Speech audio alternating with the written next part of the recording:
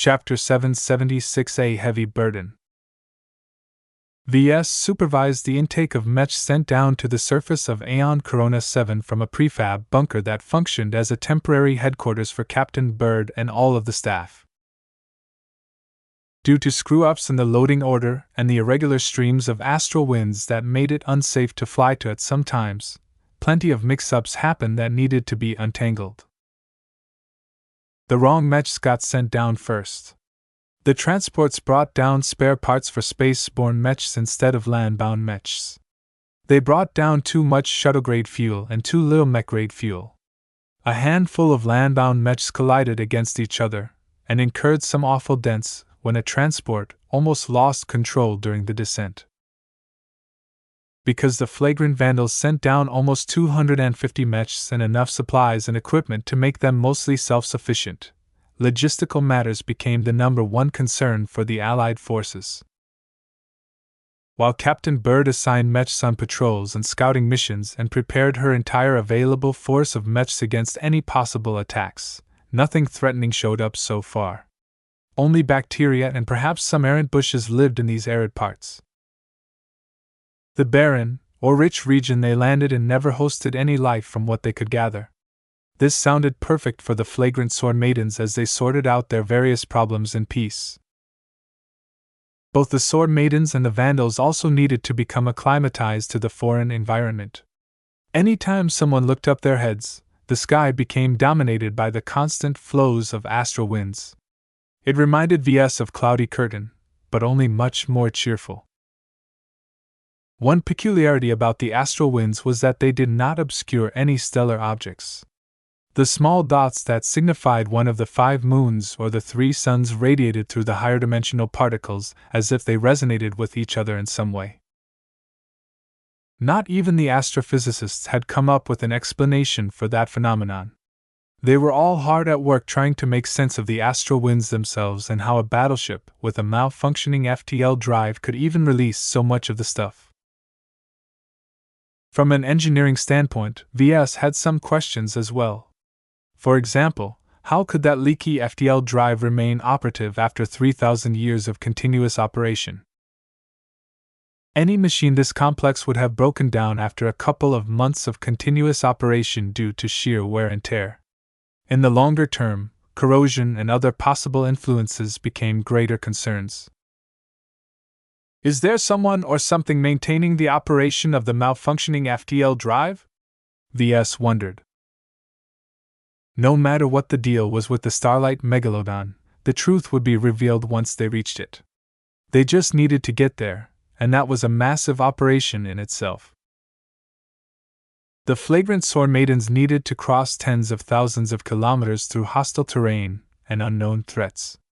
In the meantime, they continually had to fight against Seven itself, its crushing gravity continuing to loom over them and only staved off by their technological countermeasures. Besides logistics, VS worried deeply about the performance of the land-bound Mechs outside the base's anti-grav field envelope. The Vandals tested each of their land-bound Mechs. Each of them underwent a raft of modifications to prepare them for their deployment on a planet like Seven. Through the preceding months, VS had inspected each land-bound Mech's individual design and put his stamp on them, assured that they'd be able to hold up against 6 times normal gravity. Yet calculations and simulations only went so far. The true test came when the actual Mech subjected them to the planet's gravity in all its glory. Fortunately, the Mechs held up. Mostly. As VS switched his console to a feed that depicted various Mechs stepping inside and outside the base, he noticed that most of them did so under the influence of their heavy-duty gravitic backpack modules. The backpacks the Vandals and the Sword Maidens procured on Harkinson 3 did their jobs as advertised. They lighted up the influence of gravity just enough to make them able to move and fight as if they moved on a planet close to standard gravity. Of course, all of this performance came at the cost of expending huge amounts of energy. The backpacks barely lasted an hour of normal operation. The energy expenditure of running close to 500 land-bound Mechs by both the Vandals and the Sword Maidens would drain them dry of energy after a month. In the meantime, continuous long-term operation wore out some of its components quickly, so it was essential for the flagrant sword maidens to set up a dedicated department that serviced the backpacks as they slowly degraded in performance. Still, that's not as interesting as seeing Mech attempting to move with the backpacks turned off. He switched to another feed where the Vandals conducted a test with an average spearman mech. The machine in question fell within the middle of the medium weight class, and therefore served as a good guide to how the other mechs might fare under the same circumstances. The test area in which the mech stood suddenly lost its anti-grav field, subjecting the spearman mech to the full might of 7's gravity. The mech's weight suddenly multiplied by 6, causing the machine that was as tall as a small office building to falter and strain as its mech pilot frantically tried to adjust. The anti-grav fields came back online after a few minutes had passed. The test ended early because the mech pilot risked blacking out. VS dove into the logs and the preliminary results of the test. It turned out that while the mech barely possessed the power to move, it largely held up against the strain. Most of the modifications that VS had pushed through safeguarded its delicate components against the persistent effects of heavy gravity. The weak point turned out to be the mech pilot. The heavy gravity curtailed the mech pilot's heart from pumping a sufficient amount of blood to the head, thereby starving it of the oxygen it desperately needed to operate the mech. As the act of piloting a mech essentially centered around interfacing the mind of the mech pilot with the mech in question, a starved mind wouldn't have the energy to effectively control a mech. Damn! VS cursed. These upright piloting seats may be ergonomically optimal, but they're fatal when it comes to heavy gravity environments. While the cockpit and the piloting suit incorporated smaller anti-grav modules that lightened the gravity the mech pilot was subjected to, they hadn't been activated during this test. It appeared that a mech which turned off its gravitic backpack really couldn't do without any gravity compensation for the pilot. "I can't believe I overlooked this fault," he grumbled. He should have implemented a modification that allowed the mech pilot to recline on his back while piloting. While this would be an easy change to implement for some mechs that make use of less rigid neural interfaces, others required a lot more effort in order to implement such a change. It would be especially challenging to push through such a change for light mechs, as their cockpits sometimes didn't have enough space to accommodate a fully reclining mech pilot. "I'll have to discuss this idea first with the other mech designers and chiefs," he decided. "Maybe I can discuss this further with Myra as well." They definitely needed to do something. VS wouldn't contemplate such a change if the flagrant sword maidens only intended to stay for a week or so. That wasn't the case though, as a trek involving tens of thousands of kilometers took them at least half a month to a year according to most estimates. "There's going to be times when running an anti-grav field may not be possible or advisable." Anti-grav fields didn't mix well with strong space-time distortions. In addition, they function like beacons in the night on gravitic sensors. While the astral winds limited their long-range detection range, they would have no trouble finding mechs over the horizon if they ran a sufficiently strong anti-grav field. Therefore, trying to find ways to cope with the heavy gravity became everyone's overarching concern. There were too many chances of equipment failure, and they plainly lacked the energy budget to keep all of the backpacks running. Even deploying less mechs won't help that much, because how are we going to move them in the first place? Right now, the Vandals and the Sword Maidens focused much of their limited industrial capacity on expanding the base and constructing cheap-legged transports. These huge machines that resembled six-legged hexapods could carry a mech or two or a handful of containers on their backs. While they boasted a lot of carrying capacity and the ability to move without under the influence of an anti-grav field, they came with their own downsides. For one, they progressed forward at a snail's pace, and expended enormous amounts of energy or fuel by doing so. Fortunately, these legged transports didn't require any high-quality fuel to run. The Vandals brought down plenty of cheaply synthesized fuel to run these crawlers, as the Vandals called them, in an efficient manner. Still, their fuel ran out eventually, so the Vandals needed to secure another source of fuel eventually. Everyone involved with logistics racked their heads over the deficiencies in their energy budget. In the headquarters, VS heard Lieutenant Commander Soapstone talking to everyone about this issue. For now, nobody came up with a viable solution except to abandon the transports one by one as their supplies slowly dwindled over time. "This journey isn't going to be easy." VS shook his head. After a long stretch of work, VS ended his shift by scheduling a meeting for the next standard day. He wanted to meet every mech designer and chief technician sent to the surface and discuss the various issues that have cropped up during this time. VS knew that if they wanted to last the entire journey to the Starlight Megalodon, he needed to keep a tight lid on the mech designers while making sure the chief technicians were all on the same page. The chief technicians might not necessarily fall in line with VS. They were part of a separate hierarchy, and technically VS was merely an advisor to them. He did not intend to let the chiefs do whatever they wanted, especially since some of them had recently been elevated to their ranks after the acolytes of Hotamak assassinated their predecessors. VS was determined not to tolerate any screw-ups under his domain. Advisor or not, VS wanted the chiefs to be firmly under his thumb by the end of the week. Nobody except him was more capable to lead the complex maintenance department of the Vandal groundside forces.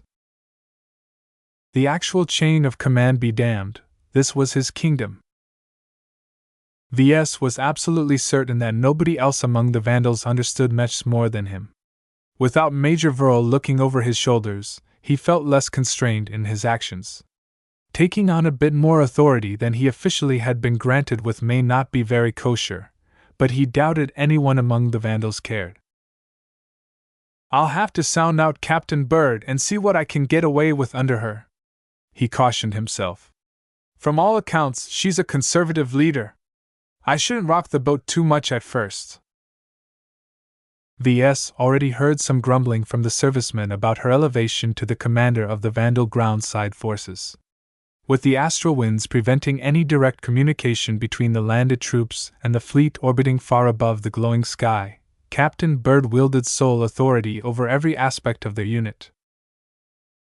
The Vandal ground force lived and died by her decisions. That concerned VS a bit, because unlike someone such as Captain Orphan, he had never come into contact with Captain Bird nor experienced how she exercised her commands. Was she a careful, meticulous thinker and diplomat as the rumors had said, or was there something more to this quiet mech captain that somehow gained Major Verl's appreciation? "I should have a meeting with her as well." Chapter 777 Heavy Pressure.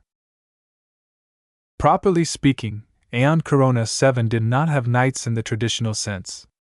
Its 43-hour days subjected one hemisphere to the light of the Trinor stars while denying it to the other side of the planet. Yet what role could sunlight play on a planet lit by the glow of higher-dimensional particles? It not only cast the entire planet in a decidedly golden tint, there wasn't any real night to speak of. The only change in the sky when night finally fell was that the trio of suns dipped below the horizon. Strangely enough, the lack of true night unsettled the Vandals far more than the heavy gravity.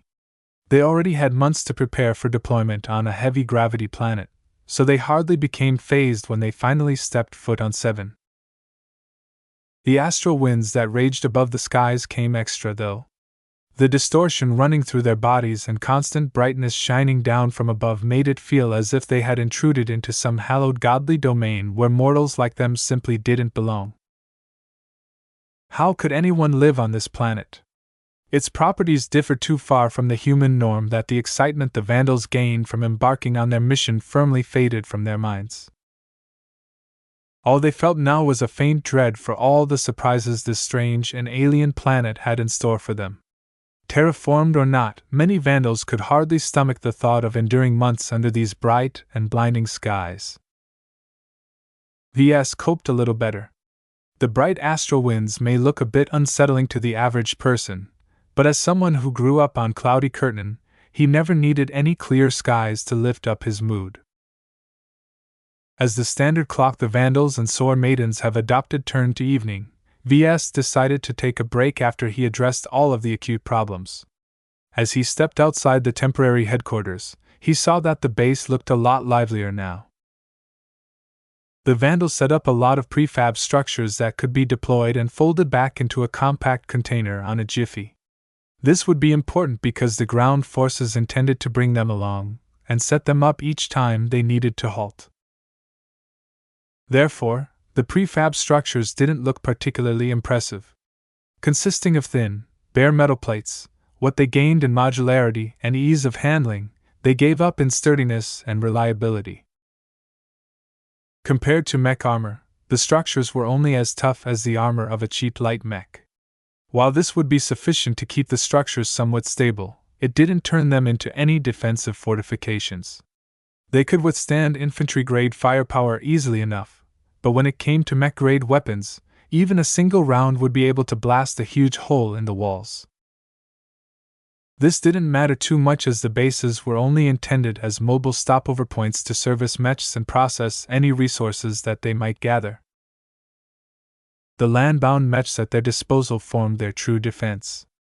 With their mechs on patrol, nothing should be able to sneak up close to the base to have a clear shot at them, if any enemies on the planet even used any ranged weapons. Due to the heavy gravity that had a tendency to drag any projectiles down the ground before they reached far enough to hit their target, neither the Vandals nor the Sore Maidens brought any ballistic rifles. Every ranged mech either already made use of a laser rifle or had been forced to adopt one over their primary weapons. Melee mechs would still be able to move quickly with their gravitic backpacks active. Of course, melee combat in general needed a whole new revision as the Vandal and Sword Maiden mech pilots figured out they could hit a lot harder if they struck from above and deactivated their anti-grav modules at the same time. Any mech that tipped over or lost their balance while outside the influence of any anti-grav fields pretty much had no chance to recover during a battle. Falling under 6 times gravity was the worst thing that could happen to any mech or person on foot.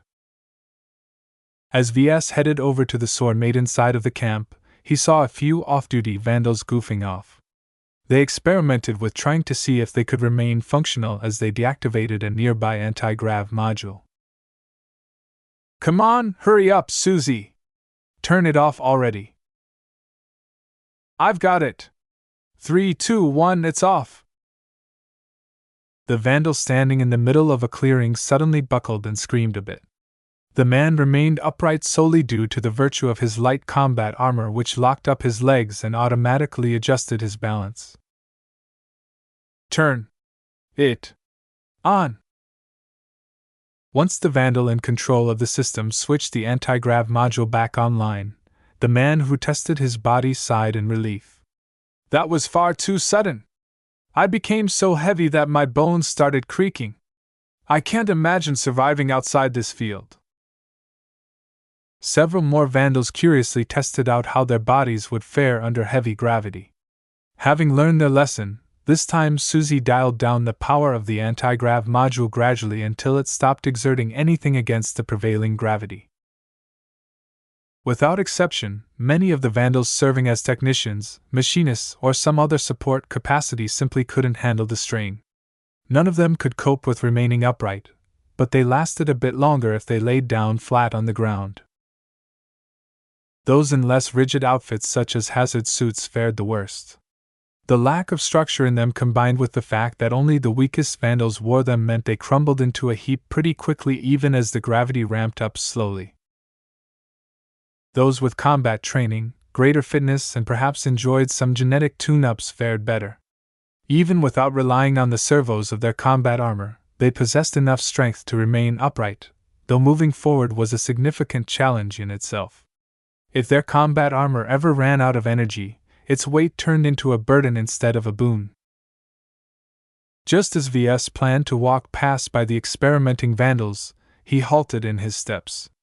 "This is a good time as any to test out my own ability to cope with the gravity." He turned around and approached the group. The Vandals looked up at him, and some of them even recognized him. "Mr. Larkin's son!" The low-ranking vandals attempted to stand at attention as if he was an officer. "Relax, folks. Let me give it a try as well." You sure? The gravity is no joke, sir." "Don't worry about me. I'm not as weak as my profession suggests." After a bit of reassurance, VS stepped in the middle of the testing zone. Once he gave the signal, Susie carefully dialed down the effects of the anti-grav module. As the gravity steadily reassured itself around VS, he felt the pressure adding up to his body. It felt less like hauling a huge boulder over his shoulder, and more like his own flesh and blood started to war against him. It was like taking a dive underneath the ocean, but instead of the pressure coming from all directions, it primarily pointed down to the ground. VS experimentally lifted his arm and found it took quite a bit of exertion from him to do so.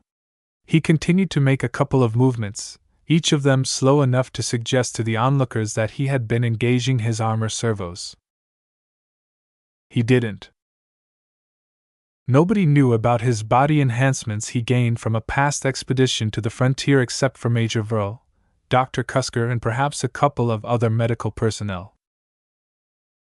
He even hid his strength from Keddies, who probably thought of him as a frail nerd who didn't belong in the frontier. It didn't matter anyway. Even if his Jutland organ transformed his genes and his body into the foundation of a warrior, he lacked the training to be able to beat someone like Keddies. As a mech designer, VS had no use for a large amount of physical strength. The incredible amount of endurance that came along as well was a lot more useful, though. It let him survive situations that would have killed a skinny mech designer 10 times over. Right now, though, his physical enhancements played a greater role than before. VS pleasantly found out that not only did he possess the strength to move normally without keeling over, his endurance also provided him with the staying power to cope with the increased exertion. It was as if his body already possessed the essential qualities of a heavy gravity variant human. "This can come in handy in the future," he noted before he turned to the onlookers. "Thanks, I've tested enough." VS also briefly tested the functionality of his Earth and, though his light combat armor exhibited no unexpected surprises, the customized armor held up marvelously, and according to the telemetry, his servos never suffered undue strain. As he crossed over into the Sword Maiden side of the camp, he witnessed the differences immediately. Both the layout and the general conduct of the Sword Maidens differed drastically from the Vandals. Prefab structures had been placed without any care for alignment, Sword Maidens ran all over the place, and their thralls did much of the actual work in the background. Oh yes, the Sword Maidens brought their slaves. VS frowned as he stared at the robotic men in distinctly lesser hazard suits as they performed all of the menial tasks the Sword Maidens disdained to do. He felt as if he had traveled right back to the Age of Stars, where humanity often faced the threat of enslavement from vastly more powerful alien neighbors. If this is what Keddies is surrounded by every day, no wonder she doesn't think too well of mech technicians. Well, VS was no crusader, nor did he aspire to become a saint. The fate of the slaves had nothing to do with him, so he resolutely ignored the men as they followed the orders of their Sword Maiden supervisors without any hint of resistance due to their brainwashing. If VS ignored the slaves, he found that the Sword Maidens possessed their own charm. Their mechs moved with grace under the anti-grav fields, while the Sword Maidens on foot kept up their vigilance. VS attracted plenty of stares, and as he asked for directions to the mech workshop, Keddies showed up again. "VS!"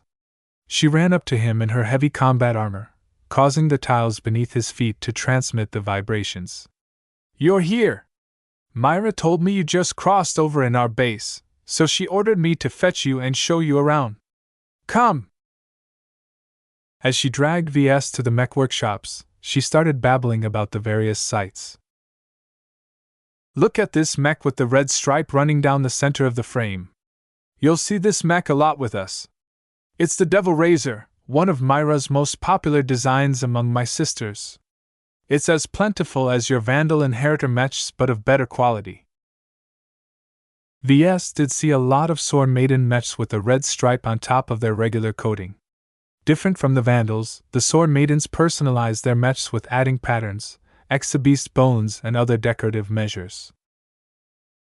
No two Devil Razor looked the same. Some used a lighter coating scheme, others loaded up some extra backup knives, while one oddball mech coated her mech in pink of all colors. The only thing they had in common was that they all retained the thick stripe in the center. The Devil Razor does look impressive, he said sincerely. As someone more comfortable with designing landbound mechs, he possessed a keen eye in judging their quality. VS mentally pegged the mech as a product that could be sold for 30 million credits, around the same as one of his old Mark Antony models. This didn't sound impressive at first, but Myra managed to design and fabricate large numbers of this mech through her own efforts. Chapter 778 Silver Valencia. The Devil Razors are the mainstay of our mech force, Kitties explained as she led VS to the Sword Maiden mech workshops via the scenic route. Myra designed them as dependable workhorses that can be deployed on most planets without malfunctioning. The medium swordsman mechs with their broad, flat swords and their iconic red stripe running down the center of their front lifted up the hearts of every Sword Maiden that spotted them. They made for an inspiring sight. "What are the properties of its design?" he asked. While he formed his own impression from observing them in person, he was curious whether they tallied up with the truth. "I take it these are designed to be versatile." "Yup," Keddies nodded. "Myra told me that her biggest priorities for the Devil Razors is to design a mech that can last the Sword Maidens for a while. Therefore, she hasn't added too many bells and whistles to its design. It's a basic medium swordsman mech with a reliable and robust internal architecture. Only after she completed that did she thought about increasing its other capabilities." That is a good starting point, especially if Myra is designing a mech that is supposed to be a mainstay for a pirate force. Ordinarily, the Devil Razors are rather light and quick on their feet. Mobility is one of their strong suits. That, and they can add a lot of force to their strikes even with just a little momentum built up. "They don't look very tough, though," VS remarked. He knew that pirates generally didn't make use of mechs with compressed armor. It took a lot of expertise to work with the complicated armor formulas and fabricate compressed armor without any cracks or imperfections dragging down their defensive capabilities. "Since they're quicker and lighter on their feet than other swordsman mech, I take it they can't take much of a beating." "That's true," Keddies admitted. "Adding better armor would slow down its other advantages, and we have night mechs and other mechs that can focus on defense on their stead. Most of our Sword Maidens prefer to go on the attack rather than remain on the defense. Another advantage that is probably relevant here is that because they are lighter than average, their gravitic backpacks won't have to strain themselves as much. They'll certainly last longer than any of the heavier mechs." "Yeah, I forgot to mention that. The Devil Razors aren't the most efficient mechs, but they don't guzzle them up as much as the heavier mechs. Still, as remarkable as the Devil Razor sounds, I doubt it serves as the signature mech of the Sword Maidens." "We also have the Silver Valencia," she mentioned. "We don't have a lot of them, but some of our best mech pilots have earned the right to pilot them. It's a swordsman mech that has all of the advantages of the Devil Razor but also makes up for their weaknesses by incorporating compressed armor. While we can't fabricate them on our own, we had them made at Maligan's pit stop." "Are there any Silver Valencias nearby that I can observe?" Keddies shook her head. "Not at the moment. Right now, we're working on tweaking them to make sure they can run smoothly on this planet. Since they're our most expensive mechs, we don't want them to fail in the middle of a battle. Myra and I were working on the final tweaks just earlier. I'll show you how they look like." They reached the sloppy row of prefab workshops and brushed past the slaves who had been conditioned to stand aside at the approach of each sword maiden. VS felt very uncomfortable passing by what should have been kin to him. These poor sods didn't look like they deserved to be brainwashed and turning into human-shaped bots for the sword maidens. Have you sword maidens ever tried to make do without the slaves? Kedis looked at him with an expression that told him he didn't know anything about the frontier. Are you kidding me? I thought we had gone over this. There's way too many technicians or people trained to service mechs and ships for us to rely on volunteers. I know the slaves bother you civilized people a lot, but don't try to pretend we have any other choice. I don't like them more than you do. Her tone brokered no argument on this matter. To be fair, VS knew a lost cause when he saw one. Trying to divest the sword maidens of their slaves when they really needed on this mission would be to cripple one of their limbs just as they were about to step into the arena. He would only do more harm if he harped on this point, not that the sword maidens would listen to him in the first place. Once they walked past the entrance, the entire interior darkened up as the bare metal prefab walls blocked out all of the radiance from the astral winds. His eyes adjusted quickly, though at some points he found the workshop to be too dark. Here they are. The Silver Valencias. The handful of mounts in this workshop currently lifted up four largely identical mechs. To say that they were upgraded Devil Razors was to do them a disservice. Due to their partially disassembled states, VS caught a good glimpse of their insides. Visually, their appearance and profile resembled the Devil Razors like how cousins resembled each other.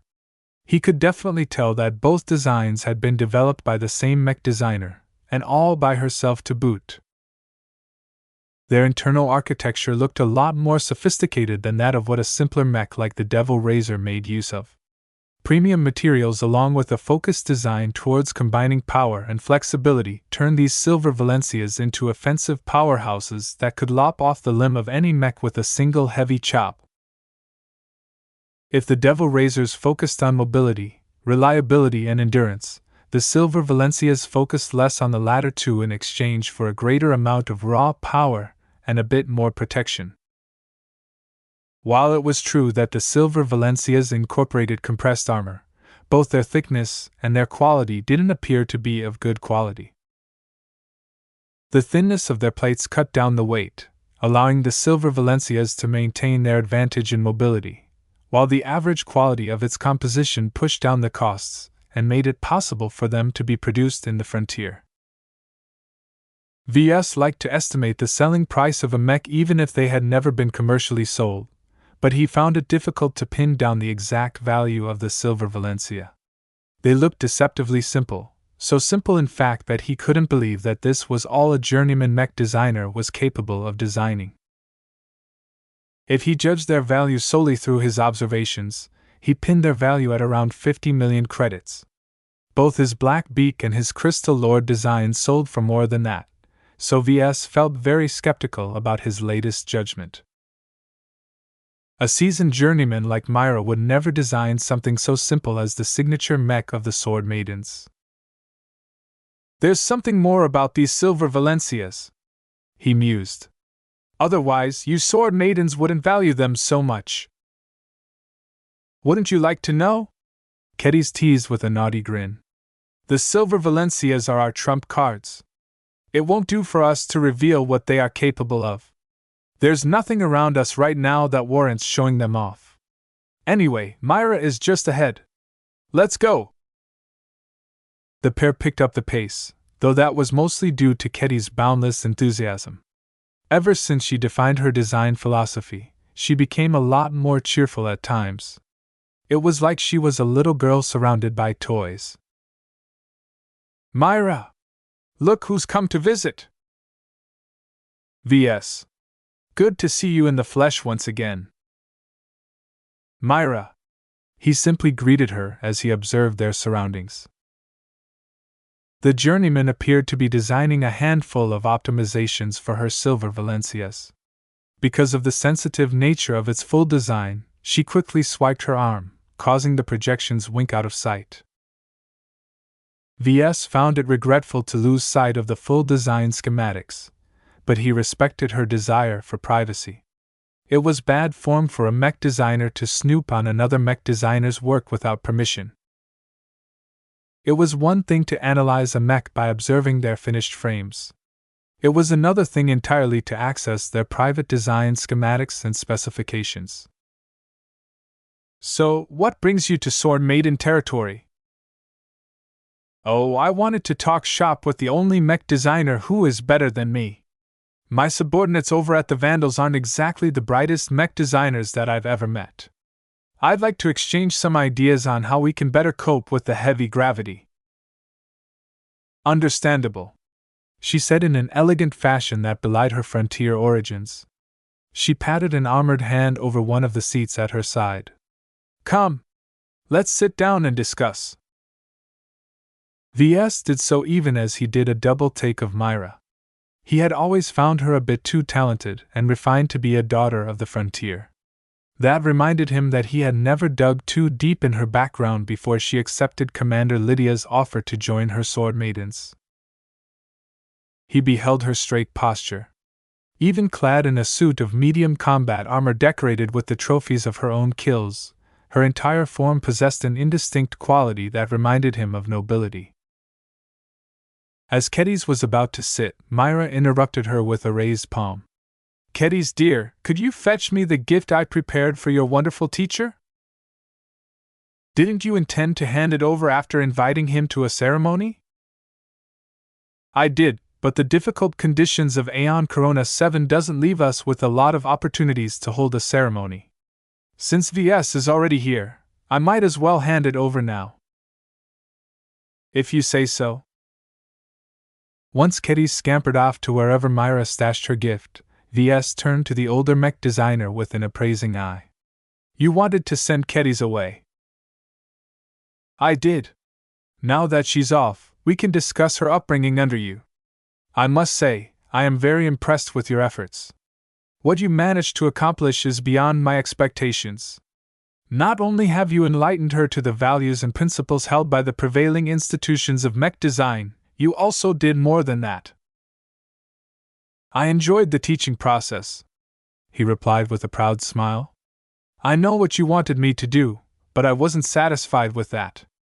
While she's your protégé, she's my student as well, and if I see something lacking, I won't hesitate to address those shortcomings. What you did was risky as well, Myra pointedly said. Her eyes grew sharp and VS somehow felt an indomitable amount of pressure build up around him. It even triggered his sixth sense. As her teacher, you wielded an inordinate amount of influence in her future development. You had the power to point her in any direction you wanted. If you hadn't allowed her to choose her own direction, I would have taken offense at your initiative. VS awkwardly laughed in response. He knew that some of his actions had been a little too presumptive for his own good. You placed Kedys under me, so obviously you wanted me to influence her in the first place. I won't deny that I have steered her closer to what an orthodox mech designer ought to think, but I think that it will eventually give her a leg up against other pirate designers. And her design philosophy? I can promise you I did not nudge her in any direction with regards to her successful attempt to discover and define her own design philosophy, he said firmly, even under this formless pressure. If I was in charge, I would have never limited her to focusing her entire mech career on swordsman mechs.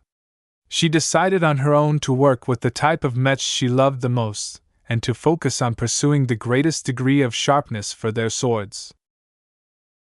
After a few seconds of silence, the pressure suddenly lifted. Myra threw a small but satisfied smile at him. Thank you for your honesty. I have already observed from Kedys that you haven't abused your power over her, but it is good to hear some confirmation from your own mouth. VS reciprocated her smile. He did not take offense at her probe. If she was my protégé, I would have been just as thorough. Chapter 779 Disillusioned. There is one more topic I'd like to address before my protégé returns, the purple-haired, purple-skinned mech designer said. If not for her human heritage, VS would have mistaken her as an alien. Speak. VS gestured her to go ahead. I know you have been wondering why we are here. It is a question that is quietly weighing on everyone's minds. VS carefully nodded. I have questions, yes, but no one seems willing to answer. That is because they don't know or are compelled to keep their mouths shut. Even I can't tell you what we are after, only that our efforts will be worth it if we manage to secure our objectives. That's exactly the kind of vague answer that everyone is regaling me with. They tell me it's worth it, that our sacrifices will be meaningful, that we are pursuing a great and important cause. I don't know what to believe anymore. The momentous effort and the high degree of secrecy involved in this hunt made VS more and more skeptical about its entire purpose. He even started questioning what Calabas said back then at Harkinson. Did everyone really pursue something as banal as high-grade light-prolonging treatment serum? Though its value indeed surpassed the GDP of several states like the Bright Republic put together, VS did not have any proof to support this belief except for the word of a foreign, professional spy. Someone like that wasn't exactly the most reliable source of information. Over time, he realized that he had given in to his biases when Calabas initially made her revelation. Just because he favored one conspiracy theory over another didn't make it any more true. So for now, VS didn't know what to think. For her part, Myra appeared sympathetic. These questions will be answered in due time, but you must have patience. Even I don't have the full picture. To be honest, before we received this mission, Commander Lydia has never revealed that her sword maidens belong to someone else. As a dear friend, I thought I knew her. I was wrong. You mean you never thought the sword maidens had a backer? Indeed. Strange, is it not? Commander Lydia is a force to be reckoned with. Every sword maiden of the first generation thought she was starting something great. She regaled us with dreams of elevating the status of women in the frontier by raising the strongest all-female pirate force in the Ferris Star region. For decades we fought and bled for that dream, only to find out that a shadowy man from civilized space had been pulling our strings all along. VS started to feel that this conversation had taken a dangerous turn all of a sudden. His vigilance increased even as Myra remained poised and elegant, as if she was discussing the weather. Are you dissatisfied with the sword maidens? The sword maidens? Of course not. She smiled briefly before frowning. It is Commander Lydia who I am starting to get disillusioned with. How would you feel if the strong leader who we have all invested in turns out to be a puppet being pulled by someone else's strings? We all thought that founding and developing the sword maidens was an end in itself, only for us to find out that we are merely tools for someone else to use at their convenience. Well, if you put it that way, it doesn't look very good. Still, it's very hard to achieve anything in this galaxy by yourself. Almost every strong outfit is backed by someone. Do you think I voluntarily joined this wild goose chase? If I had a choice, I would have rather stayed home and quietly designed more mechs to round out my mech catalog. Well, VS may not be entirely true just now. While he hated being dragged all the way up to the deep frontier and be forced to accompany the ground forces to the surface of a planet that by all accounts appeared to be as dangerous as Graining 4, a small part of him felt different. He enjoyed the new sights. He enjoyed experiencing something wholly different. VS felt pretty certain that he became a much better mech designer now than if he had never been dragged through this journey by the flagrant vandals. So in a way, he felt blessed to be a part of this unique adventure, even as he inwardly screamed in fear at the threats he faced. We can wax about the nature of how the galaxy is run, but time is short and we have work to do. Myra dismissively waved her armored hand. Before Ketty's returns, I want to ask another favor of you. As you know, this mission may turn out to be very perilous. If worse comes to worst, I'd like to arrange some contingencies before that happens. You want to arrange an escape plan? Yes, but not for myself. I'm too old, and I'm too attached to Commander Lydia.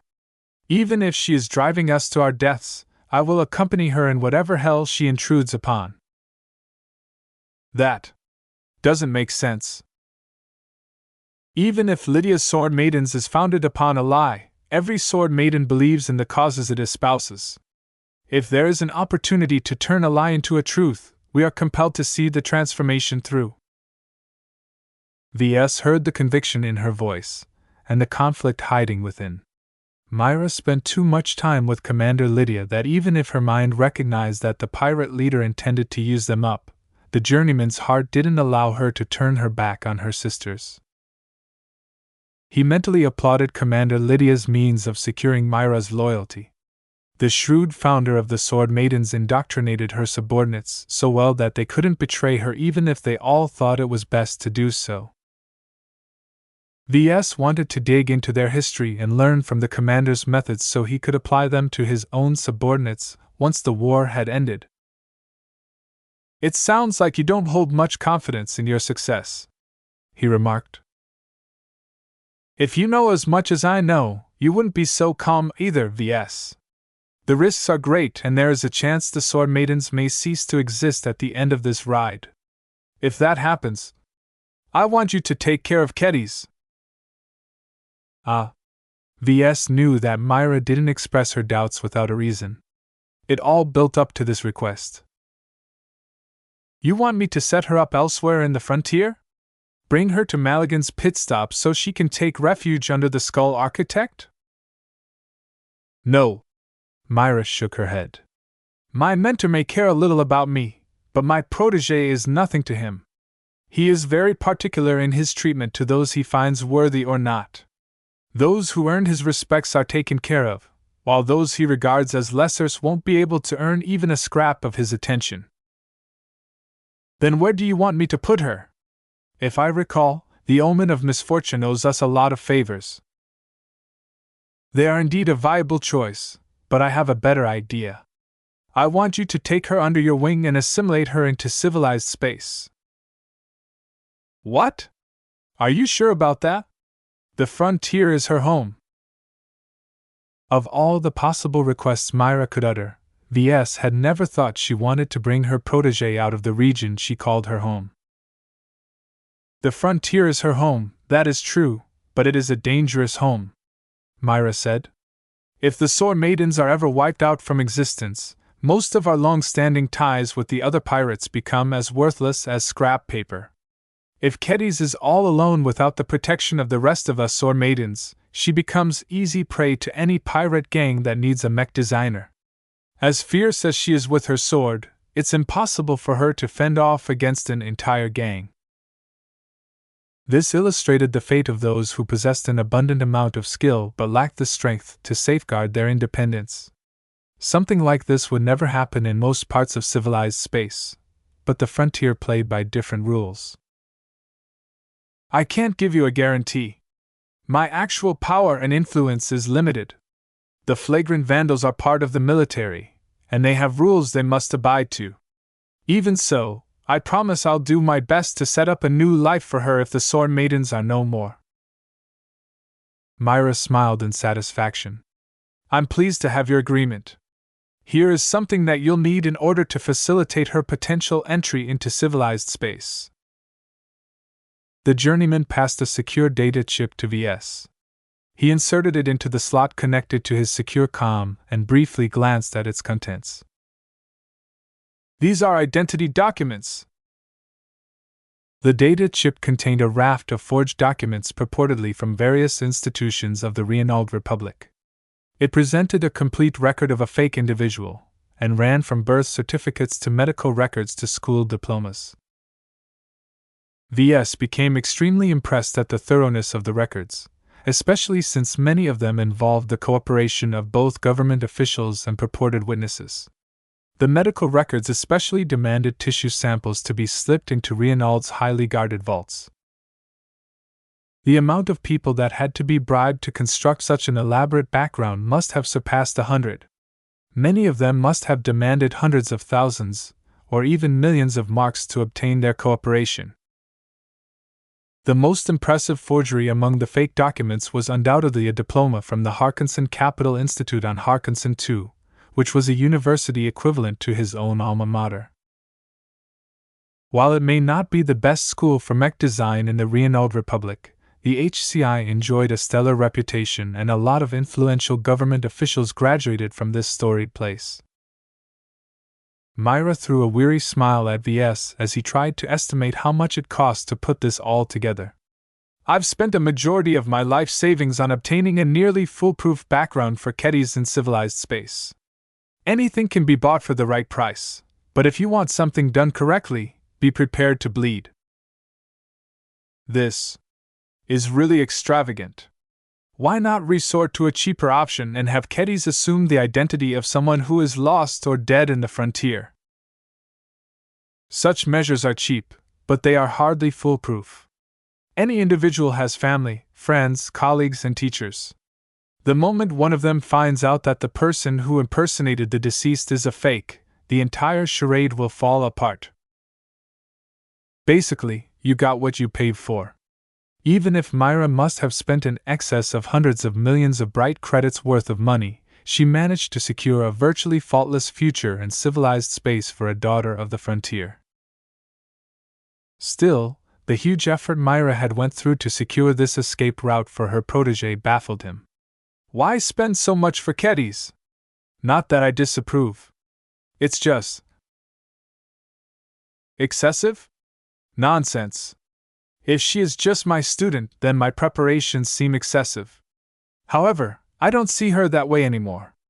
To me, she is my daughter, if not in blood, then in spirit. As her adoptive parent, I won't hesitate to sacrifice my entire wealth to give her a good future. Myra's declaration warmed his heart and eased his suspicion. It figured that Myra developed motherhood instincts for her favored student. He understood her willingness to go so far for an adoptive daughter because he was the recipient of such treatment himself from his father.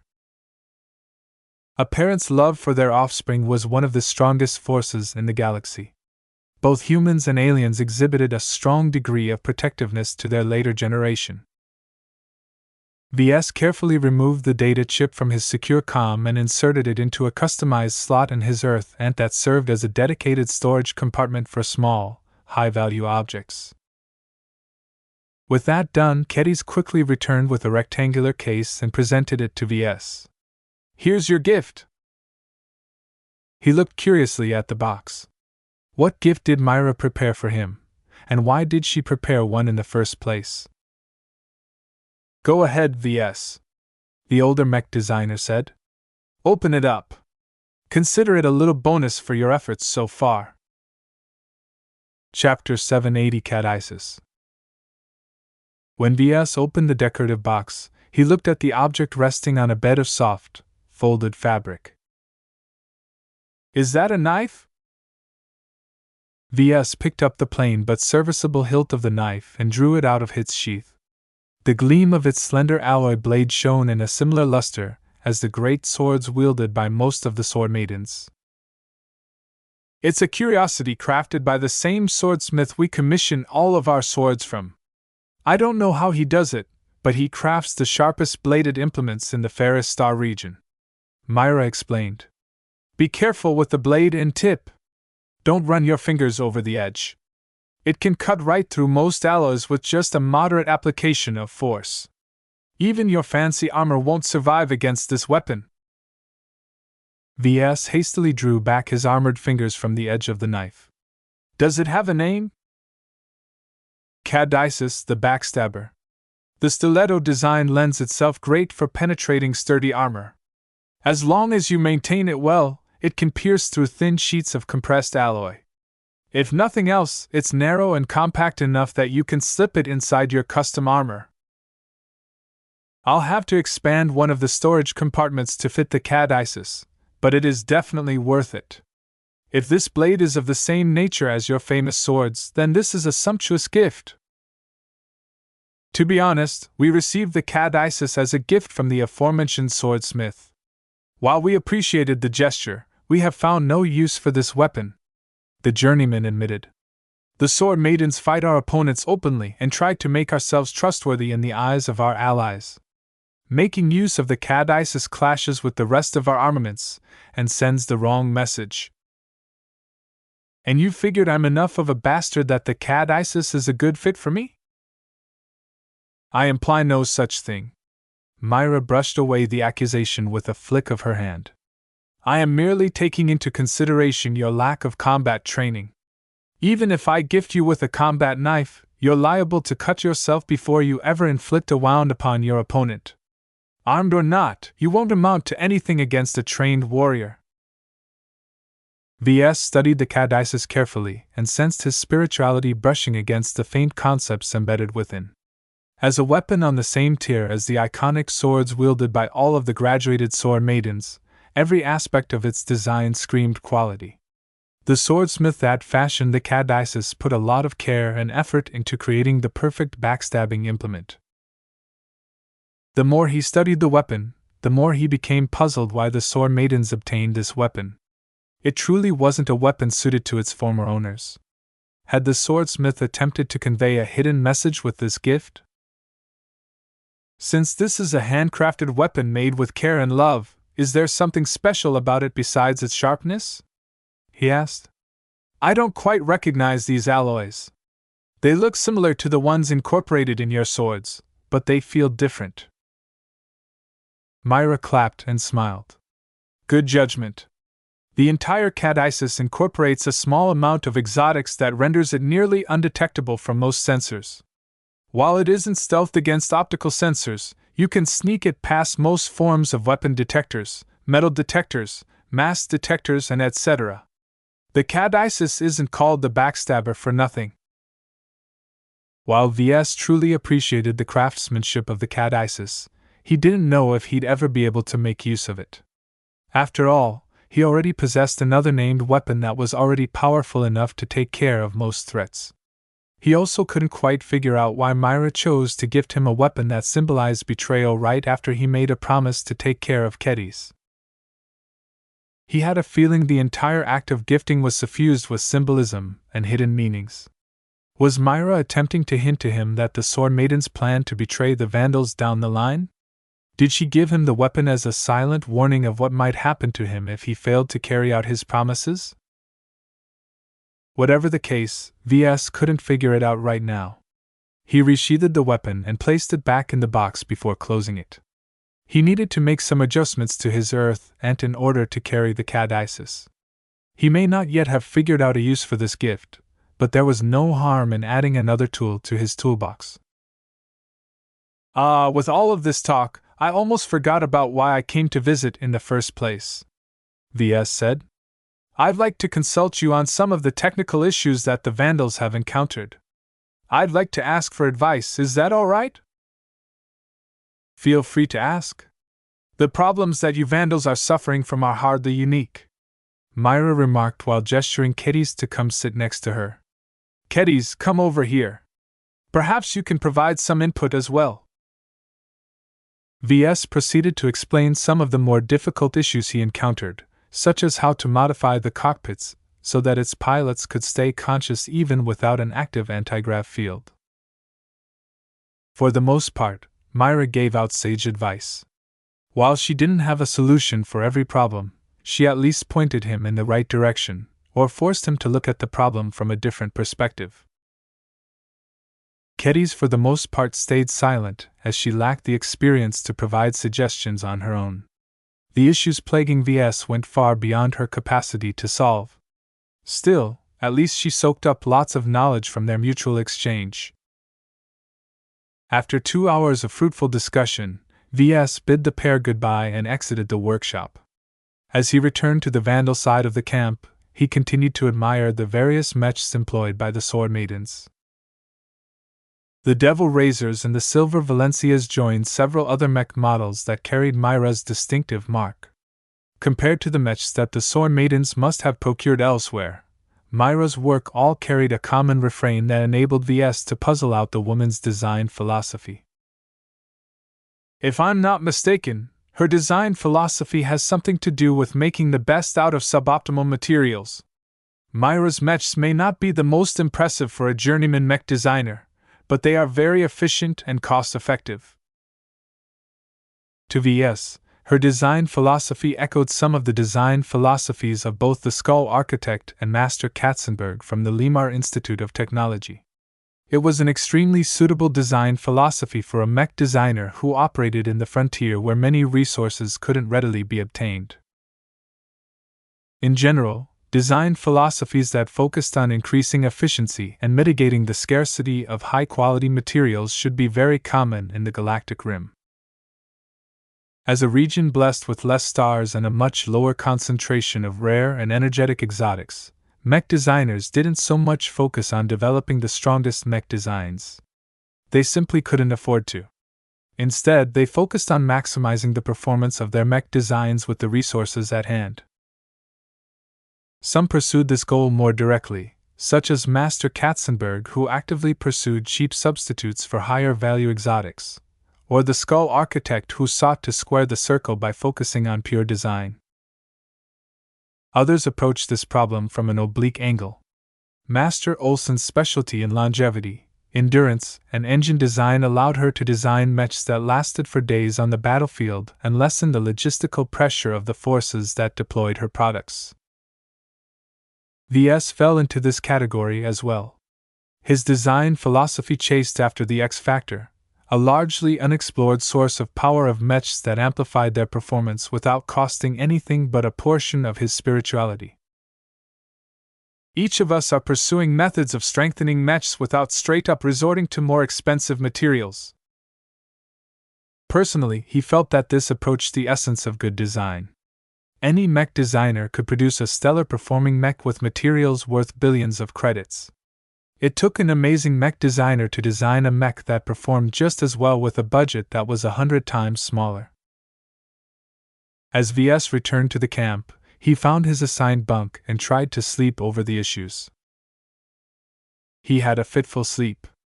While the prefab barracks blocked out all of the light shining from above, the constantly flowing astral winds sometimes caused space and time in the vicinity to ripple a bit. By the time the ripples reached the rocky surface of the super-Earth, their effects had diminished, but every Vandal and Sore Maiden still felt their effects. It felt like his body was getting blasted by invisible sound waves every 2 minutes or so. It took some time for VS to fall to sleep under those conditions. Some of the other Vandals had to take sleeping pills to do so. The next day, the same bright skies greeted him again as he went back to work. By now, the Vandals set up a series of workshops where mech technicians performed continuous repairs on mechs that they thought should have been able to withstand the heavy gravity but actually couldn't. No one was to blame for the faults, but it reflected an unfortunate lack of competence in preparing them for deployment on a super-Earth. Too many of the work crews had been rather lackadaisical in implementing the full raft of modifications suggested by VS. The only reason why this hadn't grown into a bigger issue was that enough land-bound mechs still worked as expected to be sent out on regular patrols and reconnaissance missions. Right now, the Vandals and the Sore Maidens still needed to finish their preparations before they could begin their trek.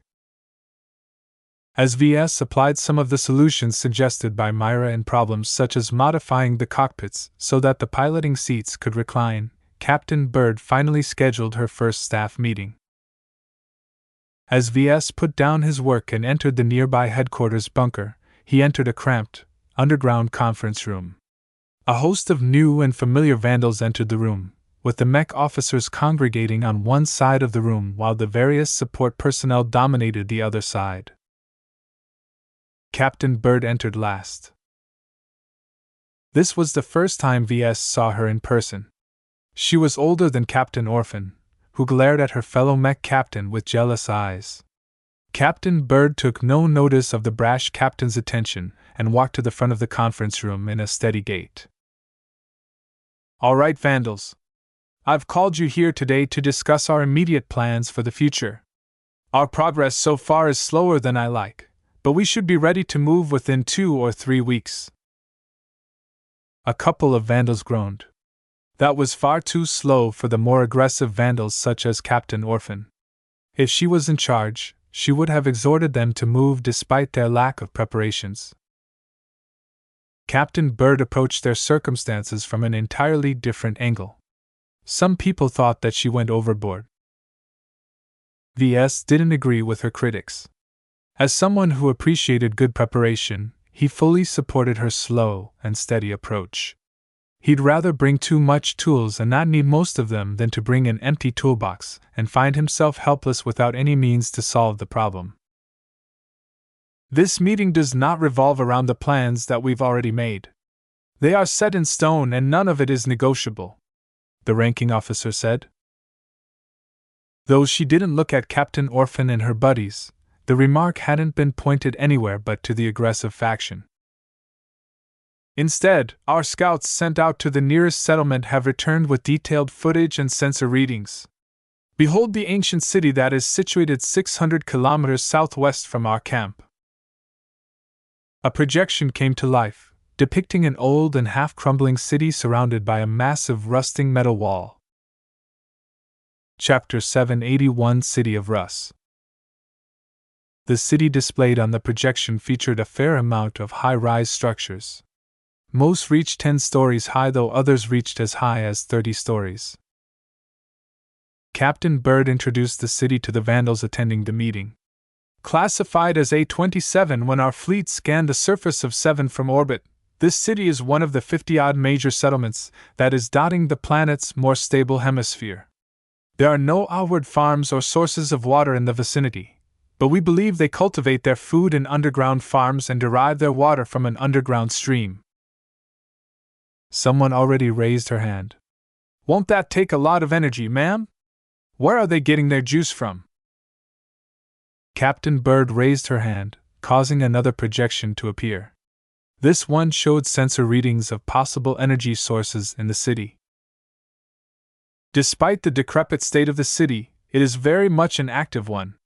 While the age of the structures and the lack of expansion and growth suggests that the inhabitants have regressed, it is not to the point where they have forgotten how to build power reactors. Chief Engineer Leslie Dakin, one of the more experienced ones who survived the assassination attempts, analyzed the sensor readings, made a tentative conclusion. The output of those power reactors don't look too high. The emissions they release also don't suggest any sophisticated reactions are taking place. They are definitely not making use of any of the high technology that the CFA is known to master. I think the total energy output is just enough to power the outdated anti-grav modules that is protecting the city from 7's gravity. Interesting observation. Captain Bird tipped her head towards the chief engineer in appreciation. A modern city that houses at least 100,000 men and women consumes a lot more energy than the estimated output of these reactors. It is possible that A-27 have developed other means of generating energy, but so far our scouts have been unable to observe any, though they are significantly hampered by the massive walls that surrounds the entire perimeter. Look at those old walls. Captain Orphan spoke up. They're built for a reason. Look at how defensive it is. Look at the ditch they dug up, and the dents and scratches against its surface. The locals here are afraid of something. This is a city that has experienced many sieges. The walls surrounding the city followed the shape of a circle instead of a pointed star. Nevertheless, it looked grand and formidable enough to withstand a Mech raiding force, though there didn't appear to be any active defenses in view. Ma'am, have the scouts spotted any Mechs or turrets? VS asked. These walls don't look like they are meant to accommodate Mechs taking cover behind them. The walls themselves don't look as if they are built to withstand Mech-like attackers. It looked like something a layman would design rather than something a modern fortification specialist might conjure up. The descendants of the crew of the Starlight Megalodon had truly regressed in many ways. Hundreds, maybe thousands of years may have passed since the crash before someone founded A-27. None of our scouts have picked up any readings that match either Mechs or any form of mechanized war machines such as tanks. This doesn't necessarily mean the inhabitants don't have them, but it is difficult for us to peer past the wall and the many dense structures to detect inactive vehicles. Have the scouts picked up any humans, ma'am? None so far. We have picked up large quantities of heat signatures and other emissions that potentially match human bodies, but we have not been able to capture them on any of our optical sensors as of yet. We would need to fly over the city to make a visual confirmation, but we risk detection by the inhabitants if we do so. For now, the citizens of A27 remain ignorant of our presence. A lot of other vandals pitched in a word. Each of them derived various clues out of their observations. Though the sensors' readings had been taken at long range in order to prevent the city from catching wind of the scouts, they possessed just enough detail to weave a story. Captain Bird looked satisfied at what the brainstorming session had come up with. So far, we've derived a handful of possibilities from these observations. I think it is safe to say that the inhabitants are truly descended from the crew of the battleship, and that they have settled here in order to escape the pervasive influence of the battleship's ongoing catastrophe. The projection flicked back to an aerial view of the less turbulent hemisphere of the planet. At least 3,000 years might have passed since the crash, but for some reason the amount of settlements haven't grown. The lack of growth and the emphasis on building high and thick walls around every settlement suggests that there is an outside threat that is keeping them locked within their cages. If there are beasts or something out there that poses a threat to these survivors, shouldn't we be worried about the threat as well? A Mech lieutenant asked. We haven't set up any barriers around our base, and half of our mechs are pulled out of action because they are still waiting to be fixed. We can take them, Captain Orphan stated confidently. We deployed enough mechs to cover every direction of attack. The ground is so hard and packed that anything attempting to burrow underneath us will face a nasty surprise. Captain Bird surprisingly backed up her rival's assertion. I concur with that sentiment. Our defenses and alarm systems are more than adequate to anticipate any incoming threats. This is also an exceptionally barren region where no exabeast should be able to survive. However, as soon as we move to the lusher regions of the planet, there is a significant chance of encountering the threats the settlements have been guarding against for millennia. So what do we do, ma'am? We proceed cautiously until we gather a sufficient amount of intelligence to form a plan in response. Since the regressed descendants of a battleship are able to fend off the threats, so can we. To do so we need information, and I prefer to gather them before our journey brings us into the more populated regions of the planet. The map of the planet centered back onto the base, though it also incorporated A27 along with a couple of other settlements in the vicinity. I've been in discussion with Commander Lydia over this issue, and we have decided to take a joint approach at this problem. Our first thrust is to continue sending out scouts. They will be sent increasingly farther from the camp until they reach the edge of the forests and prairies. Once there, I expect them to find signs of more active life. A series of arrows pointed outwards to the nearest regions in questions. All of them looked lush and bountiful enough that they might be able to support millions of dangerous exabeasts.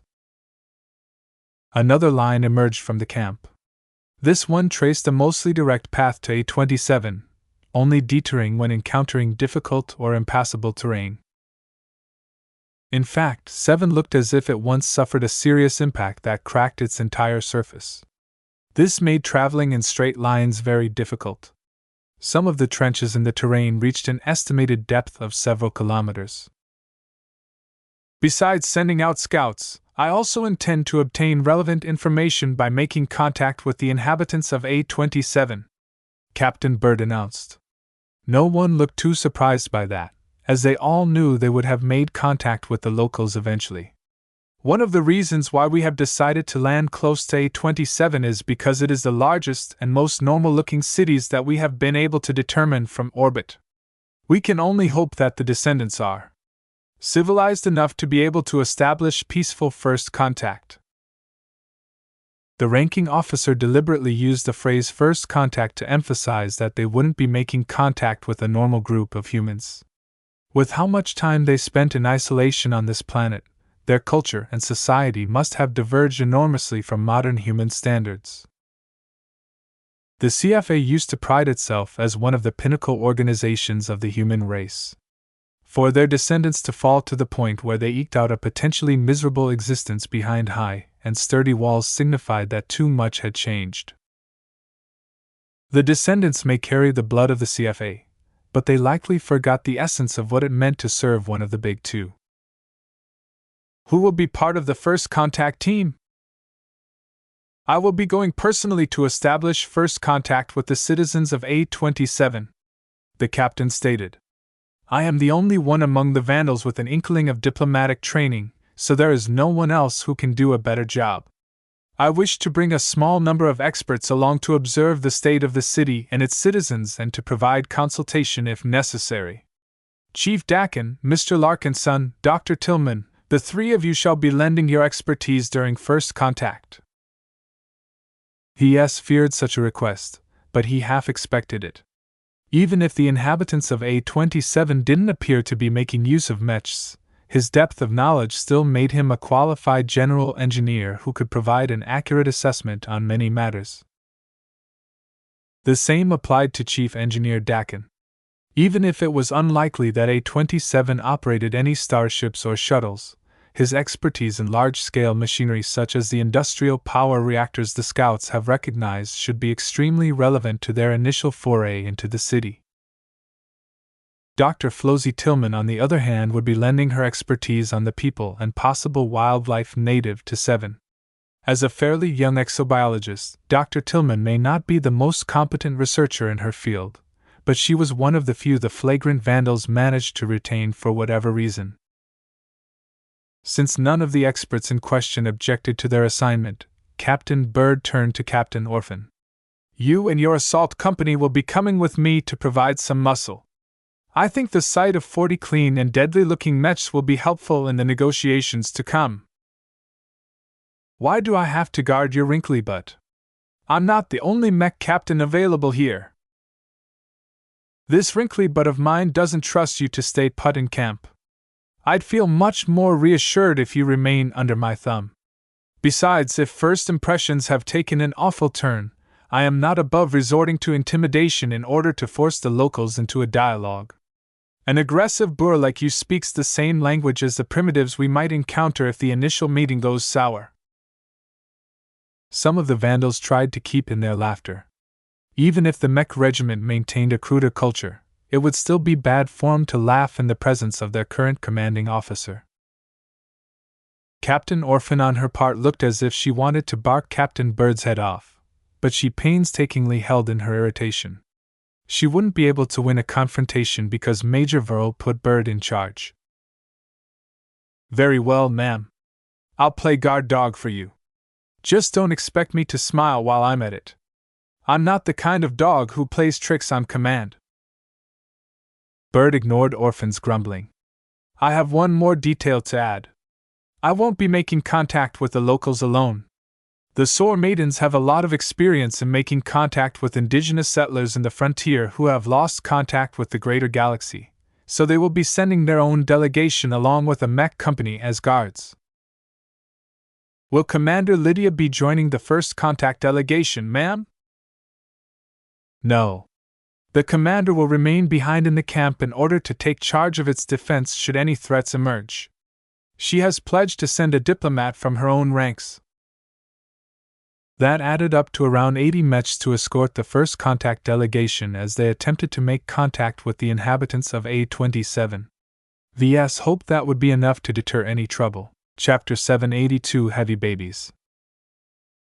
Once the order had been given to establish first contact with the city with the temporary designation of A27, the entire camp went into a frenzy.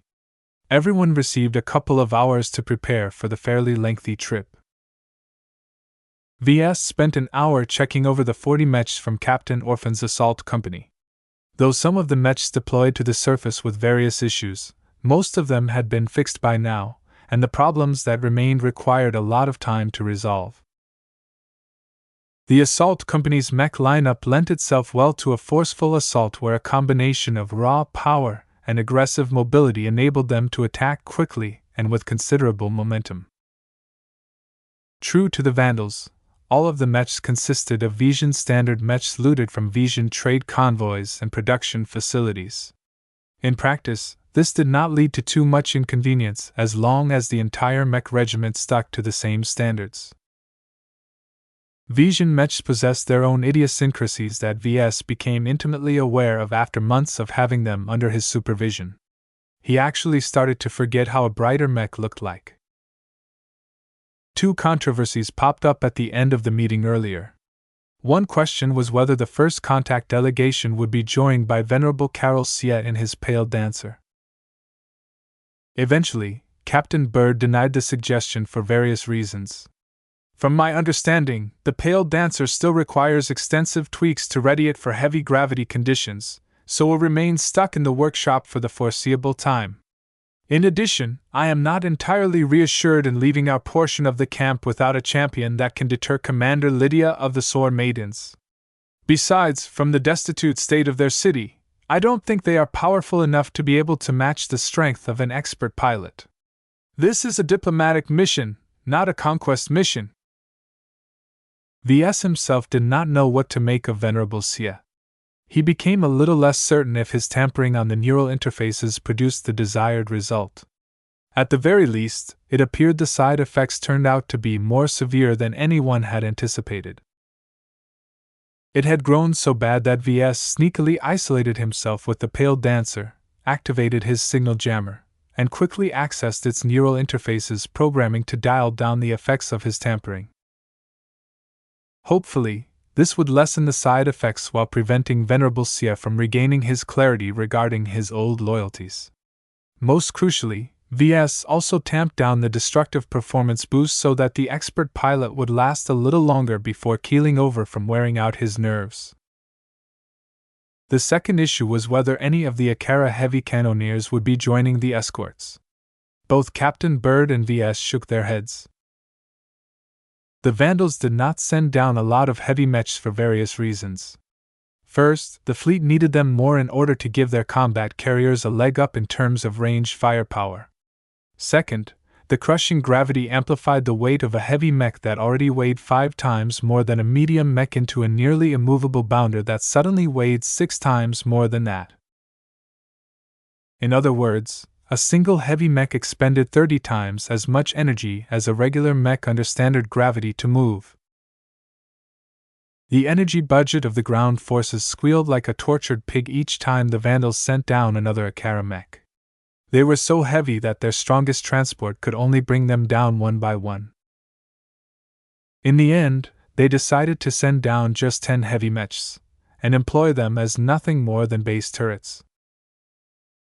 Sending them out with the first contact delegation not only lengthened the trip by several times, they also negated most of the assault company's advantages in mobility.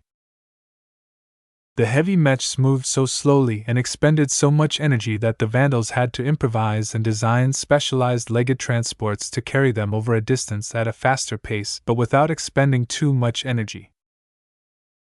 It would have been ideal if the ground forces could make use of tracked or wheeled transports for their efficiency, but unfortunately 7 exhibited a lot of rough and even terrain that made such means of transportation impractical. Babysitting these heavy mechs consumed an inordinate amount of attention and resources. Fortunately, VS didn't need to pay too much attention to them after issuing a couple of instructions. The most important work consisted of building their chariots, and that involved other disciplines which the Vandals could perform on their own. I don't even know if bringing along these heavy mechs are more trouble than they are worth. While they could pump out a lot of firepower, the Vandals opted to bring only a limited amount of ammunition for their ballistic cannons. Not only did the shells weigh so much that they burdened their transport capacity, the mechs were simply not very cost-effective on a planet that amplified everything's gravity by 6 times.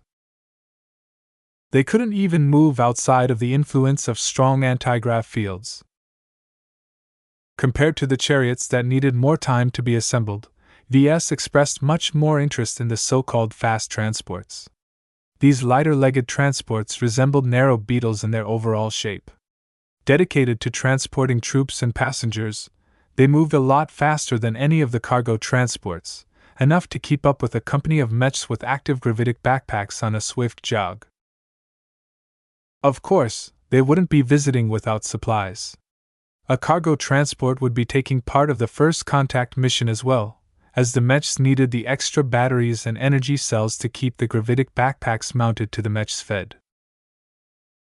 Captain Bird also ordered the cargo transport to be loaded with various valuables that they might be able to use to barter for goods or information from the natives.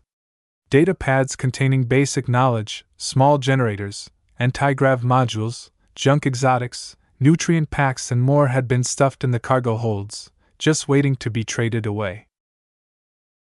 Out of respect for the CFA, Captain Bird invested heavily in accomplishing a peaceful first contact. If the situation somehow devolved into violence, it was important for the Vandals and the Sworn Maidens not to throw the first punch or provoke the locals into lashing out.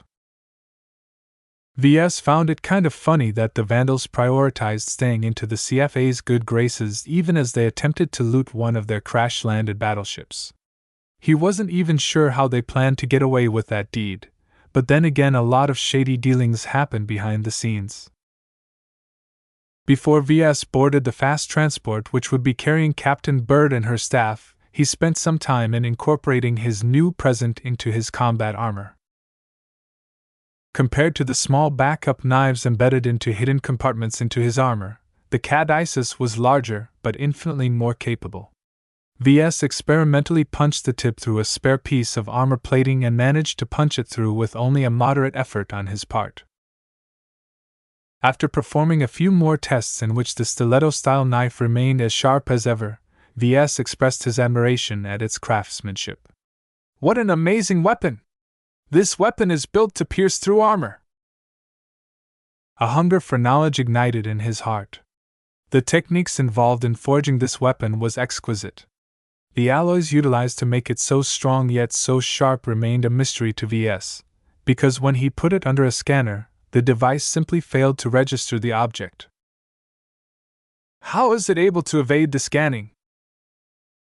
VS immediately understood that the swordsmith incorporated an entirely different form of stealth than the stealth tech that he painstakingly studied. The six-sided dice that he built with Avenian relied entirely on active stealth systems that ran on power, while the unassuming-looking Caduceus evaded almost every form of detection due to its material composition alone. "I'm going to need an industrial scanner tweaked to exacting settings if I ever want to figure out its composition," he sighed. His private lab at the Mech nursery contained such a rig, but out here on the field he had access to no such thing. For now, the Caduceus remained as inscrutable as the Amastendera. "At least I figured out some more uses for this gift." The Amastendera was his trump card that he didn't really wish to show off whenever he landed himself in a spot of trouble. As the previous incident with the acolyte in the shuttle had shown him, the weapon was way too powerful for its own good, and dialing down its standard power setting took too long in emergencies. The weapon also released too much emissions that made it impossible for VS to employ the weapon with any degree of stealth. The Caduceus, on the other hand, exemplified stealth, especially after VS incorporated it into a hidden holster integrated in his earth and vambrace. Upon activating a hidden command, the Caduceus discreetly slid out into his armored palm, allowing him to wield the weapon in a stable grip out of sight and without throwing up any noise. Of course, outwardly VS maintained the illusion of being nothing more than a non-combatant with hardly any combat power. The Earth End had been designed to look as plain and non-threatening as powerful for a suit of light combat armor. While it looked a little thicker than the combat armor worn by other support personnel, an enemy would probably chalk it up to his insecurity. The only weapon he deigned to carry outwardly was a standard-issue laser pistol. While he would have ordinarily chosen to carry a ballistic pistol to balance out the Amastendera's damage type, any form of projectile weapons simply performed like crap on this heavy-gravity planet. They only maintained their effectiveness under the influence of anti-grav fields, which didn't cover much terrain at all. "Mr. Larkin's son! It's time! Captain Bird requests you to board the fast transport with immediate haste." I'm coming! VS waved away the messenger and quickly adorned his Earth ant after he completed his jury-rigged modifications. The combat armor felt as responsive as ever, and a quick check to its systems showed that he didn't screw anything up. Satisfied with his preparations, he grabbed a spare infantry-sized gravitic backpack and attached it to the standardized slot in the rear of his armor. Everyone wore one by default. If they ever found themselves outside of the influence of an anti-grav field, they needed to rely on it to see themselves to safety before its batteries expired. Exiting the workshop, VS crossed the base and walked to the edge of the camp where a full mech company stood in an impressive-looking column. The tall mechs made for an intimidating sight, and the Vandals hoped that the sight of them would be enough to deter any malicious thoughts from the natives they were about to contact. As VS walked up to the ramp extended from the fast transport, he entered its shuttle-like interior and found that heavily armed security officers occupied most of the seats. He tracked down the other experts at the very front of the passenger compartments. He plopped himself down on one of the oversized seats meant to accommodate exoskeleton soldiers and greeted the man sitting in the next chair over. "Hey, you're Chief Dakin, right?" "Yep," the older man replied. "I've heard about you as well.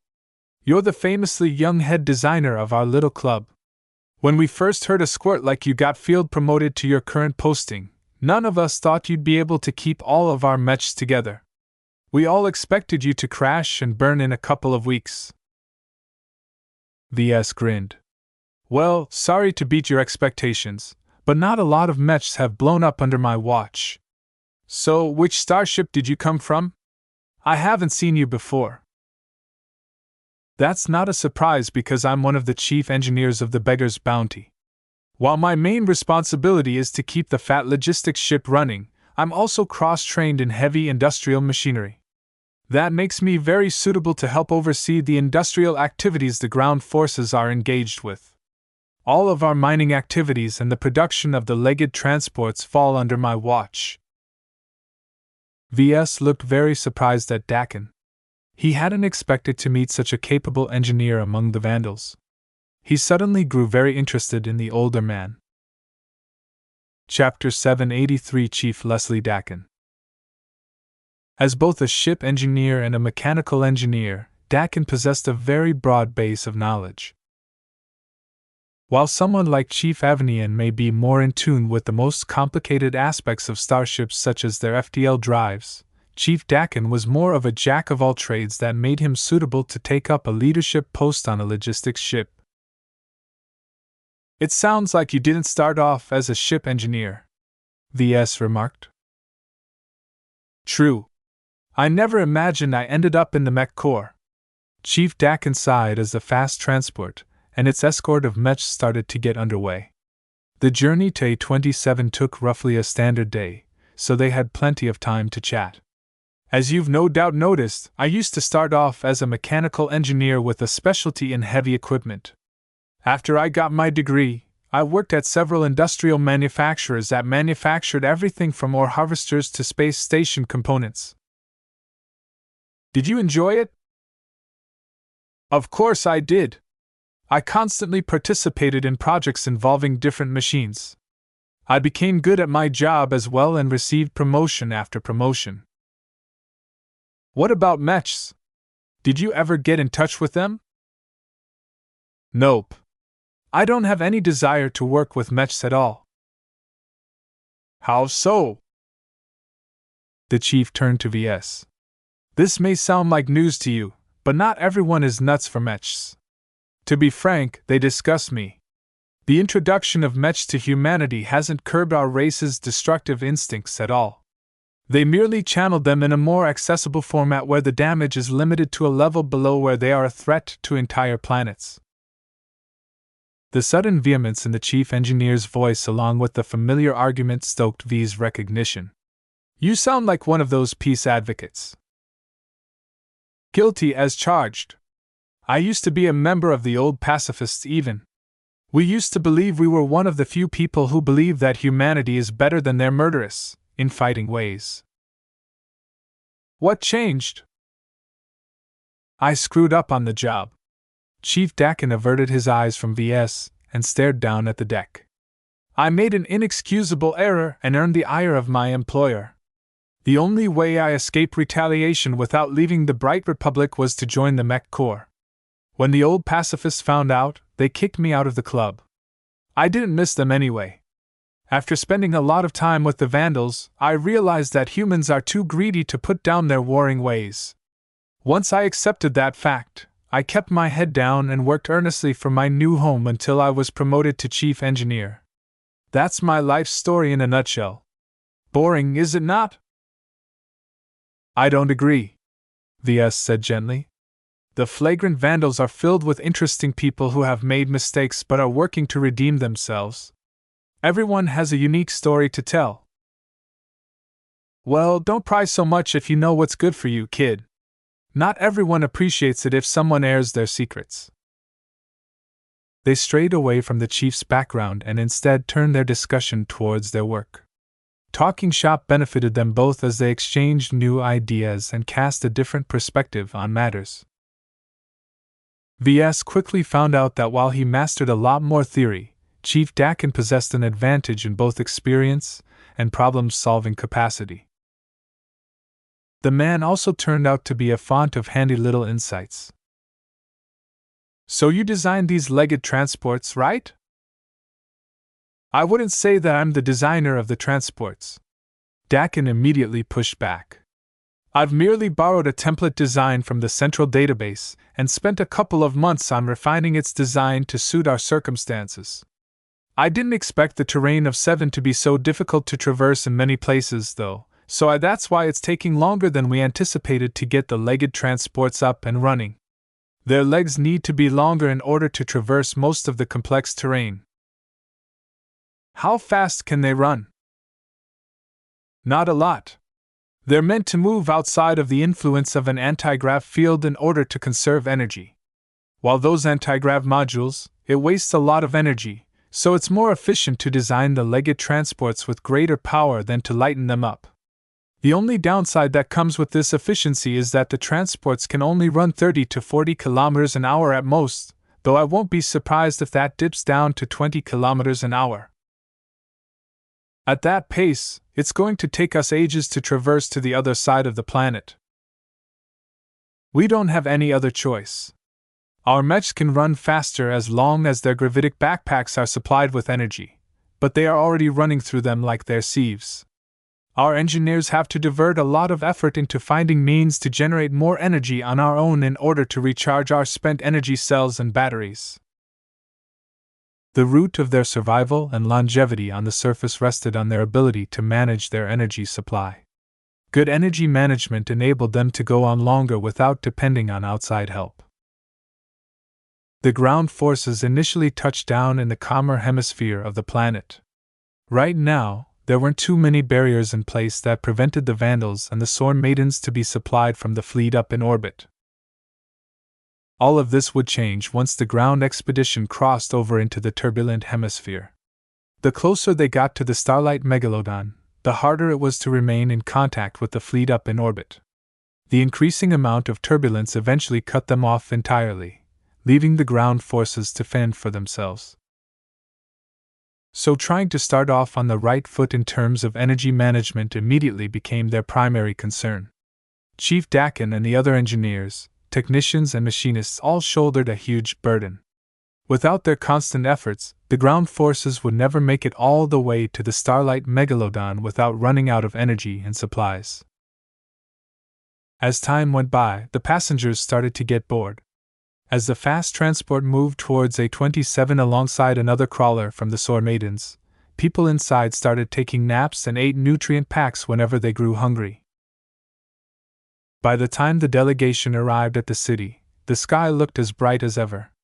In fact, the brightness of the astral winds annoyed so many Vandals and Sworn Maidens that they started to wear protective visors or ocular augments in order to prevent their eyes from straining. Others simply unfolded the helmets of their hazard suits or combat armor in order to save their eyes the trouble. The fast transport halted 5 kilometers away from the walls of A-27. VS peered in the distance and admired its apparent.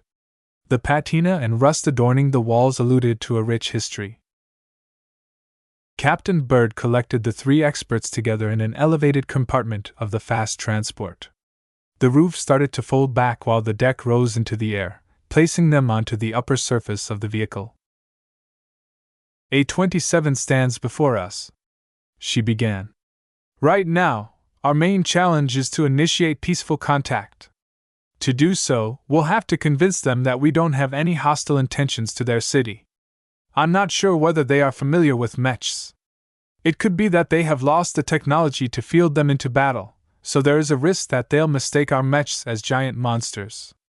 Do you have any suggestions to facilitate peaceful contact? The young female exobiologist spoke up first. I've been studying the markings on the walls, and they definitely show signs of being attacked by exobeasts that are even larger than most mechs. Most of them appear to have been inflicted by quadrupeds or multi-limbed exobeasts, so the sight of upright mechs should be sufficiently distinguishable from whatever it is they are fending off. Good point, Dr. Tillman. While it is impossible to predict how they will react to mechs, it is necessary for us to project a certain amount of strength as well, so I will bring at least 4 of them along to impress upon the rulers of the city that we mean business. Any other suggestions? Chief Dakin raised an important point. I know that wireless communication is kind of borked under all of this interference, but why not try to send a powerful transmission first? If they still operate functioning transceivers, it may be possible to start a discussion at a safe distance. No. Captain Bird shook her head. First impressions are important. They may not even believe who we are if we attempt to hail them from a distance. After entertaining a bit more feedback, she eventually decided to just stand on top of the fast transport and slowly approach the walled city under a modest escort of 4 mechs. As the small delegation detached itself from the rest of the mech company that would be staying behind in case they needed backup, the fast transport dictated their pace as it crawled into view of the city and vice versa. Though the errant distortion made long-range detection rather hard, the large transports and mechs should have been visible long ago. Disconcertingly, the city exhibited no reaction at their approach. As the range fell to a kilometer, the city seemed like a dead husk rather than a thriving settlement. However, the increasingly detailed sensor readings revealed that A-27 hosted at least 100,000 people, all of them spread through every part of the city. By the time the fast transport stood 500 meters away, Captain Bird ordered a halt. Silence dominated the plains before the city wall and its ditch. After several minutes of patient waiting, Bird came to the decision that the inhabitants wouldn't be making the first move any time soon. Transmit my voice over the loudspeaker, she ordered one of the operators of the fast transport. Amplify and project my voice towards the city. Let's see them ignoring us now. Once the transport's mouth opened up to reveal a shaped loudspeaker built just for this purpose, Captain Bird started to greet the city in the simplest manner possible. To the people inhabiting the city before us. We are visitors from beyond the sky. Your ancestors from the Common Fleet Alliance are known to us.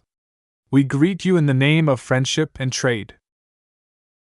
Despite projecting Captain Bird's booming voice over the entire city, not a single human showed up to give a reply. The mech captain waited for an entire minute before speaking again. We have come from beyond the stars to help you establish contact with the outside galaxy. We can help your city become stronger. We have brought food and technology such as additional power reactors and anti-grav modules. We are prepared to trade all of our goods in exchange for friendship and information. Another gnawing silence followed after those words. The city didn't appear to be rousing itself in response to Captain Bird's enticement at all. Have the descendants gone deaf or something? Chief Dakin wondered. That's unlikely. Dr. Tillman rejected the suggestion. The environmental conditions here does not give any reason for humans to decouple themselves from their hearing. VS threw out another guess. Maybe their prevailing language has drifted so far from standard human language that they don't even understand what we're saying. That is a possibility, but it is unlikely if they have maintained a certain degree of technology from the CFA. Captain Bird replied. I believe that the inhabitants are simply flustered by encountering something entirely different from the threats that they have faced so far. We need to give them time to make sense of our presence and form a unified response. I have a bad feeling about this, though, VS cautiously said. They had plenty of time to see us coming, and they would have definitely heard your greeting by now. What if they are preparing something other than a peaceful response? An alarm suddenly rang from the transport. Detecting incoming ordnance from the city! Take cover! All of them directed their attention towards the city. Of all the possible responses they could muster, the Vandals never expected the city to launch aircar-sized boulders at them with great force and speed. Though the heavy gravity pulled them down the ground rather quickly, they still ranged far enough to crash in the vicinity of the fast transport. Retreat! A second volley of boulders slammed into the terrains next to the transport and its modest escort. Neither the transport nor the Mech possessed any armaments that could intercept the boulders, so they couldn't do anything against the rocks. Chapter 784: A Rocky Star. The rocks stopped being able to reach the fleeing transport and Mechs after passing roughly a kilometer of distance. Simple gravity prevented the rocks from flying any further, though they rolled forward at a considerable distance even when they landed. VS immediately recognized that the rocks had deliberately been chiseled into a rounded shape to facilitate the rolling motion. Even though launching rocks seemed to be an incredibly primitive form of attack, the possible damage they could inflict was no joke. Their transport would have suffered a huge dent if hit. The main problem with relying on throwing boulders was that they weren't very accurate. While the rocks launched under standard gravity conditions inside the city, once the projectiles left the anti-grav field that surrounded the city, they almost literally started dropping like rocks.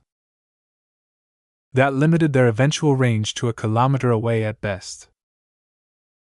Did the inhabitants of the city employ a catapult or trebuchet? Dr. Tillman asked with a puzzled frown.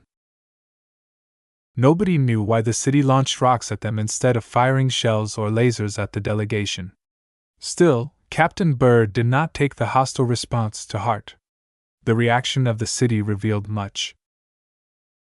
They're still alive, that's for certain. Their technology level seems to have regressed beyond what we have anticipated, and we're not certain if they still speak the same language as us. However, if they fear us enough to attack us with their boulder weapons, then we share at least one common language. The language of violence. What about the diplomatic approach, ma'am? VS asked. The time for the soft approach is over. If we continue to approach the city meekly after they launched rocks at us, they'll consider us as pushovers. Right now, we need to give them a good wake-up call in order to drag them to the negotiating table. For that, we'll need to coordinate with the Sword Maidens. The Sword Maidens had been content to let Captain Bird take the lead in the initial contact. The transport holding their representative and escorts on foot had remained behind with the rest of the Mechs on standby. As the fast transport approached its Sword Maiden counterpart and rested next to the other vehicle, a Sword Maiden crossed over to the Vandals. Captain Clarissa. Ha! Captain Bird! The savage-looking Sword Maiden greeted with a mocking grin. I told you that those who are holed up in their settlements won't be happy to see you. To them, you're monsters or aliens that they haven't seen yet. A city as battered and stagnant as theirs will always lash out violently when visitors pop up out of the blue. Captain Clarissa appeared to be a formidable Sword Maiden who exhibited several wild traits that made it seem she had spent much of her youth in a tribal settlement. The bones of her exhibited kill adorned her entire armor as proof of her individual prowess. The characteristic great sword of the Sword Maidens rested comfortably behind her back. The two captains started to huddle together in a corner to discuss what they derived from the initial contact. VS tried to eavesdrop as best as possible without straying too close. From their initial discussion, they agreed that while it may be possible to eventually convince the city of their peaceful intentions, it may take several days or weeks to build up an accord with the rulers of the city. This was an unacceptable delay as the flagrant sword maidens acutely needed to obtain more information about the possible threats they might encounter in their travels. After an extensive discussion involving lots of speculation and guesswork, they decided to take the forceful approach in the next attempt. Both the sword maidens and the vandals would be bringing their full mech companies into view. Perhaps the sight of 80 mechs might shock the inhabitants into resorting to other means than launching rocks at anything that came close to the walls. 80 mechs stepped forward in unison and marched in ranks as best they could on the slightly uneven terrain. A-27's walls loomed closer and closer, though this time their transports crawled well behind the columns of mechs. Once the mechs had reached a kilometer away from the city walls, they halted and spread out to make it harder for the city to target them all. Various melee mechs stood in front, including all of their knights. The ranged mechs all readied their laser rifles in the event their services would be needed. This time, Captain Bird adopted a more forceful tone as the fast transport projected her voice towards the city. Inhabitants of the city before us. We come in friendship and peace. We seek to trade and exchange information. At no point do we want to go to war or attempt to take over your city. However, if you continue to ignore us or launch an attack on our forces, we won't hesitate to teach you a lesson. 10 seconds later, A-27 sent out their response. They launched a volley of 5 rocks in the direction of the spread-out mechs. None of them fell far enough to pose any direct threat to the mechs, though the rolling boulders forced some of the mechs to move aside in order to avoid a dent. Attacks on our forces will not be tolerated. If you do not cease your attacks immediately, we will respond in kind. A second volley of rocks showed the inhabitants hadn't changed their minds. Captain Bird continued to exhort the people of A-27 to put down their hostilities using various arguments, but none of them really hit home. The city appeared to have stockpiled thousands of boulders from the way they continued to launch them towards the vandals and sword maidens. At some point, the fast transport hastily crawled to the side when one of the boulders rolled straight at the vehicle. At that point, Captain Bird accepted that verbal persuasion was unlikely to work. If the inhabitants got it in their heads that they could throw lethal rocks at the flagrant sword maidens without suffering any retaliation, all their subsequent attempts at contact would be coming from a position of weakness. It's time to teach these yokels that we aren't as toothless as they think. Ranged mechs, open fire at your pre-selected targets. Begin at 25% strength. Half of their mechs started firing laser beams at only a quarter strength. Each of those laser beams lanced out towards the center of the walls. While the simultaneous discharge looked extremely impressive, the lasers hadn't actually inflicted a lot of surface damage to the thick and solid walls. Not only did the laser beams possess only a fourth of their regular potency, the riflemen mechs all aimed at different portions of the wall. The initial salvo of laser beams was meant to wake the inhabitants up and to give them a good scare. Half a minute went past before the city launched another volley of 5 rounded boulders in the direction of the vandals and the sword maidens. VS was starting to think that these insular descendants needed a good smacking until they came to sense. The mechs repeated their half-hearted laser discharges, which besides looking pretty really didn't do much more than to vaporize some of the surface layers while heating up the alloy wall at certain sections. Okay, it's time to stop handling them with kid gloves. Switch to the follow-up plan. Set power to 100%, and focus your fire on the wall section next to the gates. The wall wasn't entirely uniform. Gates had been built in each cardinal direction, and they were large and tall enough to fit 2 mechs walking abreast. Damaging the gates directly disincentivized the defenders from opening them up, while damaging a distant section of the wall might not alarm them as much. This was why the riflemen targeted the section just next to the western gate. As the lasers burned brighter and hotter, 40 of them instantly carved out a hole in the exact same spot. A hole rapidly started forming on the thick alloy surface. VS sat behind one of the consoles integrated in the fast transport and tracked the damage inflicted by the lasers. The intense heat caused the surrounding alloy to glow and blacken while the lasers continued to melt and vaporize anything in their way. In just a couple of seconds, they already dug a couple of meters straight into the thick solid mass. As the lasers encountered a new layer of alloy consisting out of more resistant material, the defenders started launching their rocks as fast as they could manage. In their evident panic, the launchers fell out of sync, causing some to launch their rocks faster than others. The transports had already receded well beyond the effective range of the rocks, while the nimble riflemen Mech easily dodged the falling and rolling boulders as they continued to fire their lasers unerringly into the deepening hole their weapon carved out. Even as the laser weapons started to accumulate a burst of heat, the Vandal and Sword Maiden riflemen Mech continued to persist until they finally bore straight through the other end of the wall. All of the rifles immediately halted their fire. The visitors wanted to make a point not to inflict any actual harm on the residents. Silence emerged on the battlefield as the rocks stopped being launched in the direction of the Mechs. Perhaps their thick skulls started to understand that they would continue to be sitting ducks if they kept hiding behind their walls to launch ineffective projectiles against the nimble Mechs. At least they stopped launching rocks at us. That's good news, right? Chief Dakin asked. I won't be so sure of that. Whoever they are, I doubt they dropped their evident xenophobic stance at us. VS replied. In situations like this, he always feared the worst. The west gate is opening. The thick double gates slowly shifted open at a snail's pace. The incredible weight and size of the gates made it difficult for anything to shift them open. The riflemen Mechs could have easily interrupted the agonizingly slow process, but Captain Bird ordered no such thing. It was time for these mysterious inhabitants to reveal their faces to the visitors. 3 minutes later, the formerly closed gates widened up to reveal a broad avenue. Just as VS analyzed the glimpse they obtained of the interior of the city, a massive creature lumbered into sight. That's an exabeast, Dr. Tillman called.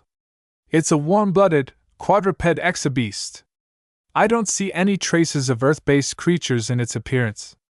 This is an adaptive native exabeast. Look at what's above. VS immediately identified a tiny presence on the top of the reptile-looking creature rocky, scaly hide. There's a human mounted on a saddle above the creature's back. VS, Chief Dakin and Dr. Tillman rapidly derived the exabeast's properties as the creature slowly lumbered through the gates and parked itself in front of the city gates. The exabeast weighs as much as a heavy mech, if not more. The creature is an adult or an elder of its species. It's likely an apex species of this planet, as I can hardly imagine that this planet can support anything larger. Strong readings are emanating from the large crystals embedded in the forehead, chest, and various parts of its body. There's some kind of energy reservoirs. No, not only that, but they act as anti-grav modules as well. Another mounted exabeast joined the first one. This one looked to be of an entirely different creature, though Dr. Tillman identified several similarities. A third one appeared after the second one. A fourth one appeared after the third. One by one, the city revealed their offensive might as the giant-ridden exabeasts continued to step out of the gates until 10 of them lined up in an intimidating row under the evident control of their riders. At some command, the huge and deadly-looking beasts opened up their maws and started to unleash an awful roar towards the flagrant Sword Maidens. The savages are challenging us. Chapter 785 Malak. The biggest question in everyone's mind was whether the survivors of the Starlight Megalodon artificially cultivated these exobeasts. It seemed too preposterous to the Vandals and the Sword Maidens that the descendants managed to tame these powerful and savage exobeasts by relying on their charm. Everyone paid a lot of attention to their local exobiologist Dr. Tillman, who endured a lot of pressure trying to figure out as much as possible from their appearances. None of them expected the locals to use mounted exobeasts as war machines. "Taming and mounting exobeasts is more common throughout the galaxy than you think," she remarked. "Those action dramas where exobeast riders are battling against each other somewhat reflect the truth. When people get stranded on a planet with giant exobeasts, their first thought is to defend against their aggression. Their second thought is to harness their power for their own uses. If they succeed, they have secured what is in all purposes a war beast that can contend against mechs. So, that makes it unlikely that the city fields any mechs?" Chief Dakin asked. "It isn't easy to keep an exobeast docile. Look at how big those creatures are. None of them appear to be herbivores either. These are apex predators who have grown close to the theoretical size limitations on unmodified organisms.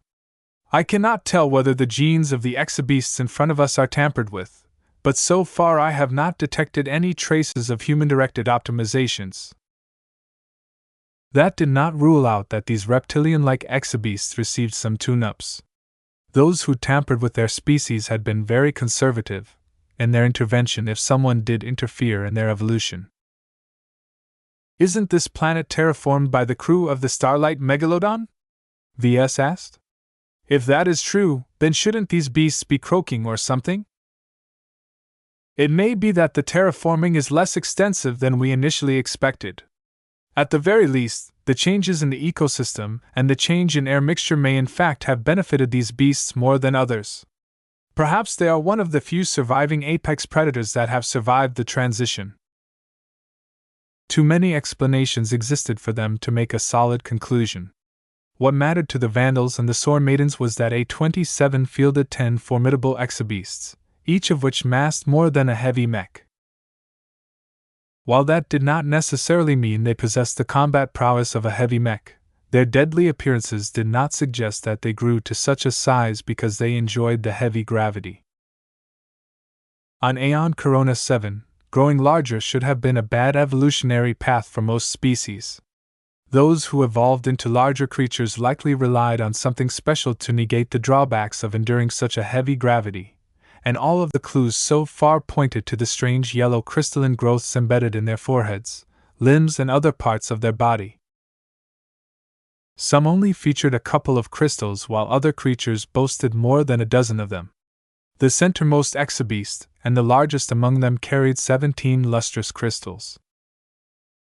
"The big guy in the center must be the top dog of this bunch. It's the biggest creature by far and looks like it is keeping the other beasts in line. Those crystals serve as both energy reservoirs and anti-grav modules," Chief Dakin confirmed as he pored over the sensor readings directed at the exobeasts. "The crystals are holding a strange form of energy. I can't readily identify it. The anti-gravity effects they exert is almost identical to the field affected by an obsolete anti-grav module. Those crystals are almost certainly designed by humans." "Are those crystals grown by the exobeasts, or have humans embedded them into their flesh?" "Implanted," Dr. Tillman stated after a few seconds. "I can see the remnants of crude surgery marks in the scales and hides surrounding the crystals. They've likely been implanted when these exobeasts were young or adolescent. However, I'm not sure how the crystals have grown to such a size. The readings suggest that the crystals have grown in tandem with the exobeasts."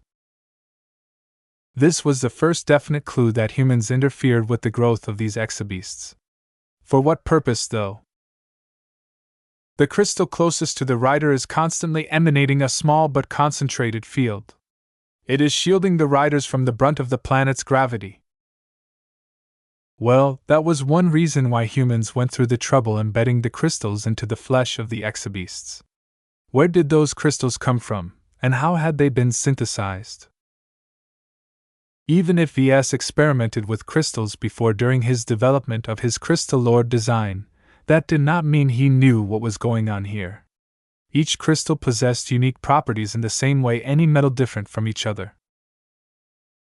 Iron, lead, gold, or titanium all fell under the category of metals, but they exhibited dramatically different attributes and applications. While the experts conferred with each other and shared their observations, Captain Bird conferred with Captain Clarissa of the Sword Maidens over short-range comms. Both of them recognized that the Exabeast riders issued a challenge against the flagrant Sword Maidens. Even though culture and language may have diverted over a span of thousands of years, some patterns of behavior remained constant throughout time. Not just humans, but many sentient alien species valued the concepts of duels.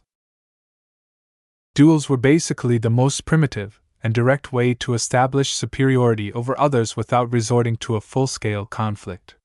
The leader or a champion put their life or honor on the line in a duel that would have far-reaching effects in the relations between the two parties. The fact that the Exabeast riders evidently demanded a duel showed even if the inhabitants had been largely uncommunicative towards the visitors, both sides still shared at least one common language. The language of the biggest fist. The contention between Captain Bird and Captain Clarissa grew when they tried to decide how to respond. Captain Bird wanted to impress a message of absolute dominance by pitting all 80 of their mechs against the 10 formidable Exabeasts. Though their combat prowess likely didn't match up to a heavy mech's, besting the natives through overwhelming numbers and firepower would hit home the disparity in power. Captain Clarissa disagreed, though. Her voice came out loud and clear through the comm channel. "We know how isolated settlers think and act. The riders who stepped out of the city gates are their leaders and champions. While they are uncertain of our intentions, the fact that they haven't stormed towards us means that there is still a way to gain their respect without walking over their pride. They demand a fair duel, and while it may be risky to send out our mechs to match the Exabeast in a duel, we must match their courage." To the Sword Maidens, accepting the challenge was a matter of honor. The Sword Maidens prided themselves on their combat prowess, and each of their adults survived a gradation ceremony that compelled them to track down and slay a formidable Exabeast on their own with nothing but some basic clothes and their swords. The Sword Maidens, these giant mech-sized Exabeasts harkened back to the glory of forcing themselves to face off against an Exabeast in open combat. Eventually, Clarissa and Bird agreed to send out one representative each. Captain Bird gave the honor to Captain Orphan, who enthusiastically accepted the challenge. "Don't you worry, old Bird, I'll kick their scaly asses in a jiffy," Captain Orphan boasted as she directed her spearman mech forward. From the Sword Maiden ranks, a fairly typical Devil Raiser stepped out from their ranks. This one appeared a little more ornate than most. In fact, its tribal markings and the skeleton trophies adorning the Devil Raiser caused the Exabeasts to stamp their limbs and unsettle their Exabeast riders. They may not be able to read the Devil Raiser's tribal markings, but they recognized the champion when they saw one. The Spearman mech dyed in the same standard burgundy and black color scheme of all the other Vandal mechs seemed plain in comparison. Standing side by side with the Devil Raiser, Captain Orphan's mech looked like a lackey rather than the machine of a mech officer. Once they stepped at the midpoint about 500 meters away from the city walls, two of the Exabeasts stepped forward. One of them appeared to be the king among their group while the other seemed to be of a different species. They lumbered forward fairly quickly, though they appeared slower in every eyes due to their ponderous steps. Soon enough, they moved out of the city-wide anti-grav field, subjecting their entire bodies to 6 times the gravity. The beasts hardly slowed down. The crystals largely remained dormant, with only the crystal closest to their riders emanating an active anti-grav field.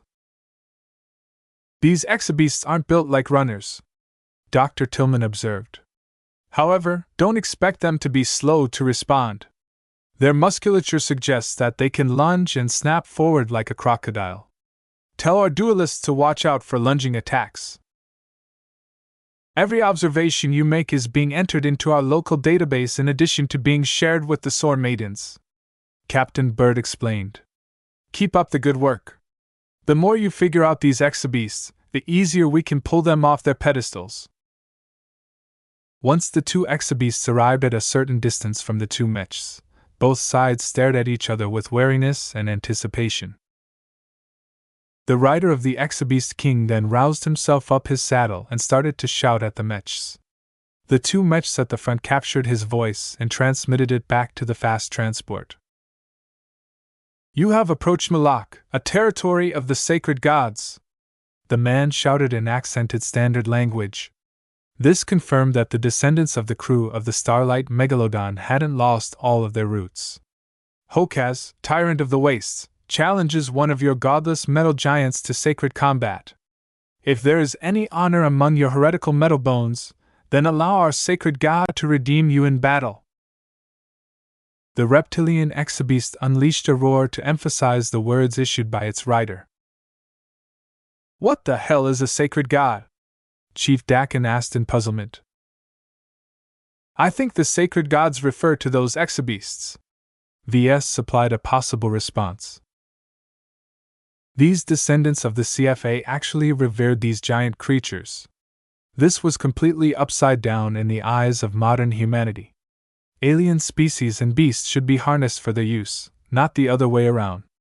The thought that these seemingly brutish and primitive exabeasts actually ruled over the city sent a shudder through everyone's spines. "That may not be necessarily true," Dr. Tillman quickly retorted.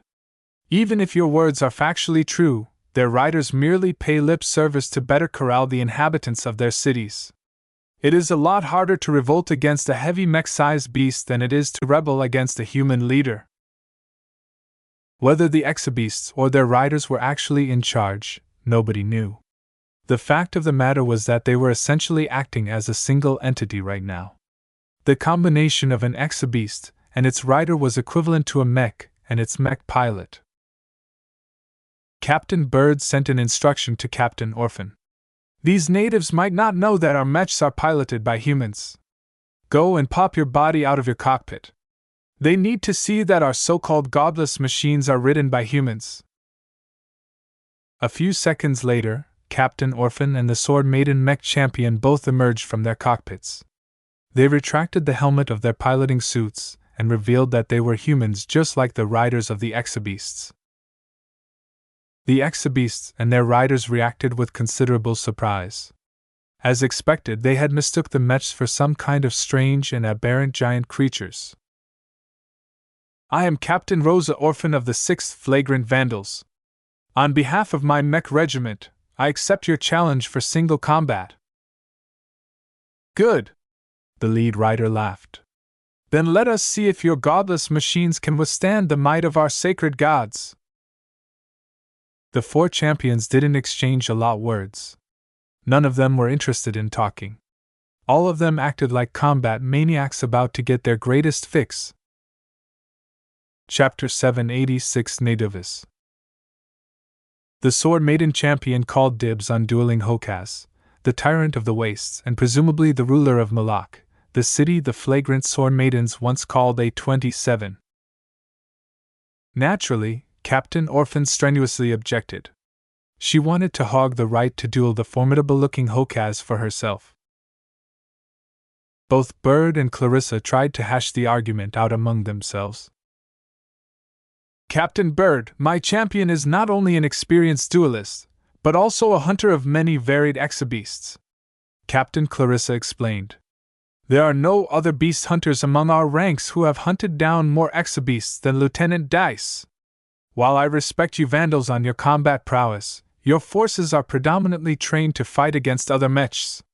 Fighting an exabeast is another matter entirely than fighting a mech."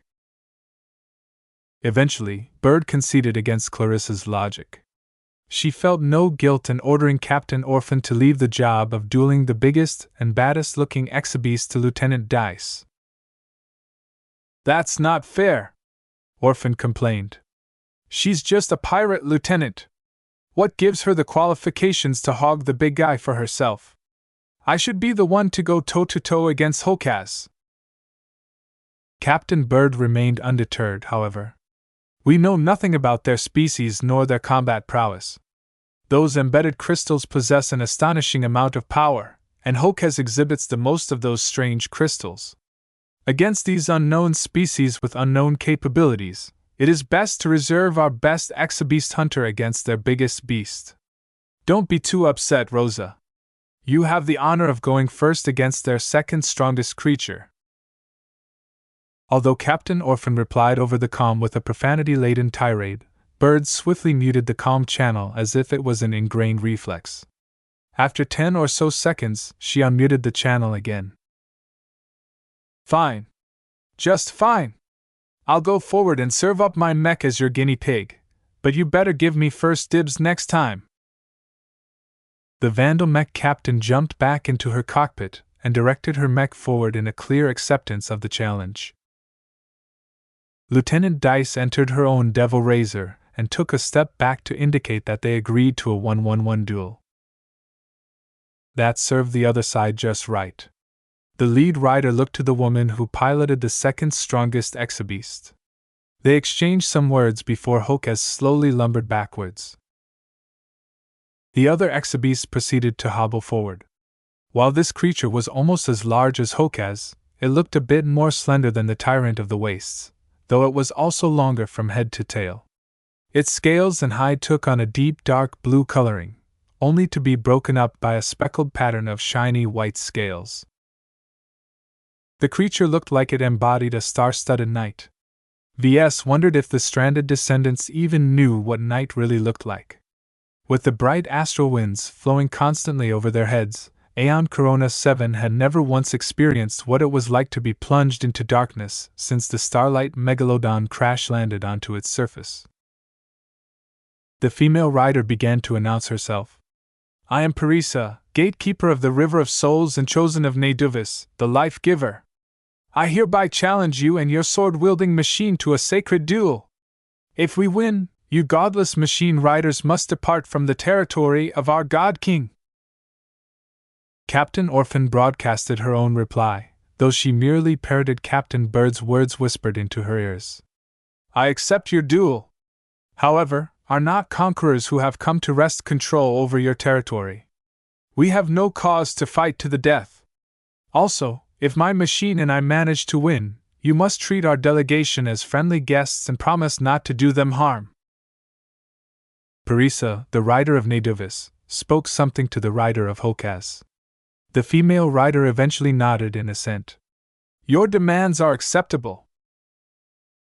Then it is agreed. We shall fight until one of us surrenders or is put in a position of submission. No one else may intervene in our duel. The spearman mech moved forward with its knees slightly bent in order to facilitate a dodge. The mech held out its short spear in a steady, two-handed grip, and appeared ready to stab it forward whenever Orphan spotted an opportunity.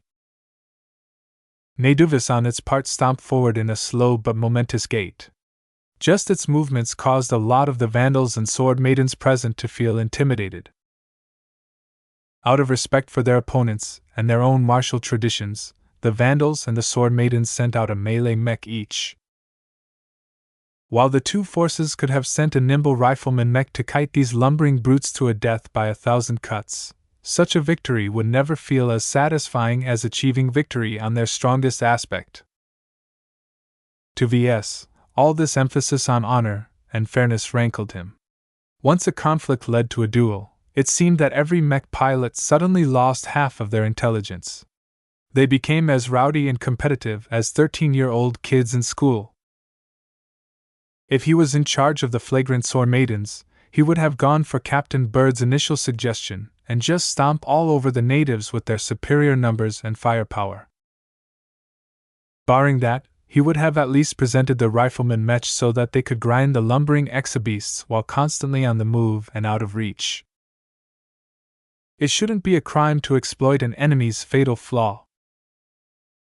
By now, Orphan's spearman Mech reached a typical starting range from Naduvis.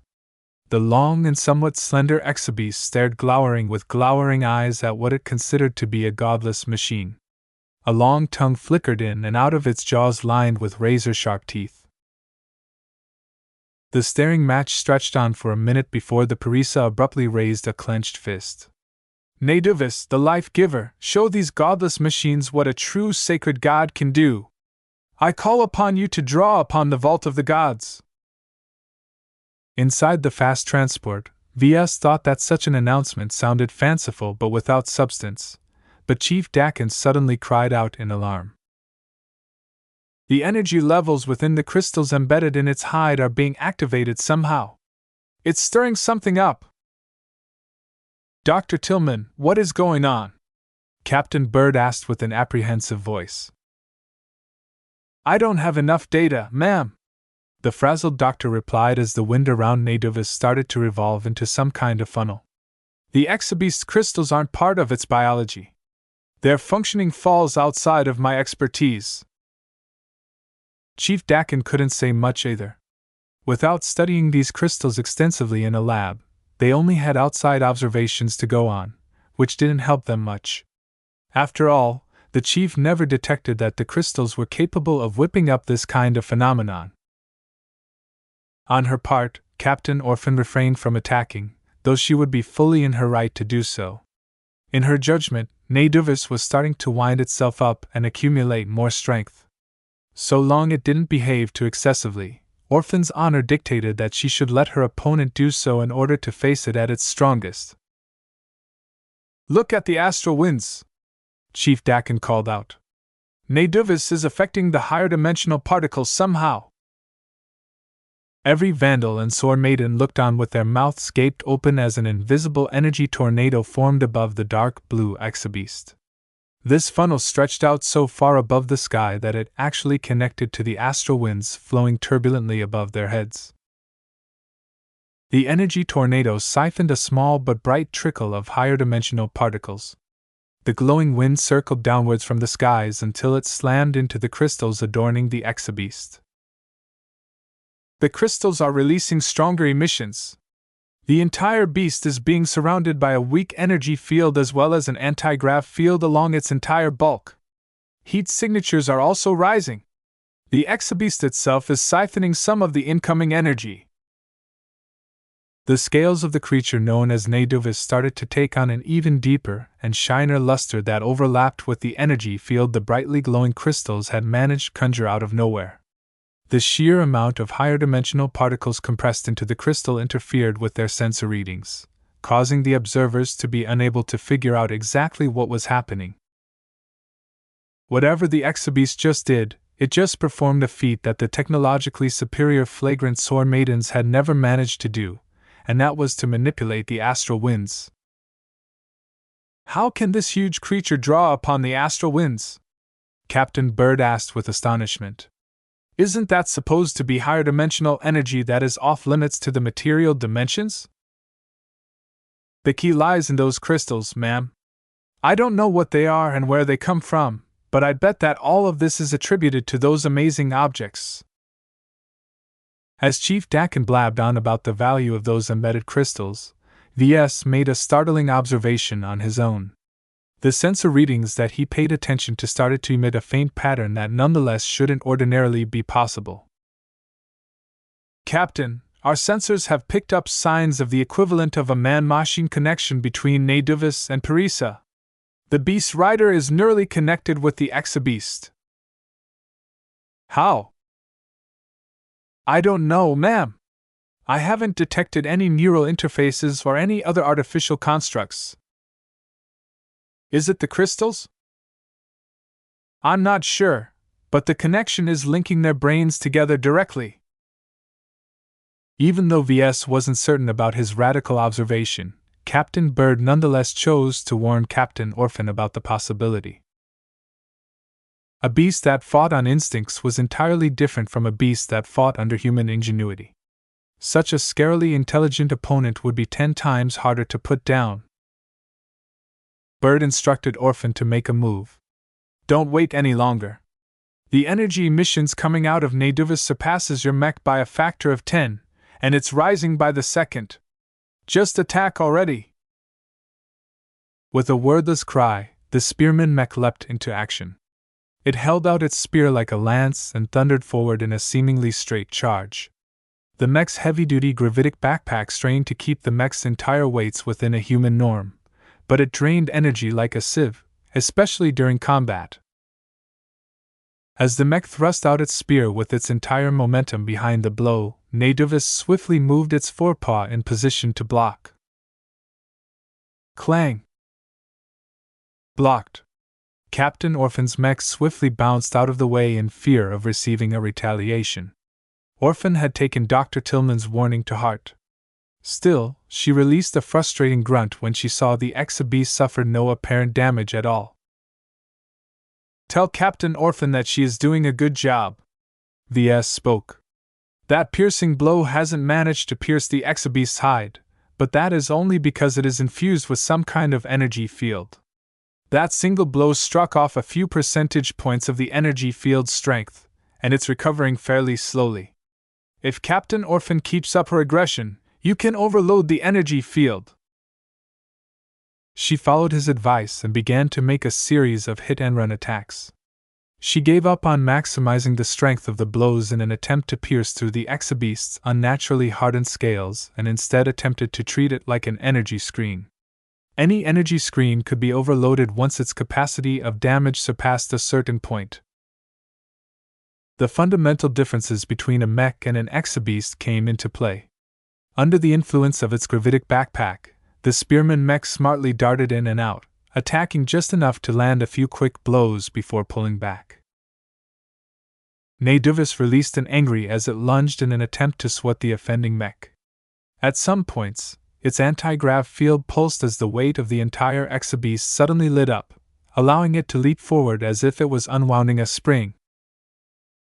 Prepared for such an eventuality, Captain Orphan danced her mech to the side within the blink of an eye. Her mech possessed a definite advantage in mobility, and she wasn't hesitant in leveraging it in her duel against this heavy mech-like creature. Chapter 787 Might of the Gods. In her duel against Nadovis, Captain Orphan adopted an approach that mech pilots typically employed against heavy mechs. While a heavy mech possessed enough power to crunch a medium mech in a single, powerful blow, the crucial requirement was that they needed to land a blow in the first place. Laymen often thought that heavy mechs were ordinarily strong due to their incredible amount of armor and offensive power.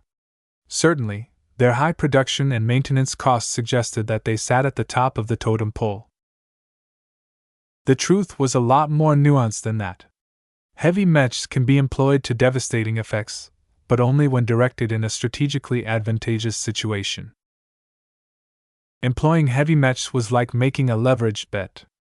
If a commander managed to put them in a good position where they could employ their strengths to their maximum, then they won big.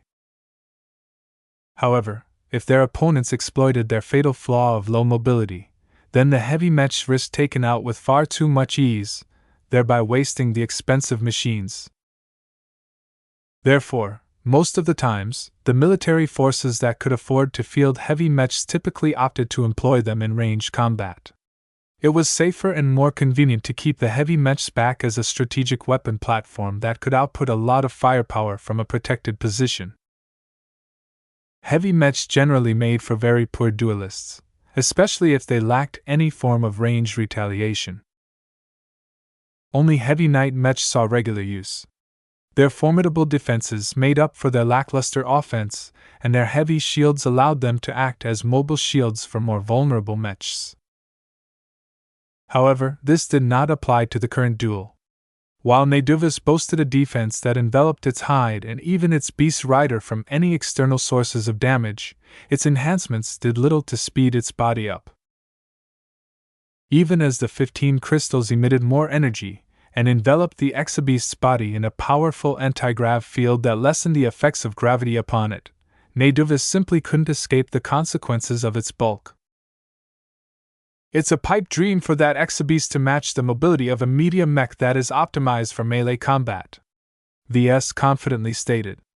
The mass of that creature is 7 or 8 times the mass of Captain Orphan's mech. That's almost an order of magnitude apart. So long as Nadovis doesn't possess a form of ranged attack, the odds are low it can turn around its predicament. Perhaps their low mobility didn't matter as much if they dueled against the other lumbering exabeasts. While the 10 exabeasts that stepped outside of the city all differed in size and mass, even the smallest among them still fell within the weight class of a heavy mech. In addition, most of the other exabeasts hadn't been embedded as much crystals as Hokaz and Nativis. The natives had definitely put out their strongest 2 exabeasts.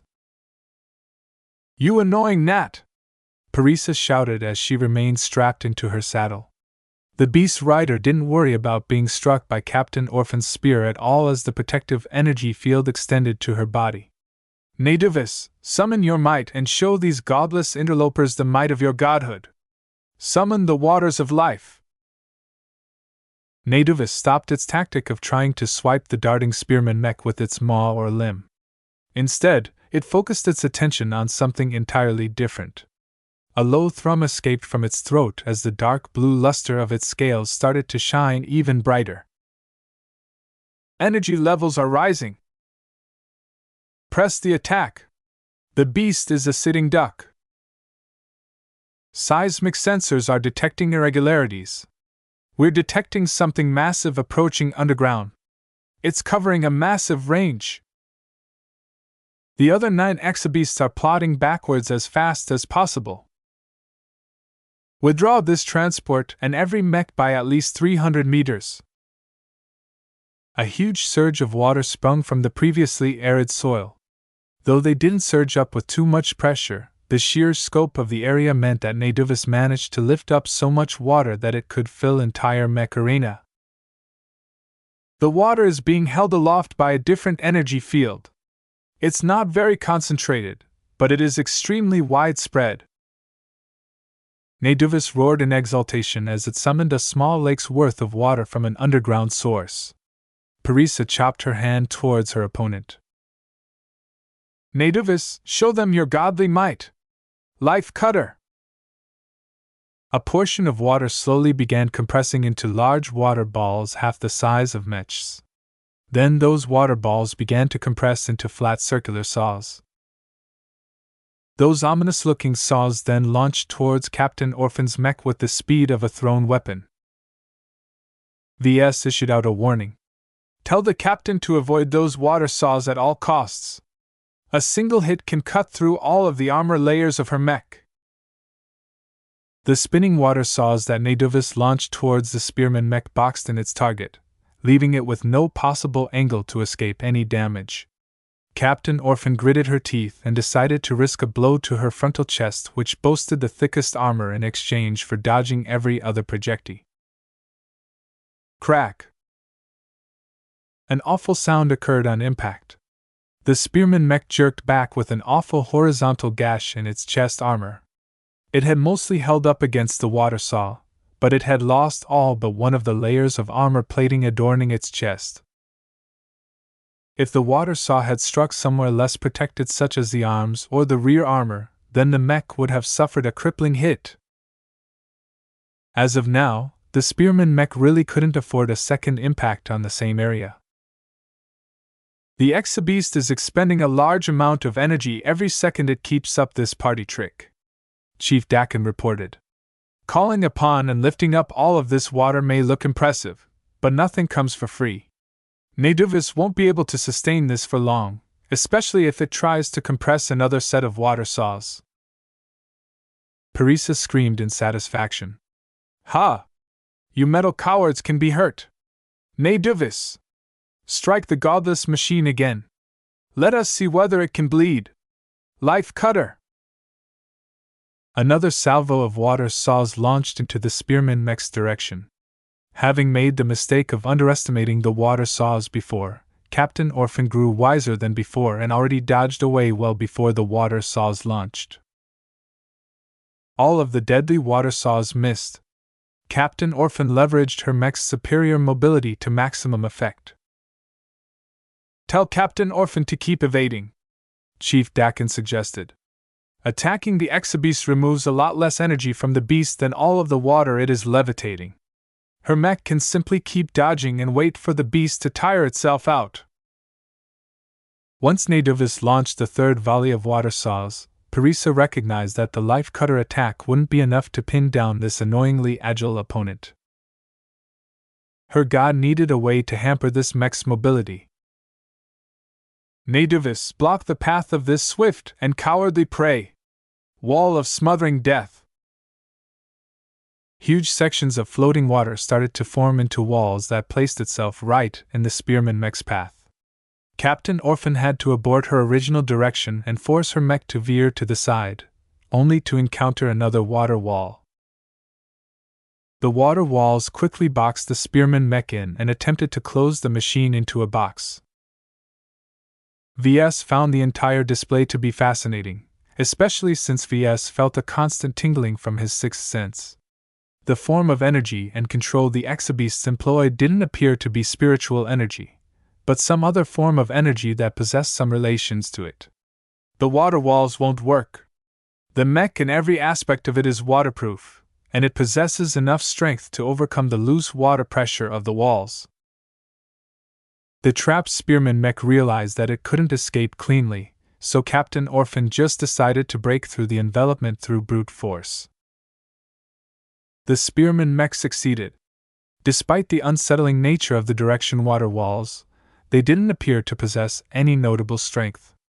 Nadovis appeared to be unable to compress so many large water walls into something more formidable. Parisa appeared a bit flustered at the abject failure. It was as if she expected the mech to short out or drown when surrounded by so much water. VS chuckled under his breath. If a mech can be defeated by a splash of water, they're practically useless during the rain. Although it still wouldn't be a good idea for a mech to stay submerged under an extended amount of time, a brief dive into a body of water wouldn't do any harm. Energetic mechs even sought out any large surfaces of water because they conducted heat away with a lot more efficiency than through air or through the soles of their feet. A spearman mech didn't generate too much heat, so Captain Orphan hardly paid attention to such a potential boon. Instead, she tried to figure out a way to end this battle faster before the exabeast pulled another trick out of its hat. Come on, you eggheads, tell me how to kick this water magician's butt. Nobody came up with any better suggestions. The energy field that continued to envelop the exabeast was truly all-encompassing. In fact, if not for their clearly living nature, some of the vandals might have even mistook Nadovis for an expert mech. Of course, even if the exabeast could summon some of the powers of an expert mech, it didn't mean they gained the same combat effectiveness of one. Having gone mad from her failures, Parisa urged Nadovis to shape the water into other shapes before attacking Captain Orphan's mechs. Water trees, water whips, water beasts and more all attempted to tackle the spearman mech in their own ways, but each time the mech either avoided them or broke them apart with a strong sweep of the spear. 4 minutes went on while this energy-draining charade continued. The energy levels of the crystals steadily dropped, and Nadovis exhibited clear signs of exhaustion. At some point, the crystals had grown dull. The exabeast stopped exerting its control over the elevated mass of water. The fluids immediately filtered through the arid soil and disappeared deep underground where it ultimately belonged to. The exabeast lost the energy to employ its water any further. Captain Orphan's spearman mech stopped a fair distance away from the exhausted Nadovis. It pointed its spear at the creature in a provocative gesture. Is that all your water beast has got? I can take more! Show me your best attacks!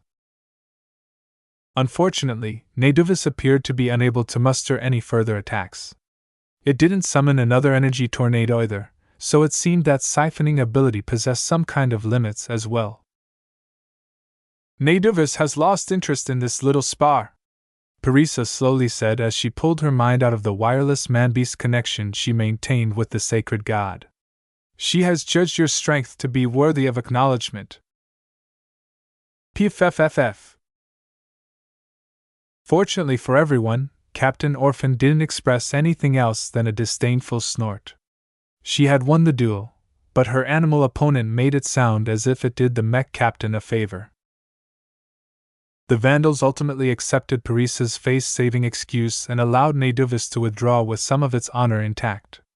Both sides knew that Neduvis had actually lost fairly barely. Captain Orphan's mech only received a couple of heavy blows from the water saws and some of the more creative forms of water manipulation, but her mech could keep fighting even after accumulating so much serious damage. The first duel ultimately served to reveal each other's battle capabilities. Both the visitors and the defenders learned a lot from the duel. It didn't really matter if either side went for the kill, as they valued the information they obtained over the outcome. If the initial duel was an appetizer, the second duel was the main course. Hokaz, the tyrant of the wastes, crawled forward and released a majestic cry. "Lieutenant Dice! You're up!" Chapter 788, Tyrant of the Wastes.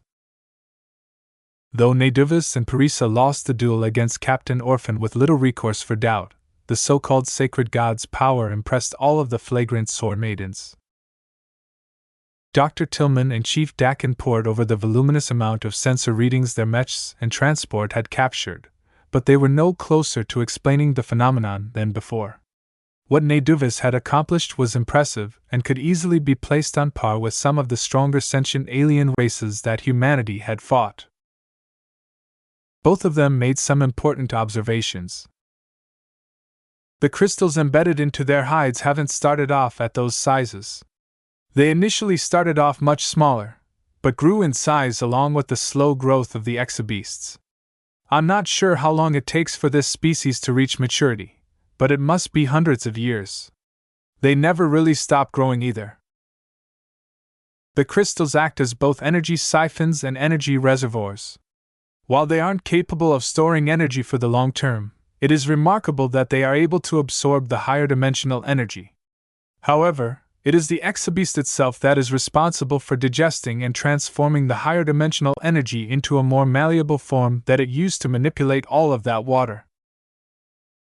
The manipulation process isn't very exact. Neduvis possesses a very wide range, but its application of its power is like a child wielding a sledgehammer. Turning those water balls into water saws took a noticeably long time. I think that the creature only managed to work the finer applications of its powers with the help of its beast rider. VS added.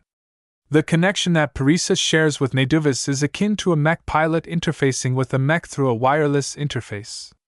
I'm not sure whether this connection is accomplished through natural or artificial means, but it is likely the latter considering how similar the readings are.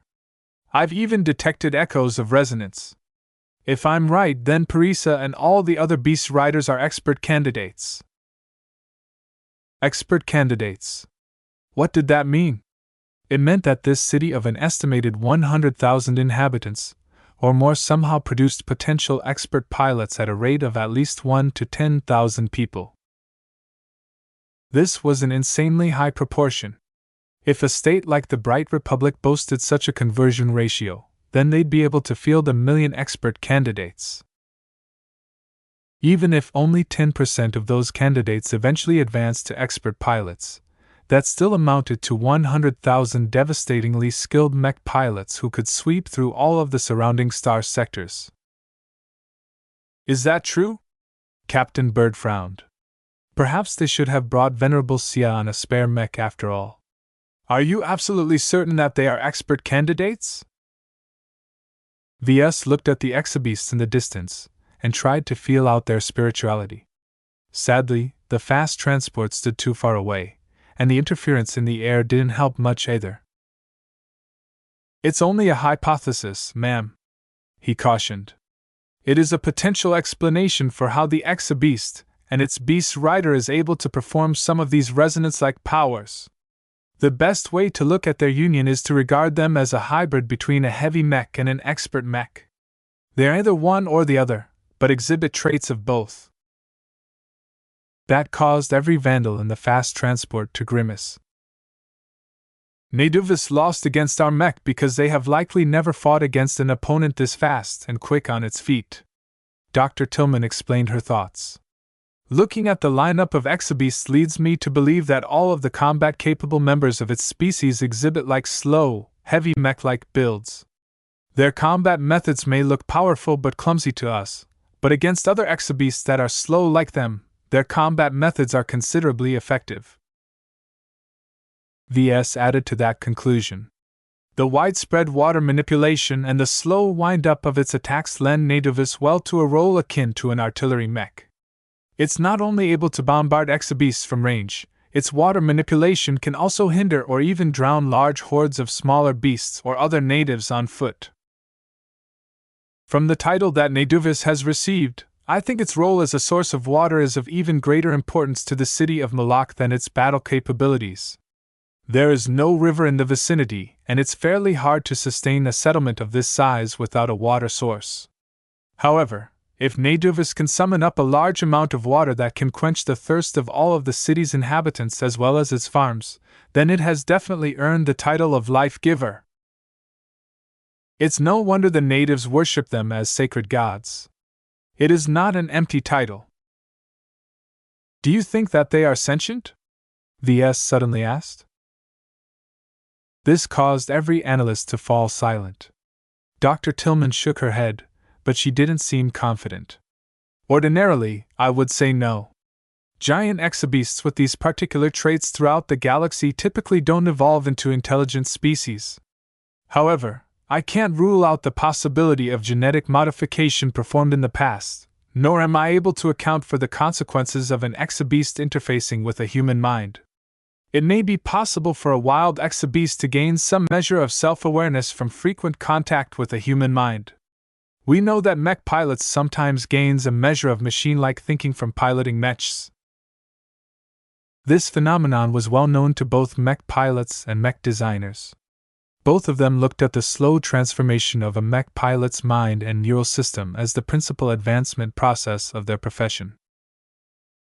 Those with a higher degree of genetic aptitude possessed more malleable minds, and therefore adjusted better to the conditions required to deepen their connections with mechs.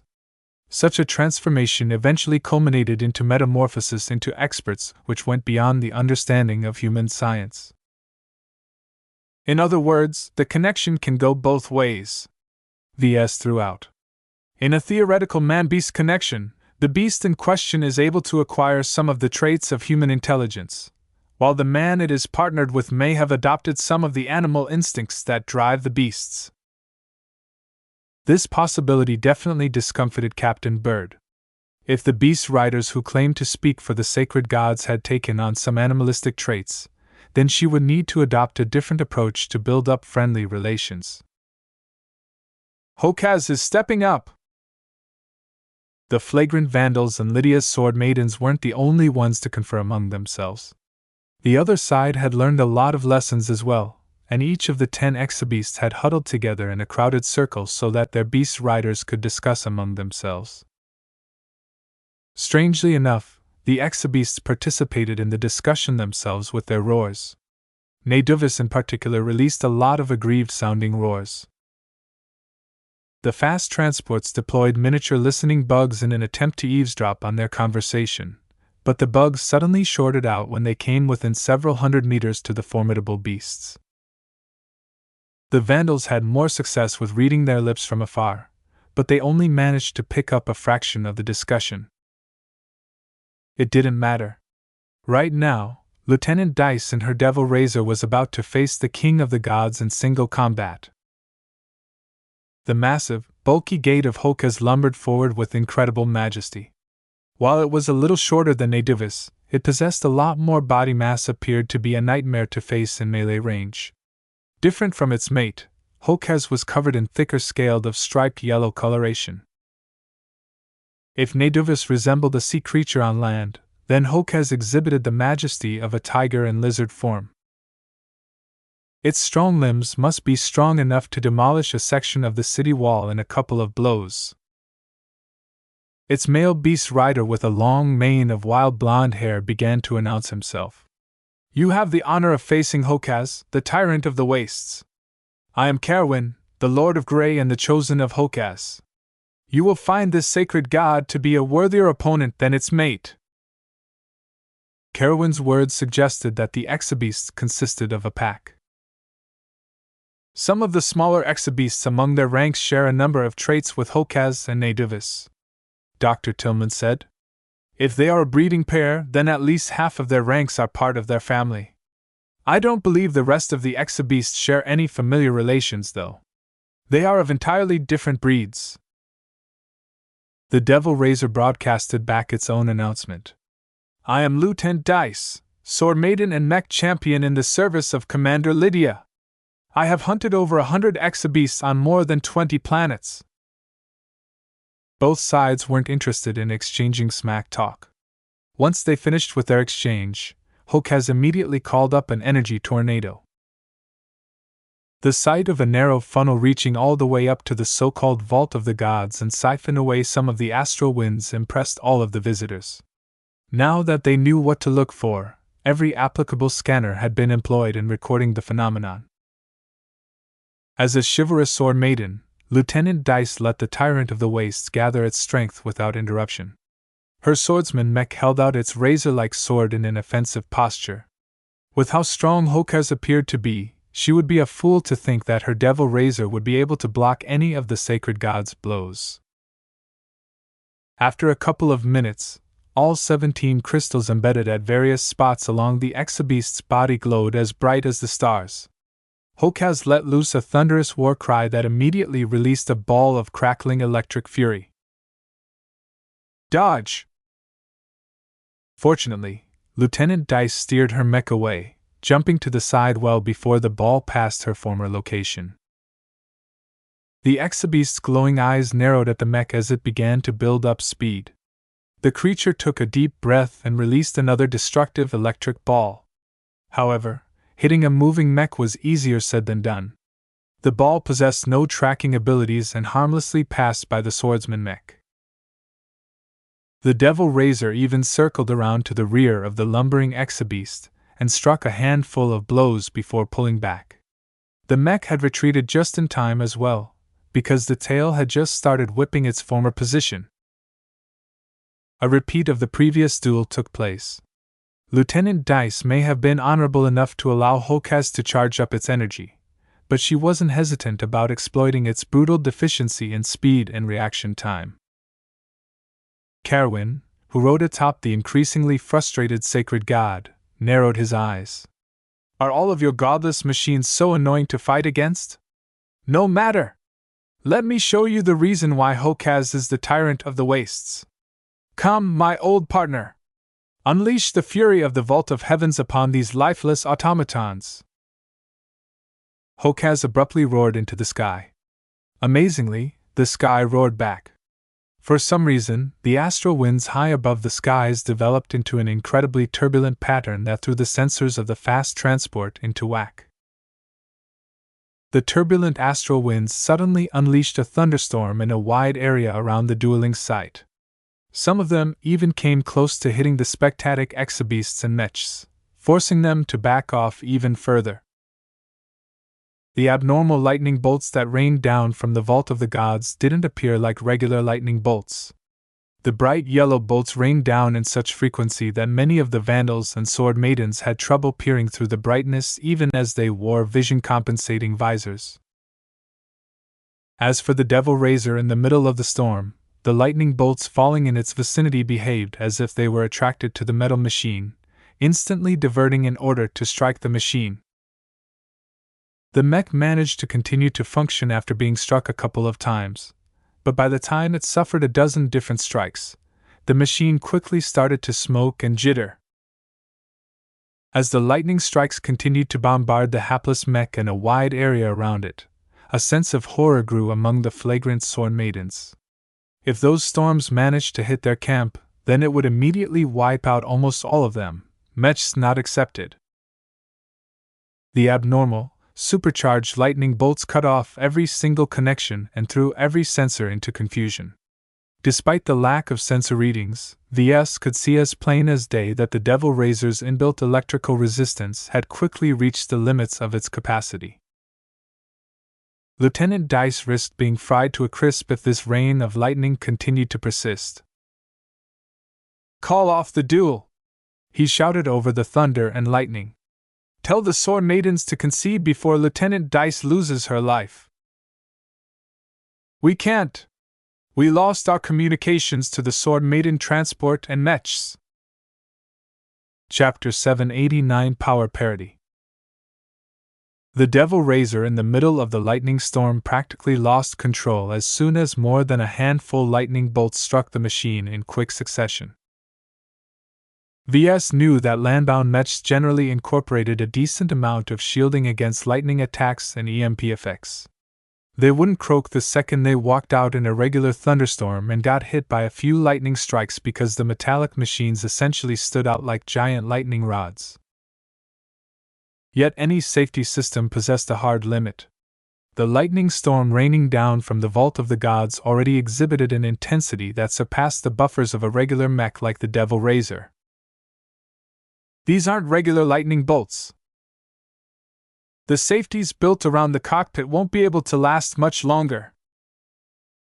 At some point, the Devil Raiser lost control over its movement to such an extent that it lost its grip on its weapon. Its knees also lost stability, causing the mech to keep over on the flat of its back. VS winced as the weight of the swordman mech crushed the gravitic backpack with its weight. The backpack had already succumbed to the lightning strikes, causing the anti-grav field it emitted to stop compensating for the Devil Raiser's weight. This merely amplified the damage and caused the backpack to sustain so much fall and crush damage that its exterior broke and spilled out components everywhere. Fortunately, Hulk has ceased to channel the massive lightning storm. With a victorious cry, it dispersed the storm and ended the lightning rain. The victorious Exabeast looked more majestic than ever as it raised its head in a proud angle. Its embedded crystals lost more than half of their glow, which indicated that the lightning storm attack had taken a lot out of the sacred god. Still, this attack alone more than proved Hulk's chops as the tyrant of the wastes. The Exabeast unleashed so many empowered lightning bolts that they could ruin an entire mech regiment if it approached in a tight formation. The only consolation to the flagrant Sword Maidens was that the energy-draining attack likely didn't span more than a square kilometer at most. If they ever fell into hostilities with the city of Malak, then the Vandals and the Sword Maidens may be able to grind the defenders down by employing a dispersed formation adopting hit-and-run attacks. It took some time for the lightning storm to rain down, Chief Dakin said. Hulk also hasn't shown any capability of exerting fine control over the storm. It definitely isn't able to avoid hitting its own allies. That still left the flagrant Sword Maidens with a lot of limitations in terms of possible tactics they could employ to defeat the Exabeasts in a full-blown battle. It definitely wouldn't be a victory without sacrifices as they initially thought. Savage as they may be, their ingenious man-beast connection enabled these natives to exert strength akin to a mature expert mech. As the storm receded and Hulk's wound down from its battle mode with a satisfied bestial grin, VS refocused the sensors of the fast transport to the beast, paying particular attention to the sensors that measured resonance. The connection between Hulkaz and Carwin is a lot stronger than the one between Naduvis and Parisa, VS reported with a growing sense of amazement. If these readings are correct, then the connection between the Exabeast King and its beast rider has reached the expert level. It's strong enough to exhibit a similar degree of resonance to a genuine expert mech. Captain Bird looked both amazed and horrified at the news. What are you saying, Mr. Larkin's son? Captain, I'm saying that Carwin is what passes for an expert pilot among their ranks and that Hulkaz is his biological expert mech. No, in fact it surpasses normal conventions among expert pilots and their expert mechs. Hulkaz is able to leverage as much power as an ace mech. Ace mech. That was 1 degree higher than an expert mech. If society regarded expert pilots as demigods, then ace pilots earned the distinction of half-gods due to the destructive degree of resonance they could call upon. Will we need to regard Hulkaz as an ace mech? Not quite. VS quickly tried to reassure the horrified Vandals. All I'm saying is that while Hulk has exhibited power that has reached the threshold of an ace mech, it doesn't appear to have the control or the endurance to sustain this level of strength. I doubt that Carwin is as strong as an ace pilot. I think this is a case similar to how an expert pilot entering the cockpit of an ace mech. The expert pilot can't sustain the load of piloting such a powerful machine. The theory that VS spouted gave the Vandals a better perspective in the power dynamic between the Beast Riders and their Exabeast partners. Dr. Tillman had already estimated the ages creatures like Hokaz and Naduvis at several centuries old, with the Exabeast king exceeding the second oldest by a margin of at least 200 years. To VS, this realization fascinated him to no end, because he believed this man-beast connection may be one of the directions his design philosophy developed towards. Was it not his desire to design mechs akin to these exabeasts?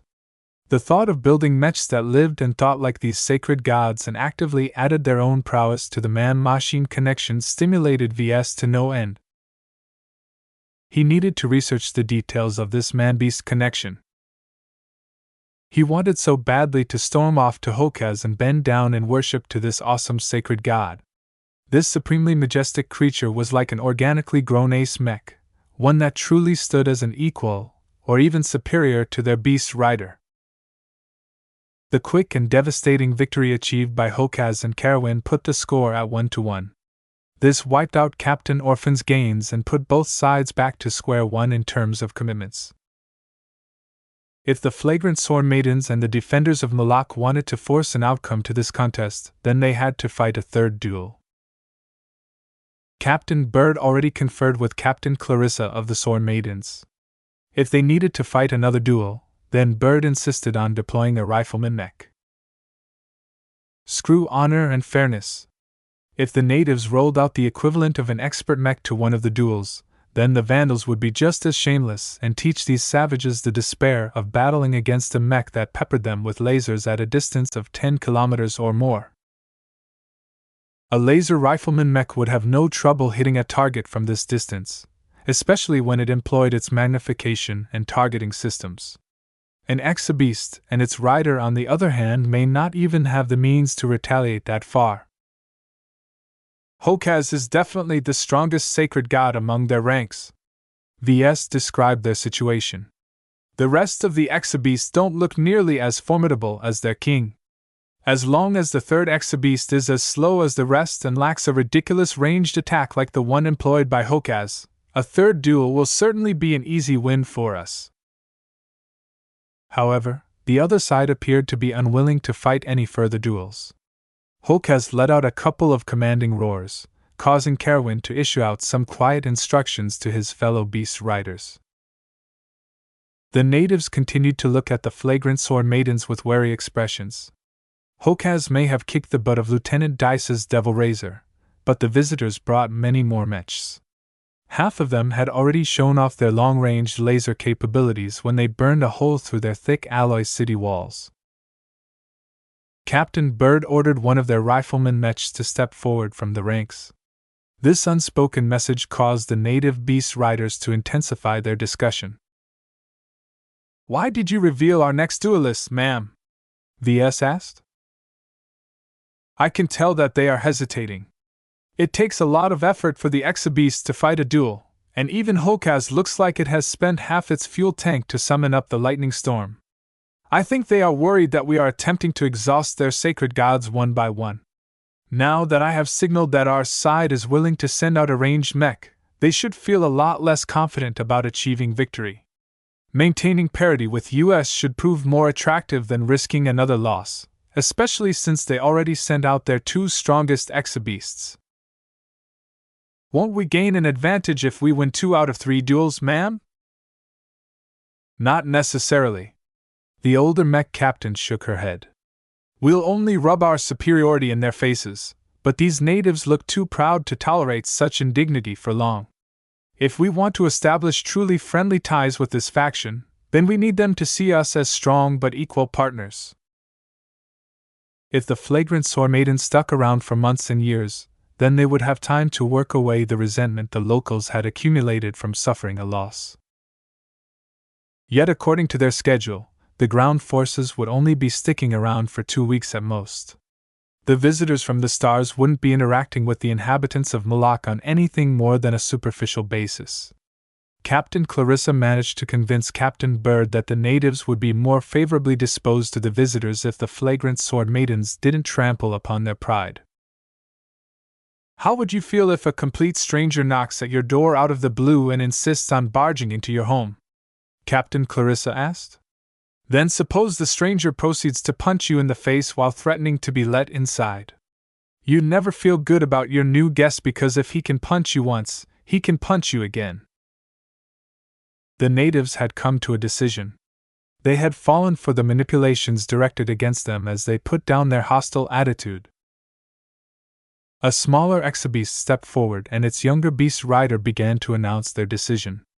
"Hokaz, the tyrant of the wastes, the god king of Moloch, the one who possesses the key to the vault of the gods, respects your battle prowess. In his infinite wisdom, our wisest sacred god has decided to be generous enough to extend Moloch's hospitality to those who claim to have come from beyond the vault of the gods. We permit entry to no more than 10 humans." The natives attached a few more conditions and assurances to the flagrant sword maidens. They promised not to harm the visitors granted entry into their city, as long as they didn't do anything outrageous. The flagrant sword maidens in turn needed to pull their mechs out of sight to the city, and weren't allowed to bring any of their godless machines into the city. Though risky, Captain Clarissa thought this was the best offer that the natives could stomach at the moment. Insisting on bringing in a mech is not wise. It is a challenge to their exabeasts and may serve as a potential destabilizing factor in their rule over the city. Captain Bird did not seem so reassured, but she was willing to defer to the sword maidens as they possessed a lot more experience in interacting with isolated settlers in the frontier. Eventually, the Vandals and the sword maidens each presented 5 representatives. Captain Bird chose to bring Chief Dakin, Dr. Tillman, V.S., and Captain Orphan. Bird hesitated over the last addition. Without Orphan's presence, the mech company that remained behind lacked a strong leader and champion to take charge in case of emergencies. However, Captain Orphan managed to win a clean victory in her duel against Nadivis and its beast rider Parisa. As the victor of the first duel, Captain Orphan probably earned the respect of the natives, and bringing her along would help break the ice. The sword maidens brought forth their own gaggle of experts and mech pilots, including a lightly injured Lieutenant Dice.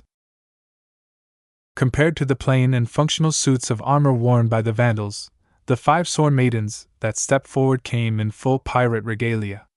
They all appeared ready to intimidate or chop up every obstacle in their way. Chapter 790 Sacred Tour Guide. Once the flagrant sword maidens agreed to the invitation, 9 of the exabeasts along with their beast riders plodded back into Moloch. The city gates winched open, allowing the large creatures with Hokaz at the lead to return to their seat of power. Nadivis and Parisa stayed behind to accompany the 2 groups of 5 sent out by the Vandals and the sword maidens. All of them grew more apprehensive as they approached the huge and tall exabeast. Its dark blue coloring had faded a little after the duel, but the creature still radiated a sense of formless pressure around its old and terribly powerful body. Parisa glanced at the armored forms of the visitors in fascination, paying a lot more attention to the sword maidens who adorned their armor with tribal trappings. Parisa, for her part, wore a simple dress made out of woven fabric and decorated her appearance with various metal jewelry, including an exquisitely crafted circlet over her head. The beast rider, for her part, looked beautiful and acted like a queen. Her mixed heritage had given her a rich brown skin, and her silky black hair had been put up in an elaborate bun that enhanced her stature. "I am Parisa, the gatekeeper of the River of Souls. As the chosen of Nadivis, we govern the life and death of every subject in Moloch. Within our domain, you must remember that you live at the pleasure of our sacred gods. If you offend Hokaz or Nadivis, then nothing will save you from their wrath despite any assurances that we have made. Therefore, do not offend the dignity of our sacred gods." "We understand," Captain Clarissa replied smoothly. We respect the sovereignty and dignity of your sacred gods, though please forgive us for worshipping other entities. We are strangers to these lands and your gods. Would you please provide us with an introduction? Nativis suddenly released a low roar. The low sound waves shook the ground and caused the vandals and sword maidens to feel as if they ran through a malfunctioning sonic shower. Nativis is pleased with your interest. She is happy to allow me to regale you with the majesty of our pantheon. Parisa perked up. Whether she understood the intentions of her exabeast through her roars or through an ongoing man-beast connection, nobody knew. VS didn't exactly have a scanner active right now. Considering the fate of every spy drone the Vandals attempted to send near the beasts or into the city, these natives didn't seem as helpless against advanced technology as everyone had initially thought. Activating any devices might get picked up by the scary creature who handedly unmasked the heavy mech. VS did not want to find out what would happen if one of its limbs stomped down on his head.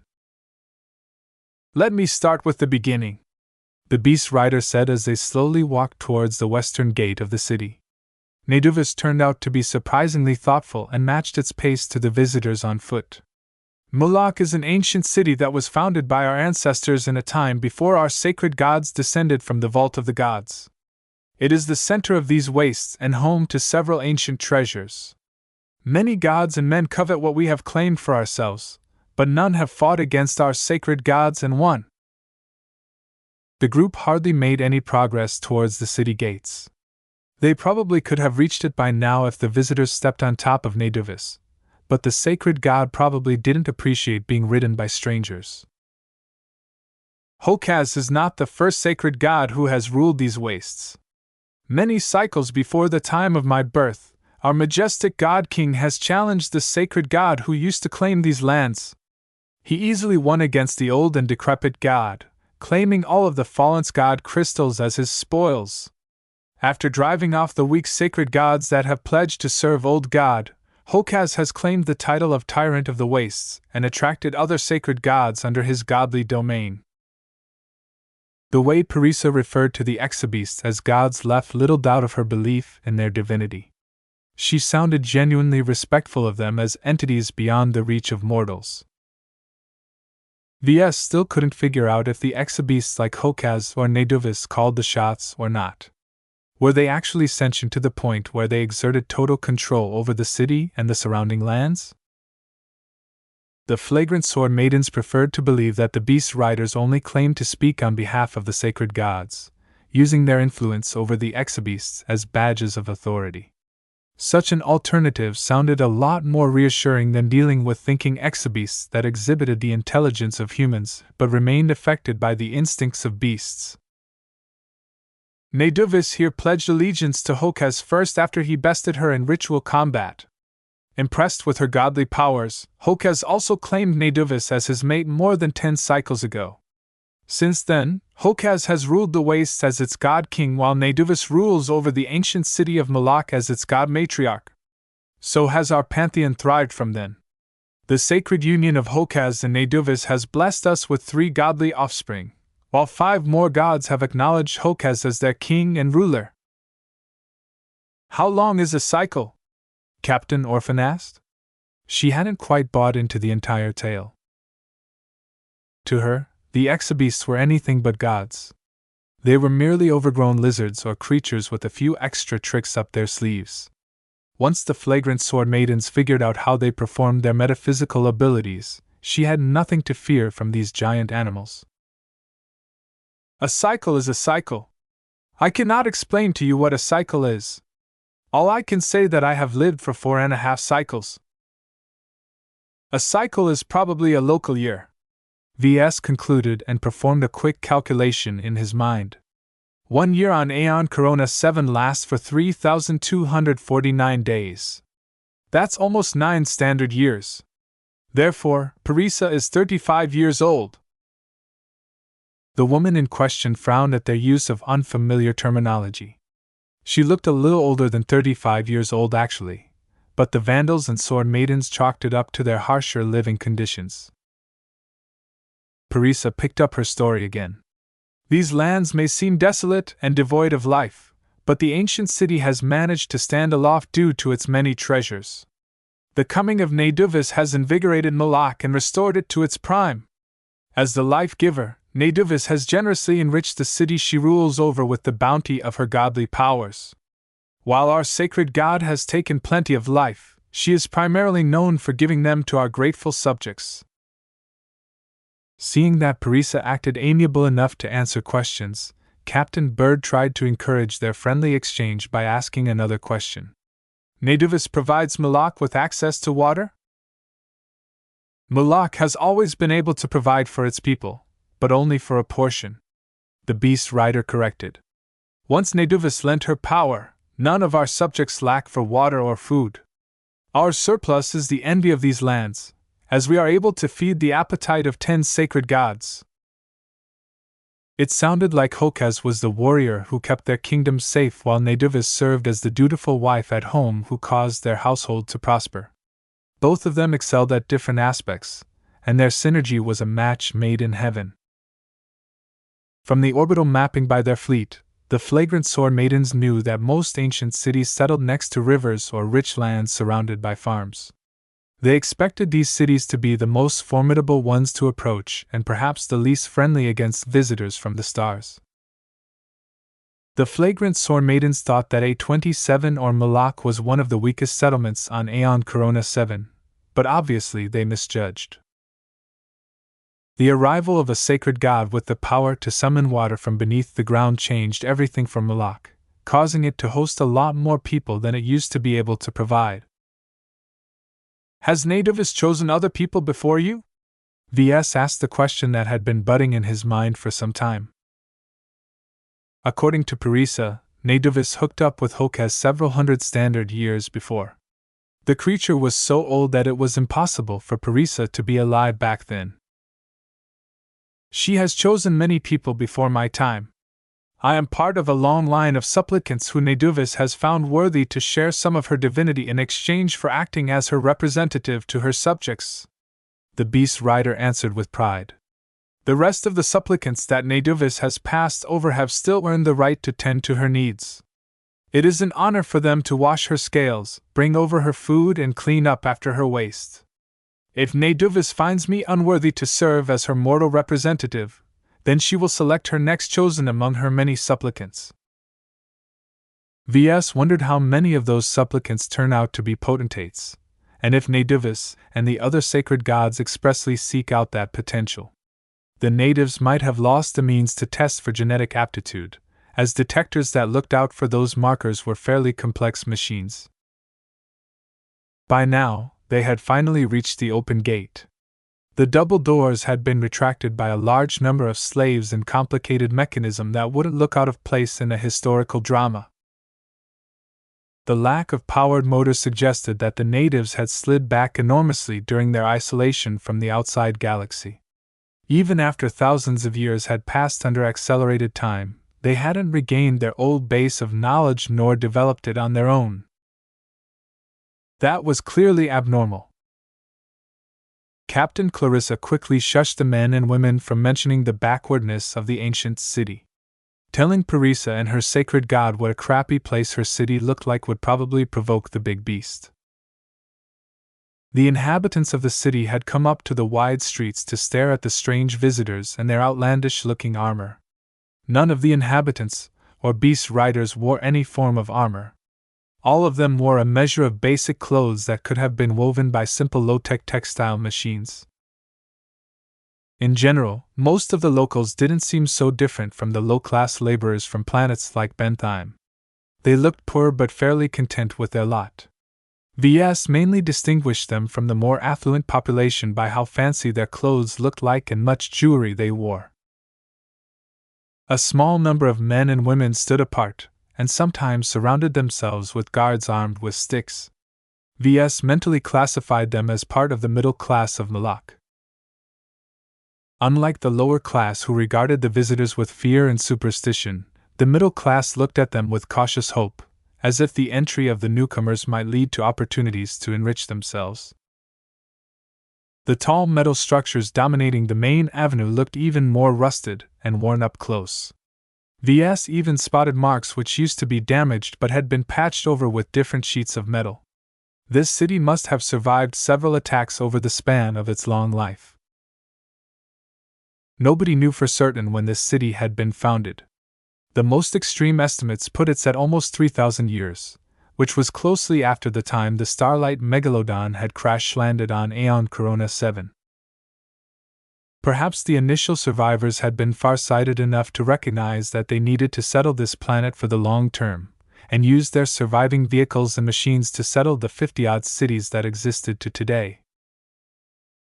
That still didn't explain why the descendants of the initial survivors settled more lands outside of the cities. This planet was big enough to accommodate 1,000 times more cities without any of them encroaching on each other's territories, so why did they remain so sparse all this time? VS and the rest hope to hear the answer to this question soon. Chapter 791 Blessed and Cursed. The ancient city of Moloch presented a contrast between permanence and adaptation. From his own observations and from Parissa's narration of her spotty understanding of its history, VS gathered that the city had been erected a long time ago. Moloch used to look different. Tall structures covered in gleaming silver-like alloy, with every function supported by a bevy of electronics and machinery. The city used to be settled in this arid, mineral-rich region to extract valuable exotics before shipping them to other cities set up as industrial centers. That happened a long time ago, when contact between the cities used to be frequent. The breakdown of transportation vehicles over the centuries made contact with other cities less and less viable, until each of the cities eventually wallowed in isolation amid rusting structures and decaying technology. In fact, Parissa showed a distinct measure of surprise when the Vandals idly mentioned that they knew the location of over 50 cities like Moloch. Most of the inhabitants today didn't even know the existence of other cities, while the cadre working directly for the chosen of the sacred gods only heard of a couple of other settlements ruled by other sacred gods. Are the other settlements that you know of ruled by their own sacred gods as well? Captain Clarissa asked. The Sword Maiden officer had been content to let the Vandal eggheads ask most of the questions, and only occasionally plied the Exabeast rider with critical questions. Parissa scowled as she continued to ride on top of Nadivis. As far as I am aware of, every city is ruled by a pantheon of sacred gods. There is no way for a city to survive in these challenging times without the protection of a sacred god that has generously offered its protection to the population. What threatens the cities? What else but other gods? The lands outside the walls of our hallowed cities are the domains of wild gods and their aberrant godlings cast out in the thousands. They hunger for flesh, and consider humans such as us as delicacies. The fleet hadn't spotted any of such beasts from orbit, but then again the astral winds made it exceptionally difficult to identify any details smaller than a big city that spanned for at least a kilometer. Are these wild gods of the same kind as your sacred gods? Absolutely not. Parissa thundered back with an indignant expression, and Nadivis released a low roar as if the beast took offense as well. The wild gods are degenerated spawn, squandering their godly gifts to satisfy their base urges. They are a menace that prowls the lands away from the cities, preying upon every traveler or people who attempt to found new cities. Only through the blessing of our sacred gods are we able to defend against the mindless aggression of the wild gods. The Vandals and the Sword Maidens both looked horrified.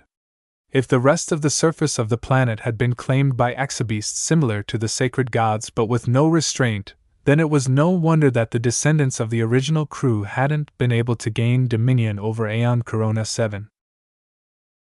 Do wild gods choose humans as representatives? VS asked. Most do not. They are ignorant spawn, and prefer to eat our kind first. However, there are some wild gods who are older and more cunning than the average of its kind. They choose a representative among the wildlings that stalks the lands. They are twice as ferocious in combat, but are still no match for elder sacred gods such as Hokaz and Nadivis. Nativist roared her approval at her rider's statement. Wildlings? They are like us, but not. They are cursed people, deformed by the gods and left to fend for themselves in the lands. Most end up in the bellies of the wild gods, but some have succeeded in tricking these brutes into becoming their lackeys. That is when the wildlings are at their most dangerous. When the wild gods band together with the cursed people, they cast their greedy eyes at the cities. The wild gods would love nothing but to gorge on the blessed people who possesses the purest blood, while the wildlings eagerly wish to take a city for themselves. The amount of history and information that Parisa had revealed stunned them all, so much in fact that they hardly took in the sights as they continued to walk along the broadest boulevard. The tall structures grew even taller, and some of the buildings appeared to have taken the place of other ones as their architecture looked distinctly different. Most of the structures consisted of housing but not too many shops and workplaces. A city with a population of well over 100,000 people all needed to do something, but the districts they passed looked a bit too small. They hadn't spotted any farms, but the existence of grocery stores and market stalls selling various earth-derived foods proved that this city definitely got their food from somewhere. One implication about the wildlings stood out to some of the vandals. Dr. Tillman followed up with a question of her own. These wildlings, are they human? How can they survive outside of the cities and their anti-grav fields without getting crushed by this planet's heavy gravity? Anti-grav fields? Gravity? What are these words you speak of? It's the effect that pulls your flesh, bones, and blood down to the ground once you step outside the city. Chief Dakin supplied a simple explanation. Ah, the pull of the soil. Parisa lit up in recognition. The blessed people of Malak and the other ancient cities are protected from this curse. On the other hand, the cursed revel in the curse, embracing its foul pain as the source of their strength. The curse has turned them into a parody of blessed people such as us, turning them short and squat but also making them broad and strong. They are slow to move but relentless in their cruelty against the blessed people. They hate us for our blessings and beauty. I pray the wildlings never capture you alive, because you will not enjoy what they have in store for you. The vandals and sword maidens looked at each other. They recognized the description of these so-called wildlings as the so-called dwarf strain of high-gravity variants of the human race. Though it wasn't polite to call them that in civilized space, dwarves underwent a rather extreme genetic treatment that tried to minimize their energy consumption. They possessed stronger muscles and exceptionally tough internal organs. However, they were also about half to two-thirds as tall as a baseline human, as bigger bodies simply meant they required more energy to maintain. Dwarves usually emerged when a state or faction wanted to colonize a heavy-gravity planet on the cheap. After all, a full-sized heavy-gravity variant of the human race required at least several times the calories per day to survive compared to a dwarf. Though it cost quite a bit of money to modify the genes of an existing human into a dwarf, the biggest benefit to a colony owner was that the offspring of the dwarves carried the same genes. Therefore, over time the upfront costs paid for themselves as the population of dwarves continued to grow and expand.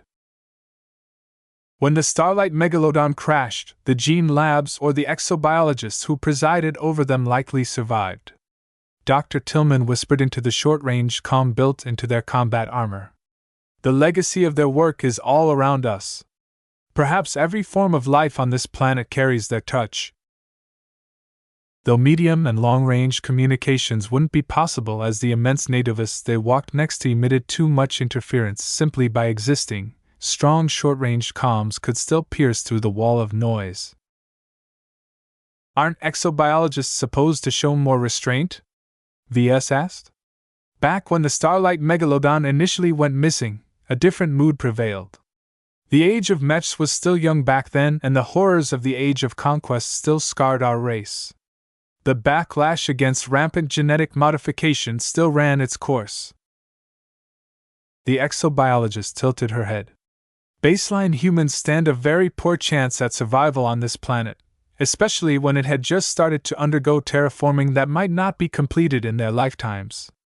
It makes sense for them to tailor the genes of their crewmen and survivors to adapt to the conditions of the planet. What I'm still uncertain of is whether the genes of the blessed people have been tampered as well. I'm discreetly attempting to take some DNA samples from the locals, but I'll have to return to the lab at our camp before I can analyze them thoroughly. All in all, the exobiologists essentially split the crew or their descendants into two distinct subraces. This led to the predictable consequence of starting a lifelong conflict between the related strains of humanity. Ordinarily, the dwarves should have triumphed on this planet and proceeded to build a sprawling civilization of their own after thousands of years of isolated development. With all of their genetic enhancements, they should have become the favored masters of Aeon Corona 7. Yet if Parisa spoke the truth, they were some of the most worse-off tribes of humans on the planet. It's these exobeasts that are worshipped as gods that are to blame, Captain Clarissa explained. If the technology level of the inhabitants of Malak is the same as in the other cities, then humans have no way to defend against the predation of the gods. An essential condition to mastering an entire planet is to become strong enough to fight back against the apex predators that lord it over to the other species. The Sword Maiden captain made sense. While they didn't know how many of these wild gods stalked the lands, it was undeniable that any settlement that wasn't surrounded by a thick alloy wall would probably be defenseless against even a single giant creature. Enough about my people, Parisa said. Neduvis has expressed her curiosity of your people. You look blessed like us, but your bodies carry the scent of metals instead of gods such as ours. Do you not worship any gods like us? Oh. This was a sensitive topic. Answering this question demanded a lot of care, because the wrong answer might affront their beliefs and lead to a religious clash where flaring tempers could easily descend into violence. Religious disagreements had always been one of the main causes of internal human conflict throughout the history of their race. Captain Bird supplied an answer that alluded to the truth. Our gods are different than yours. As we have stated earlier, we have come from beyond the vault of the gods. Our lands are different, and our customs are different. Is that truly so? Parisa mused. Neduvis cannot imagine that any of the blessed people is able to come from the skies. Are there lands floating above the vault of the gods as stated in the legends? Why would you ever descend upon these cursed lands? It is no paradise here. The age of gods is in full sway, and mortals such as you and I must fight hard to continue our existence. It sounded as if the descendants inherited almost nothing of the knowledge that the survivors should have passed on. VS and the other Vandals and Sword Maidens no longer believed the ignorance of the locals was due to natural regression. Even if the descendants lacked the technological aids of their CFA forefathers, they still should have retained a lot more knowledge. If nothing else, their societies should have at least produced innovations of their own. Instead, all they encountered was proof of a long and continuous decline in knowledge, technology, and advancement. Why hadn't they invented new machines? Why hadn't they explored the sciences? For what reason had they slid so far backwards that they didn't even know about the existence of mechs? What happened to the original CFA officers and crewmen when they initially emerged from the Starlight Megalodon? Chapter 792 Yokels. Neduvis and Parisa slowly led the delegation to a massive palace constructed out of salvaged metal situated in the center of the city. It looked obvious to VS and the others that the palace emerged much later than the original city. Irregular plates of metal had been welded together with the crudest of techniques. The irregular pieces likely came from the structures that used to occupy this expansive space. The architecture of the palace accommodated the size of the sacred gods by incorporating a huge hall in the very center where 2 or 3 of the beasts might fit in with room to spare for their human subjects. The host held a banquet in the hall. Neduvis took up the most space in the hall by far, and her proximity to the dining table exacted a lot of pressure on the delegation and the officials invited to attend the gathering. Servants garbed in basic liveried uniforms served up simple dishes of earth-derived foodstuffs. Parisa and the city officials treated the bread, beans, rice along with simple vegetables such as lettuce and broccoli as sumptuous luxuries, and they became extremely delighted when the servants brought in tiny cuts of meats. Parisa enjoyed the biggest cut of meat of all, as hers was the size of a hand. The delegation along with the officials only got to enjoy a thumb-sized piece of what appeared to be chicken meat. Naduvis, on the other hand, enjoyed a wildly different treatment. The sacred god lounged in the center of the hall surrounded by tribalistic idols and decorations. Supplicants carted in whole roasted pigs by carts, and the exhibits crunched on them enthusiastically as they came in a fast and practiced pace. It seemed as if most of the cooks in the employ of the palace were solely there to serve the sacred gods. Providing food for the other humans in the hall obviously became an afterthought. After all, serving food to a god was infinitely more prestigious than serving some mortals. Despite the plainness of the dishes and the lack of seasoning except for a dash of salt, Dr. Tillman enthusiastically poked and prodded her food. When the hosts weren't looking at her, she quietly took minute samples and stored them in the storage compartments of her suit. "What did you learn about the food?" VS asked. "Are they of normal human stock?" The exobiologist shook her head. "I'm very certain that they are not. While the CFA possesses a genetic database of almost every baseline Earth species, most of them won't grow at all under heavy gravity. Even if the plants and animals are reared within the city somewhere, the environmental conditions are so different that they won't be able to yield as much without some genetic tailoring. I'll have to get back to the lab to be sure, but I'm already certain that the food we are being served with come from fast-growing, nutrient-enhanced stock." Foodstuffs with added nutritional value became the favored crops of poor and struggling colonies that couldn't import or cultivate anything better. They often tasted bland and paler than the real thing, but at the very least they were a step up from nutrient packs. They also demanded a lot less capital to produce. Even the simplest subsistence farms could easily cultivate these kinds of easy-to-deal-with crops. Nutrient packs, on the other hand, could only be economically produced in massive production complexes that employed a host of advanced machines. The disparity in the food enjoyed by the sacred god and the humans hit home the status disparity between the two of them.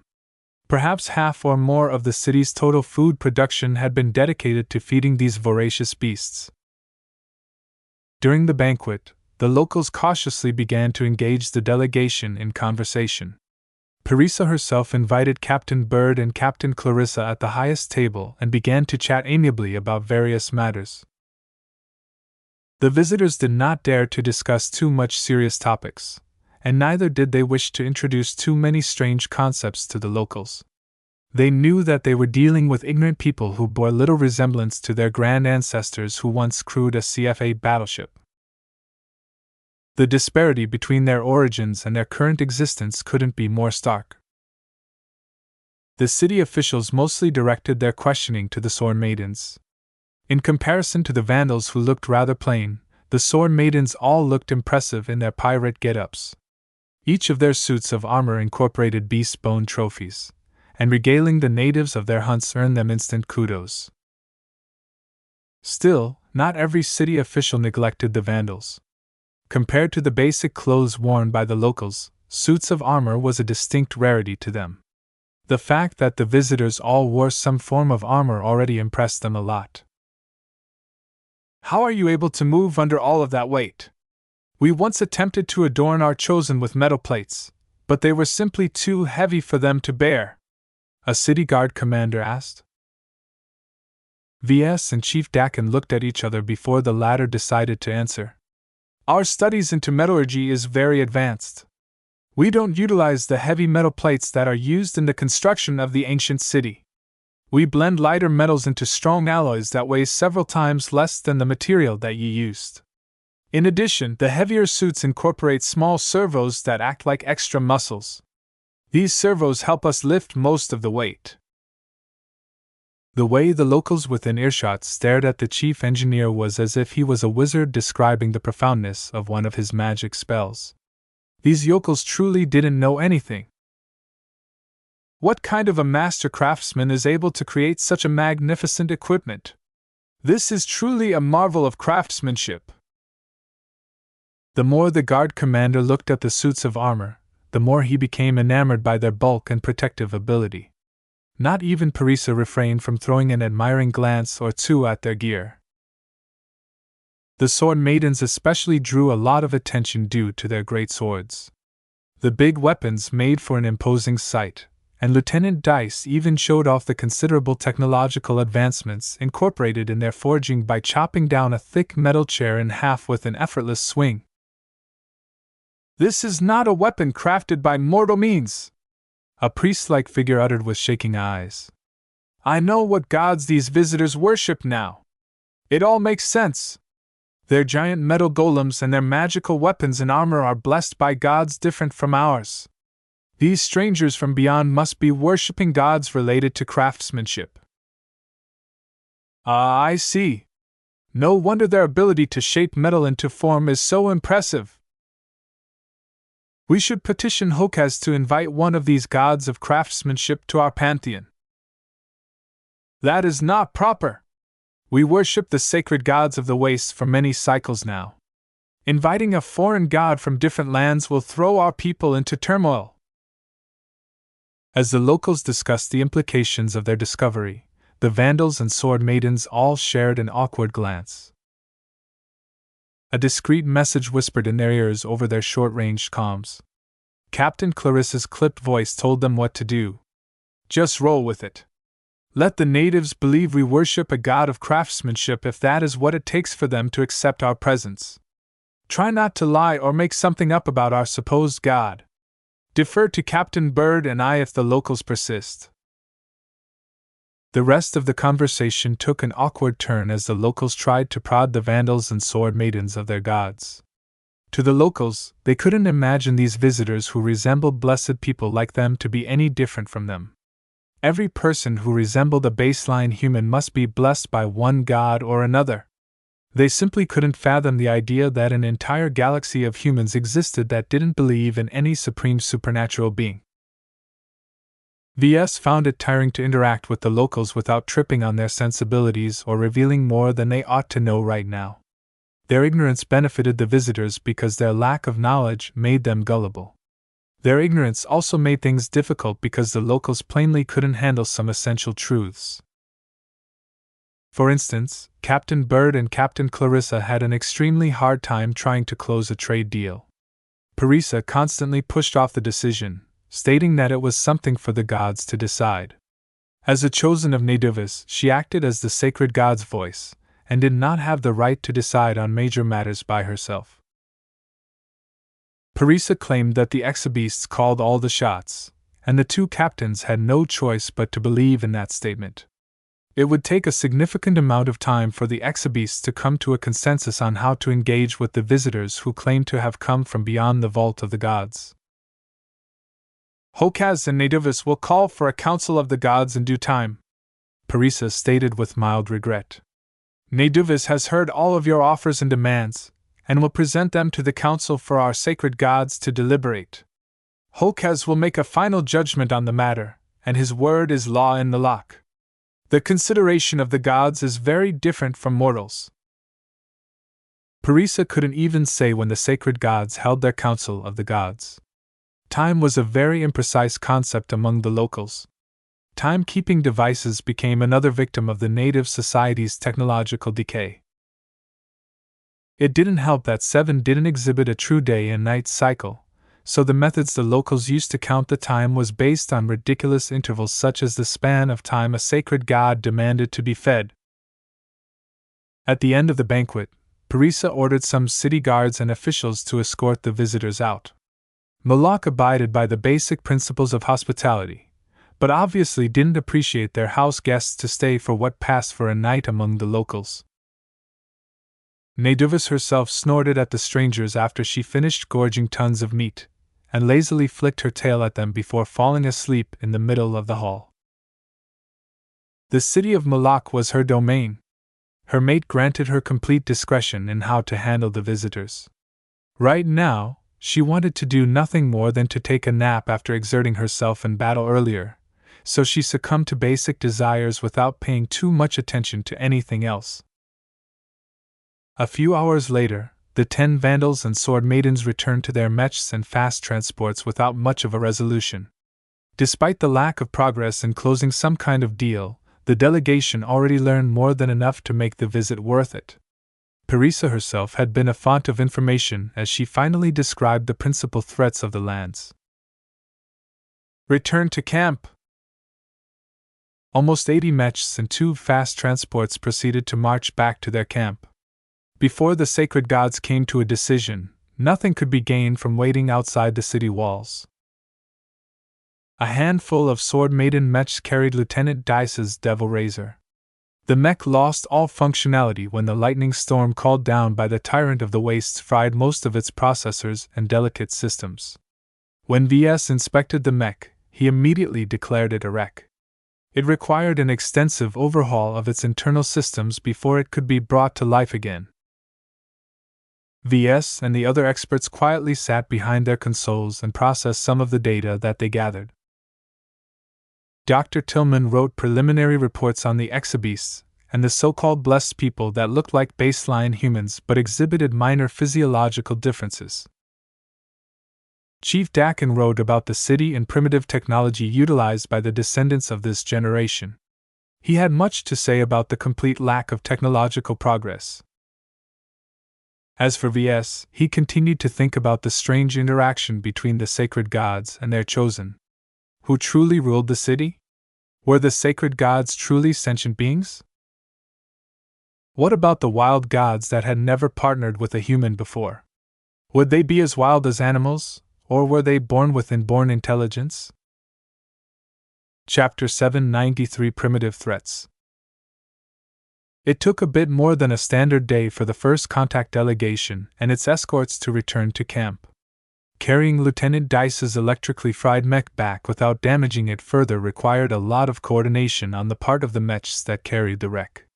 They had to slow down when they traversed difficult terrain in order to avoid jostling the damaged but restorable frame. In the meantime, the Vandal and Sword Maiden experts all exchanged their data and observations among themselves and discussed some of the implications. The mutual exchange helped everyone out as everyone possessed a different perspective. Frankly, VS didn't play too much of a role this time because the inhabitants of Malak didn't make use of any mechs at all. Instead, their principal form of defense came in the form of their exobeasts. With their sacred gods acting as their main line of defense, was there any need for them to develop mechs? They could just grow a giant beast and proclaim it as a god to convince the dumb creature to defend their cities. It was a lot more convenient to maintain a tamed exobeast than a mech because the latter needed extensive logistical support in the long term. The entire city is geared first and foremost on supporting their pantheon of gods. VS explained his thoughts. With the amount of food they must be consuming at set intervals, the city can barely spare any infrastructure on anything big like mechs, shuttles, or tanks. Research and development, production and maintenance all require hundreds of scientists, engineers, technicians, machinists, and more to get an entire industry sector up and running. Nothing we've seen so far of Malak suggests that the city possesses any significant industry. Malak was never an industrial city in the first place. Chief Dakin concurred. According to the abbreviated history told by Parisa, Malak used to be the center of a resource harvesting operation. Ores and raw materials flowed to the city before being shipped elsewhere. If any cities have managed to retain some semblance of technology, it should be at those settlements geared towards industry. All of this sounded interesting, and implied a means for the flagrant Sword Maidens to come to some sort of mutually beneficial agreement with the locals. Their mistaken impression that the visitors worshipped some sort of smithing or crafting god already laid down the road to further cooperation. Chief Dakin already developed hundreds of potential suggestions to improve the defenses and the standard of living of Malak. The city is an ancient relic, Dakin said as he showed off projections of various images that his suit had taken. Look at these portions. The metal sheets that are covering up these sections used to be occupied by various machines and electrical devices. They all wore down over hundreds or thousands of years due to lack of maintenance, so the city isn't functioning as it used to. I can easily restore some of the functionality of these machines with some basic supplies and the help of a crew of technicians. I'll take your suggestions under advisement, Captain Bird replied as she had remained in thought throughout the journey back. Mind you, we want to be as efficient as possible in our trades. Seeing that the cities are essentially independent city-states with no apparent contact with each other, it's fine for us to trade for basic knowledge. It doesn't cost us anything to hand over some data pads containing various manuals and technical specifications to every city open for trade. Though they hadn't seen much of the city, what they already observed from the main boulevard that ran through the middle of the settlement already showed that the inhabitants lived in their own self-contained world. The blessed people that lived in the cities never contemplated traveling to another city. The potential trade benefits simply didn't measure up to the massive risk of predation along the way. Parisa and the city officials already named the three most prominent threats. The wildlings, consisting of feral tribes of genetically engineered dwarves, felt right at home under heavy gravity conditions. It was a question how worse off their society had degenerated over the years of divergence. If the blessed people resembled a society that lived in medieval times, then the cursed people living in the wilds had likely gone back to the era of tribes. In fact, the dwarves didn't sound very intimidating at all. The second threat that posed a potential danger to the ground forces was the offspring of the gods in the wild. As small and fast breeders, practically all of godlings perished before they reached their full potential. Still, different species and subraces sometimes traveled by the thousands, and they could easily overwhelm a city if it didn't put up a serious defense. According to the locals, the godlings were a scourge upon the lands, preying on the native herbivores and the wildlings alike, sometimes to extinction. Their hordes constantly roamed across the planet for that reason. This also allowed newer populations of animals and wildlings to settle on the emptied lands.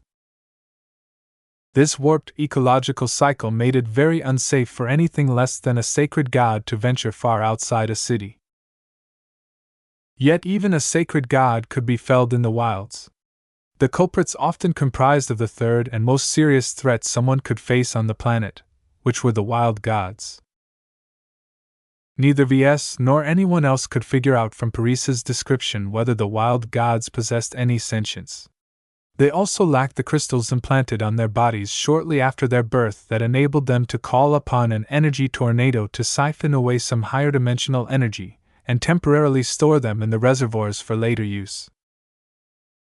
This distinguished wild gods from their more civilized counterparts. Nonetheless, even a sacred god could be brought down by superior numbers that attempted to exhaust the grand exhibition of its godly powers. Still, if the flagrant sword maidens ever encountered packs of wild gods in their upcoming trek to the Starlight Megalodon, then they could easily take care of the big lumbering beasts by bombarding it with a bevy of lasers from a distance. Even if the wild gods possessed the ability to summon an energy field, their mechs could quickly overwhelm its defenses after it endured a couple of hundred laser beams.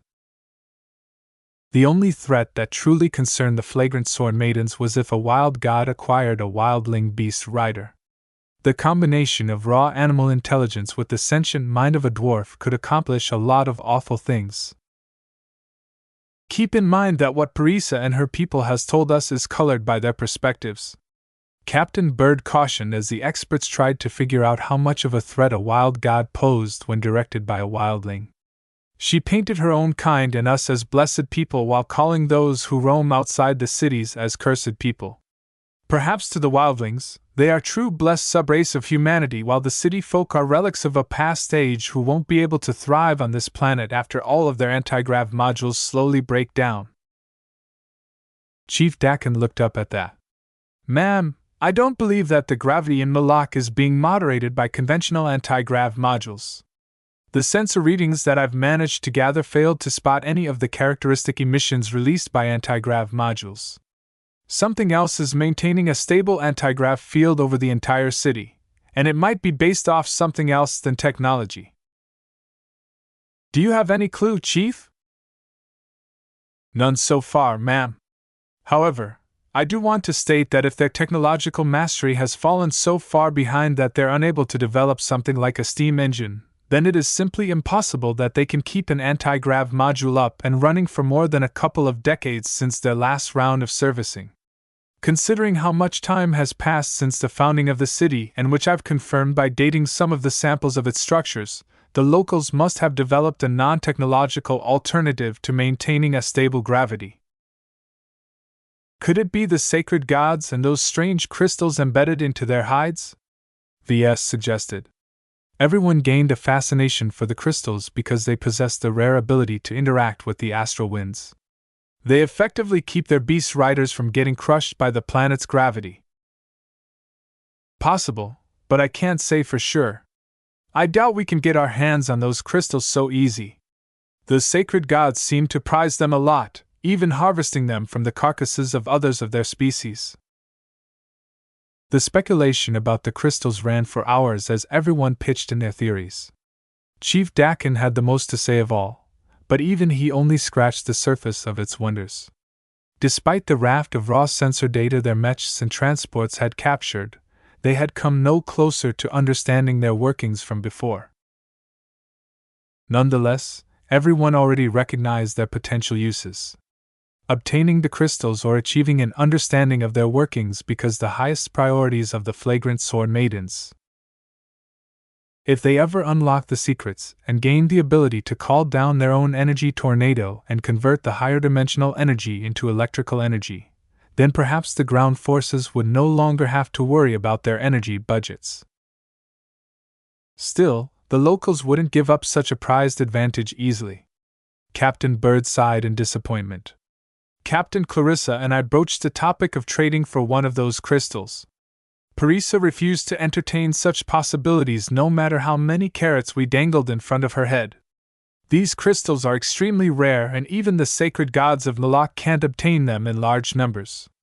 Unless we offer something extremely substantial, they would never dream of trading away a valuable crystal. If the flagrant sword maidens really wanted to, they could come up with something extremely precious to exchange for one of those so-called god crystal. Right now, though, the flagrant sword maidens weren't interested in empowering the locals too much.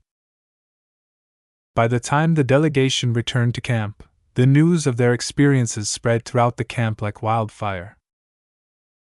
Sacred gods, wildlings, godlings, and the dreaded wild gods. All of the tales the Vandals and the Sword Maidens released without reservations all came as a massive shock. Tales of exabeasts interfacing with their chosen beast riders became an especially interesting story to those that had never witnessed such a thing. The Sword Maidens who value strength and often hunted exabeasts for sport became instantly enamored by such a possibility. Some of the more aggressive Sword Maidens couldn't wait to run off into the wilds to find an isolated wild god to tame. When VS returned to one of the workshops erected by the Vandals, Keddies instantly arrived and started to bug him for stories.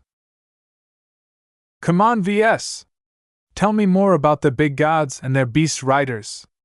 Are there any gods with wings? What are the powers of the other exabeasts?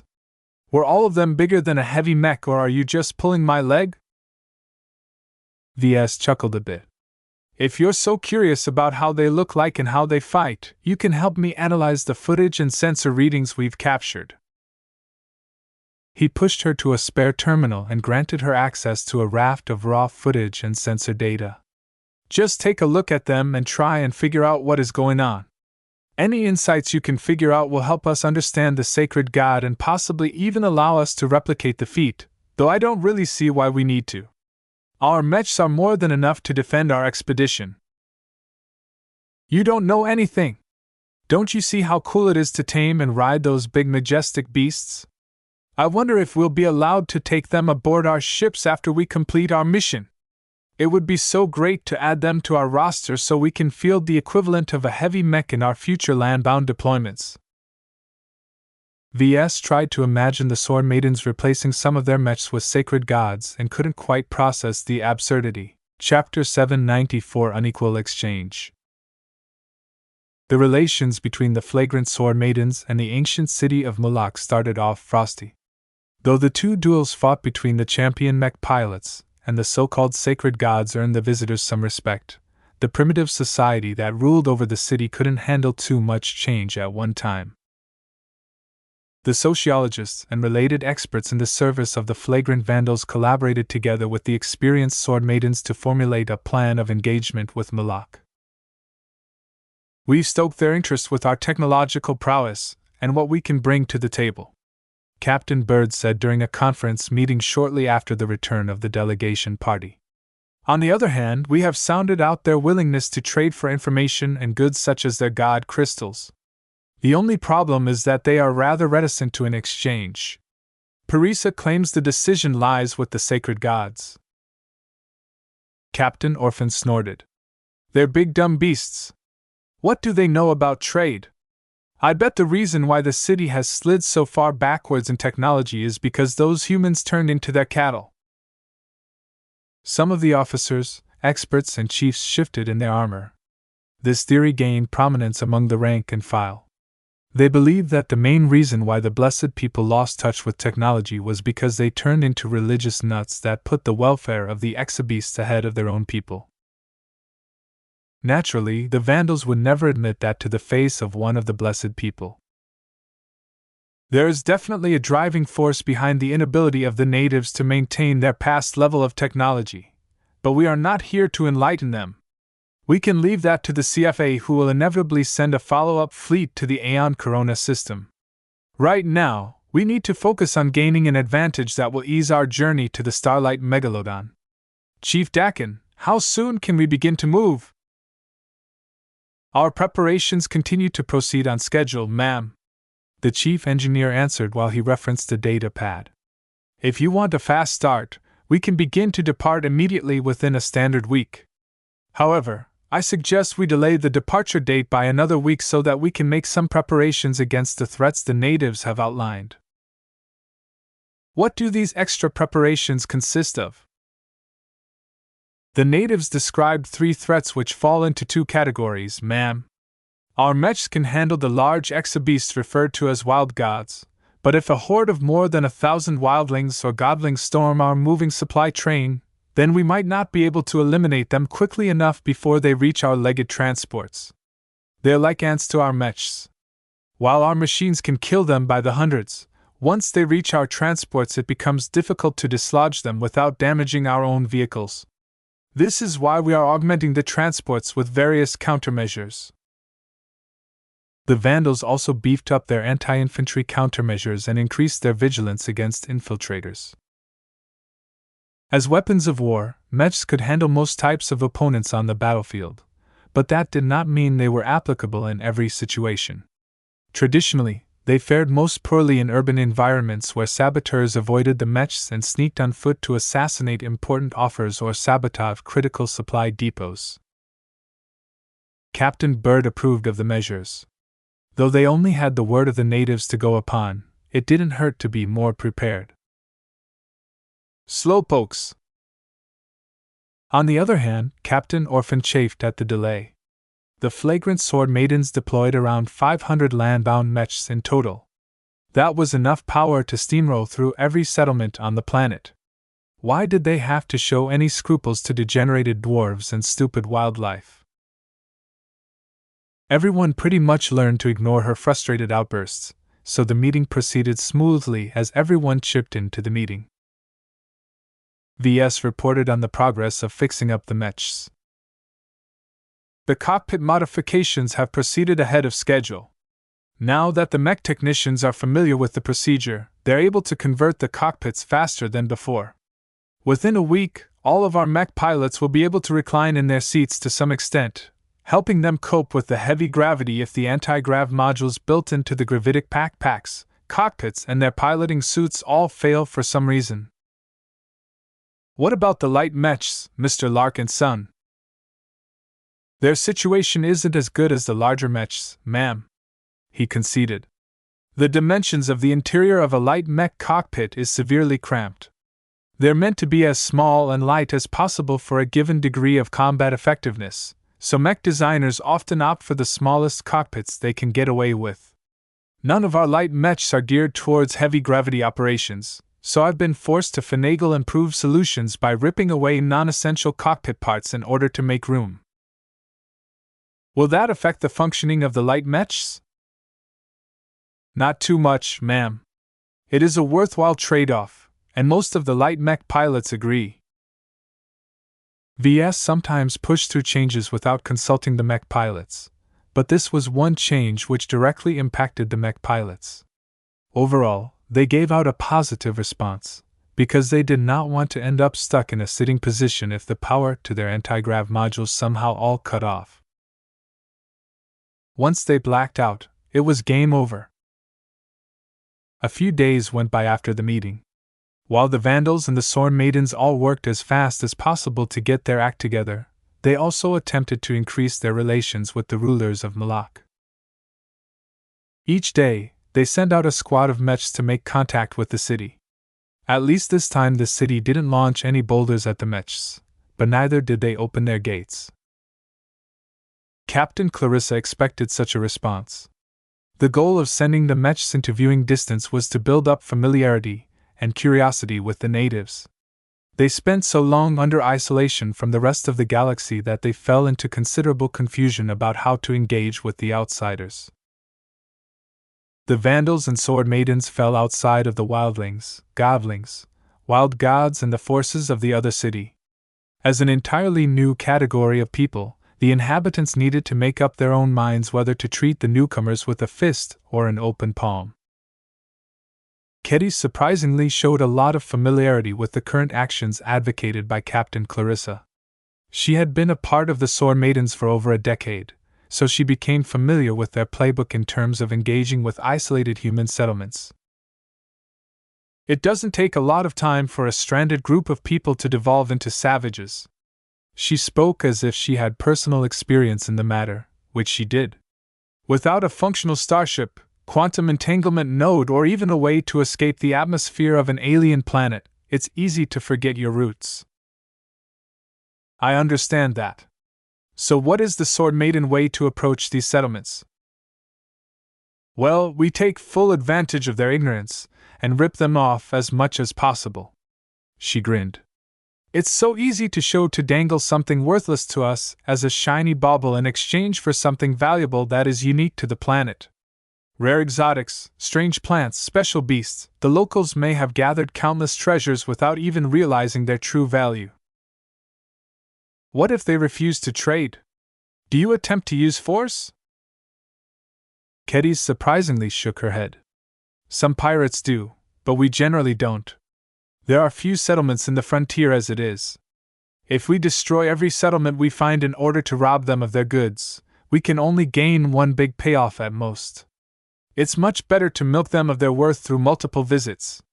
Each time we close a trade, the locals are much more willing to provide us what we want, and they'll even look for the resources on their own initiative. It's a win-win situation for us both. Well, the Sword Maidens definitely won big, while the locals may have won much less than they thought. What kind of goods have you traded? Generally, we trade basic weapons and machines. Think of pistols, air conditioners, ground vehicles, prefab housing, and other trinkets like that. One of the best ways to get into a settlement leader's good graces is to gift them with a cheap low-level laser pistol that we've plated in gold and socketed with shiny synthesized gems. Lasers are like magic to them. Possessing the only laser weapon in the settlement strengthens their positions and makes them more open to further trades with us. VS snorted at such a shameless means of ensuring the cooperation of the settlement. Ah, the good old bribery. As long as the leaders get ahead, they don't care how much the rest of their subjects are losing out. What if the settlement is advanced enough to retain some laser weapons? Then we offer something else as shiny. Keddy waved her hand dismissively. A gold-plated suit of combat armor, for example, or a pimped-up aircar with heavy restrictions. Just letting them fly 50 meters above the ground for 10 minutes at a time is enough to turn them into megalomaniacs. The capabilities aren't too important as long as they are better than anything else a primitive settlement has left. The key is to make the association that the leaders can enhance their status if they engage in trade with outsiders. Does it work? Not all the time, but mostly. It works best if there's a single tyrant in charge of the settlement. It gets more complicated if the isolated settlement is ruled by some kind of council. The politics can get kind of messy. We have to play the council members against each other. Sometimes the people from the settlements are so xenophobic to outsiders that it's impossible to have a cordial conversation with them. We usually leave them alone and move elsewhere. The existence of isolated settlements was a lot more prevalent than most people thought. The spread of humans in the galaxy had not gone entirely without hitches. The invention of the quantum entanglement nodes helped keep the human race connected to each other, but it was impossible for their owners to repair these expensive devices once they sustained any damage. Once a population of humans got cut off from the radiant civilization that governed half the galaxy, it was remarkable how fast they degenerated. No amount of preparation from the settlers could enable them to maintain their extremely advanced technology. The price of greater advancement was that humans needed an ever greater base to maintain their technological development. In fact, one of the doomsday scenarios bandied about on the galactic net was what might happen if every quantum entanglement node ceased working someday. Perhaps the Calm Consortium pulled the plug, perhaps some cosmic shockwave ran throughout the entire galaxy, perhaps some conspiracy by the aliens managed to succeed. Whatever the cause, the sudden breakdown of all instant communication in human space would prove catastrophic. Many places would break out into riots, while others might manage to retain control, but only for a limited time. The galactic net served an essential purpose in binding humans throughout the galaxy together no matter the distance. Its absence might make all of that come crashing down, turning states and star sectors into independent islands that developed in different directions at different speeds. What happened to Aeon Corona 7 may very well be repeated more than 1 billion times if such a disaster came to pass. At this time, an alert popped up on his comm. VS looked at the message and became stunned. "What is it?" Kedis asked. As a lower-ranking mech designer, she usually didn't receive any important notices. "Is it the natives? Did they agree to open up to a trade?" "No, it's not that. Our scouts sent to the nearest prairie region from the camp have encountered what they suspect to be a wild god." Ever since the delegation heard about the threats in the wild from Parisa, they didn't just take her word for it. The flagrant Sword Maidens wanted to confirm the information through first-hand encounters, and so issued long-range scouting missions to the nearest regions that supported life. After a few days of searching, one of the Vandal Light Mech spotted an exabeast similar to the sacred gods. Chapter 795 Wild God. Captain Bird called for a briefing. Now that they encountered a wild god, they weren't about to let this opportunity go. Even though a wild god was purportedly not a match for a sacred god, it still allowed the flagrant Sword Maidens to learn a lot about both once they got their hands on the exabeast. "All right. Everyone knows the drill," she began. "We've managed to locate a wild god that is 2 days away from the camp by our faster mechs. It's a feathered lizard that is closely related to the species of some of the sacred gods, and may even be a subrace. Dr. Tillman, please tell us about the region we have found the exabeast." The exobiologist stood up and commanded the conference room to project footage of the lush green fields of grass and shrubs. Occasional trees dotted the lands, expansive herds of herbivores derived from earth stock such as sheep, horses, and other familiar-looking animals grazed to their heart's delight. Small groups of predators stalked the herds, preying upon the sick and old at their leisure. All of the animals exhibited slow movements. Without the benefit of an anti-grav field, the beasts moved slower and with more deliberation. Their builds were generally a bit smaller, but their numbers made up for it. Each herd numbered from the low hundreds to tens of thousands. In addition, a couple of species looked completely foreign from anything human. These must be the aboriginal species that somehow survived the drastic changes spurred by the terraforming process. A couple of surviving species from the old biomes always managed to slip through the net during every terraforming process. As long as they were able to metabolize the Earth-compatible foods, they may be able to fit in with the intruders who have taken over their planet. As you can see, the prairie region it's located in is rather sparse and dense vegetation. However, don't underestimate these grasses. If they consist of the same nutritionally fortified strains as the other flora we've sampled so far, then they can support more than enough life to keep a wild god fed. The Mech pilots frowned when they took in the sights. They didn't care so much for the animal herds, but focused on the uneven elevation of the terrain. Some of the hills angled rather steeply. This hampered the mobility of their Mech somewhat, and forced them to be more mindful of their route. That terrain doesn't look like a great place to fight. A Mech officer spoke aloud what his fellow Mech pilots thought. We probably don't need to employ our mobility advantage against a wild god, Captain Bird emphasized. Unlike a sacred god, these wild gods aren't embedded with the so-called god crystals that have displayed the capability to interact with the astral winds. Without a way to accumulate higher-dimensional energies, they shouldn't be capable of calling down a lightning storm or the like. The Vandals pored over the sensor data they captured during the duels and still haven't really figured out what went on. The interference in the air led reduced fidelity and a lot of scrambled data. Another part of the problem was that the Vandals didn't bring the right sensors, or ones that were good enough to capture the phenomena with precision. Chief Dakin and VS hastily upgraded the sensor suites of some of the Mechs and transports, but neither of them felt confident they installed the right sensors. The Vandals lacked the necessary technologies that allowed them to understand and interact with higher dimensional energies. To put it in a different way, it was like trying to observe gamma radiation with the naked eye. You simply couldn't, and trying to mess with things you didn't understand risked incurring radiation sickness. This was why most of their sensors attempted to capture the spillover effects of any interaction with higher dimensional energies. The light they threw out, the space-time distortion they produced, and the heat they generated during certain transformations allowed them to generate estimates of their potency and effects. If the wild god possessed any means to harness higher dimensional energy, then the Vandals would be ready for that this time. What is our objective? Another Mech officer asked. Are we going to kill or capture the beast? Capturing a beast alive was a lot harder than killing it. None of the Mech pilots wanted to tussle with the beast with one of their arms bound behind their backs.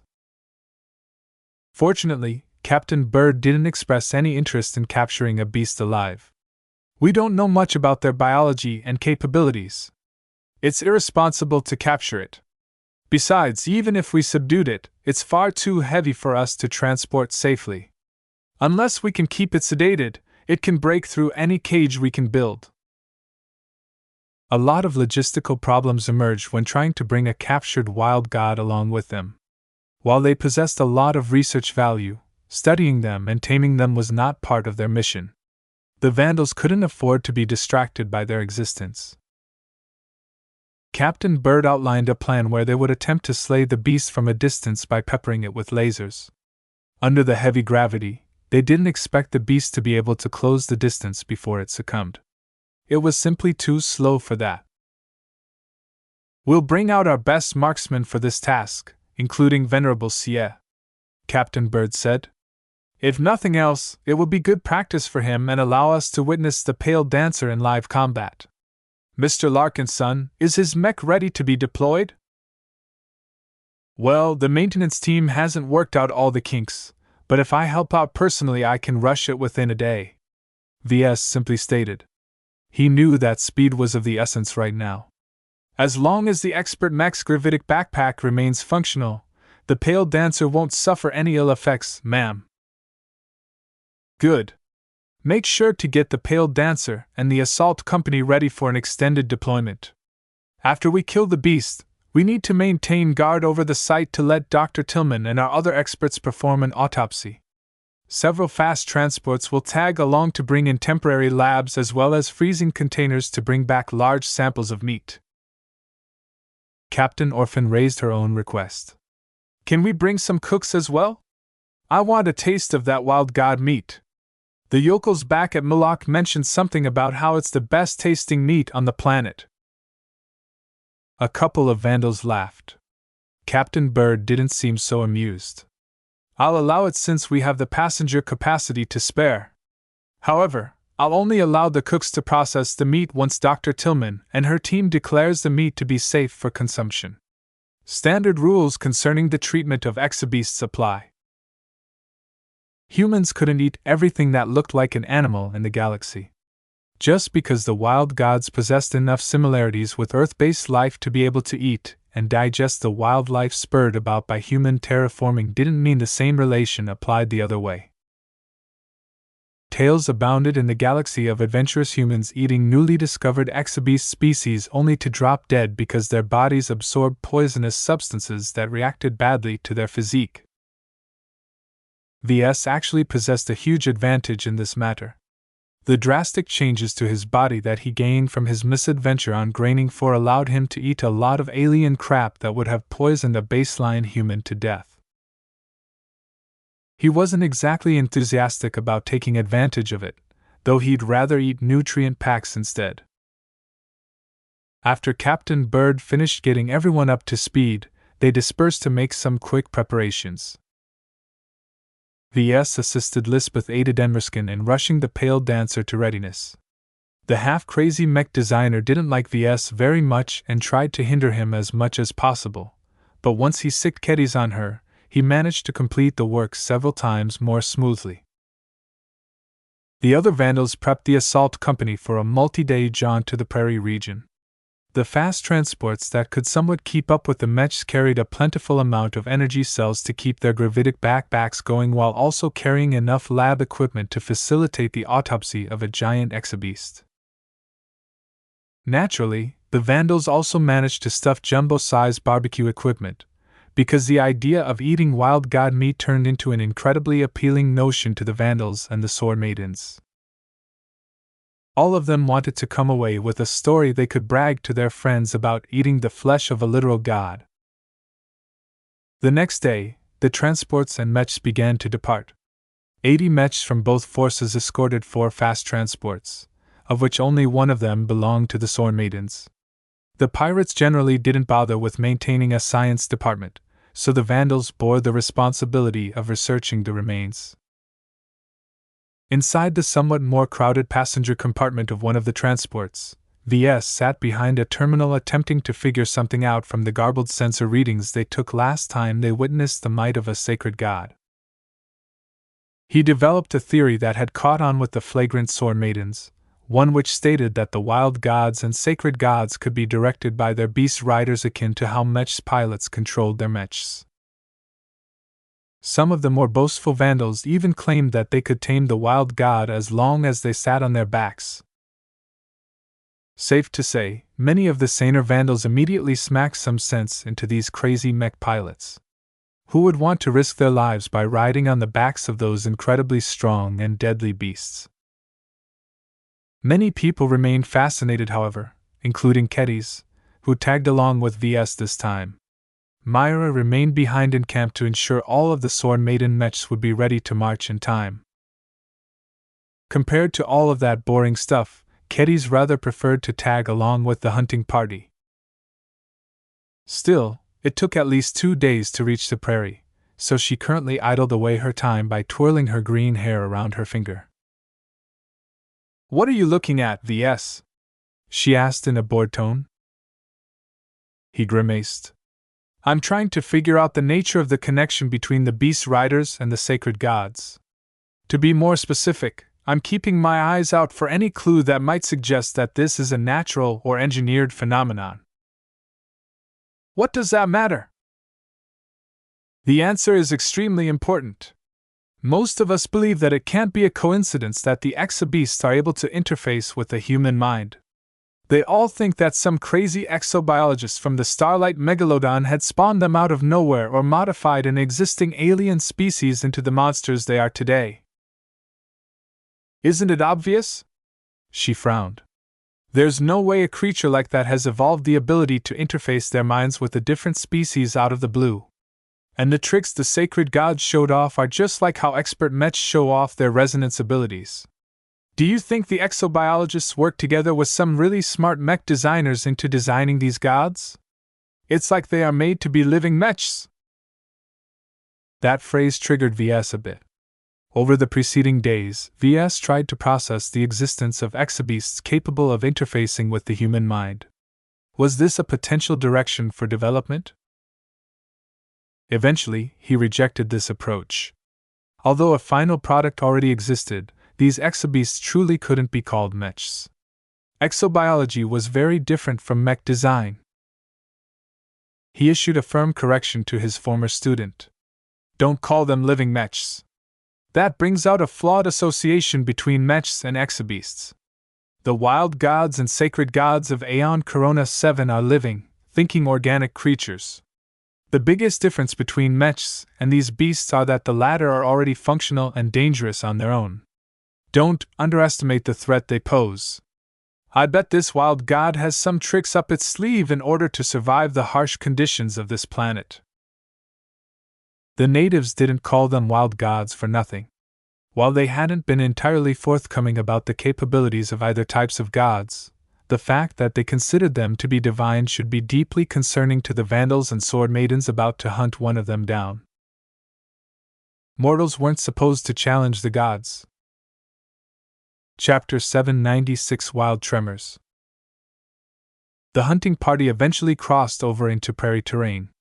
The terrain became a little harder to navigate, and if the Vandals made use of wheeled or tracked vehicles, then they would have slowed down to a crawl.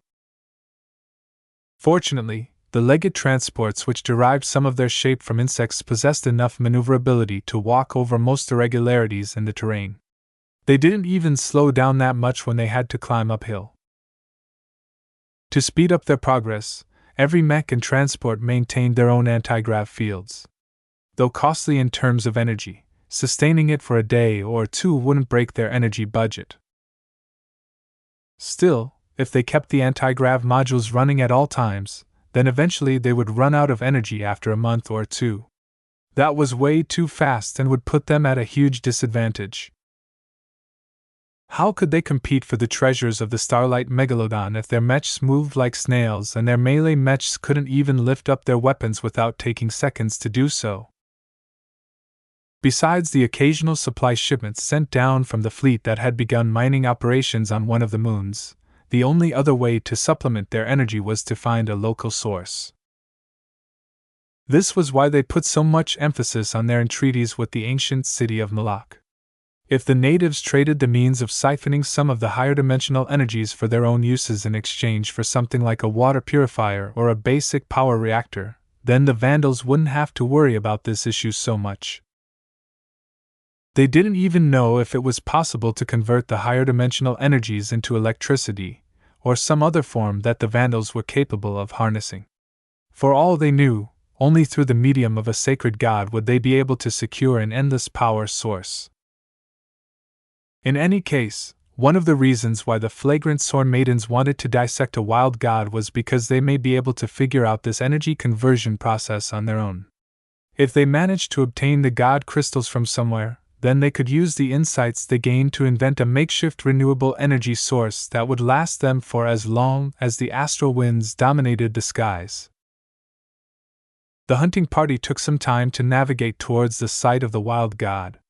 Vandals and Sword Maidens positioned scouts at a distance, making sure they remained downwind so that the creature wouldn't be able to smell their distinctive metallic scents and spook them off. "Is that it?" Keddies remarked as the fast transports and mechs halted at least 10 kilometers away from the big beast. "For a supposed god, it doesn't look as large as the sacred gods from the footage. These creatures grow extremely slow. According to Dr. Tillman, it takes a century or more for them to reach adulthood." The wild god in question looked smaller, and leaner than the fat and bulky sacred gods of Moloch. If Dr. Tillman was right, then this may be a younger adult specimen of its species. Perhaps the reason why it drifted off into the prairie was because it lacked the strength to claim a better territory. During the time it remained under observation, the wild god mostly slept in the open. Occasionally it woke up to dig a small hole with its formidable rear limbs, only to use it as a makeshift toilet before covering it up with soil. Other times, it hunted down the herd of animals by moving towards them in an agonizingly slow pace. Though the wild god appeared to move as fast as a slow turtle, the bison-like creatures didn't move any faster either. Looking at the footage of the wild god hunting down its prey was like watching a turtle trying to catch up to a snail. Both were slow creatures in their size category, but the wild god possessed an absolute speed advantage because its body and limbs were bigger. In fact, the wild god didn't particularly exert itself too much whenever it wanted to snack. It merely sniffed the air and homed in on the strong smells of the large herds of animals. The wild god didn't go too far either. It only nabbed half a dozen prey at a time at most, thereby preventing it from driving the animal herds to extinction. Behavior like this increased everyone's impression that this animal had been engineered somehow. VS and the other expert huddled together with Captain Bird to go over the final plans. They already formed one with the cooperation of the Sword Maidens, but they wanted to look over it to see if they made any oversights. Have we detected the presence of a second wild god? Chief Dakin wondered.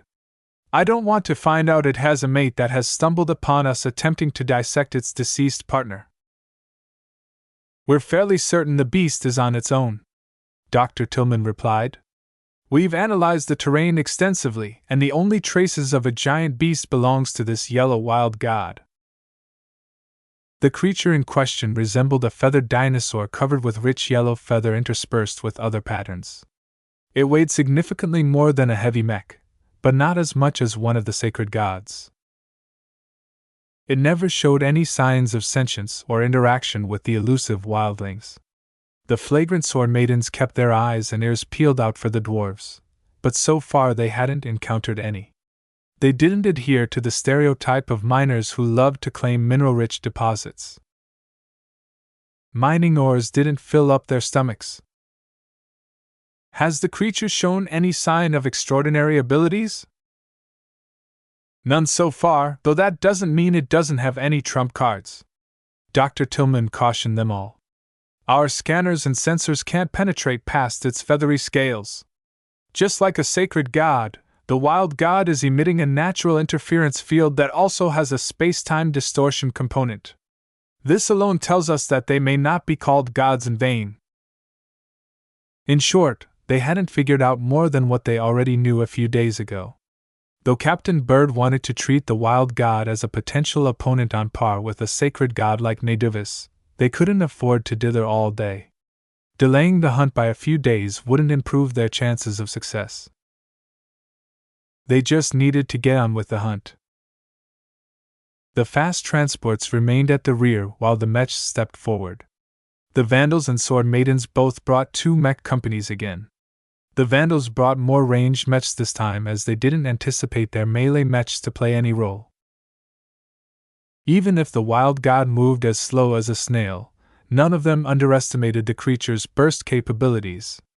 It could perform a quick snap if it wanted to, taking them out at a distance so far that the mechs would barely be able to remain in visual range sounded like a much safer prospect.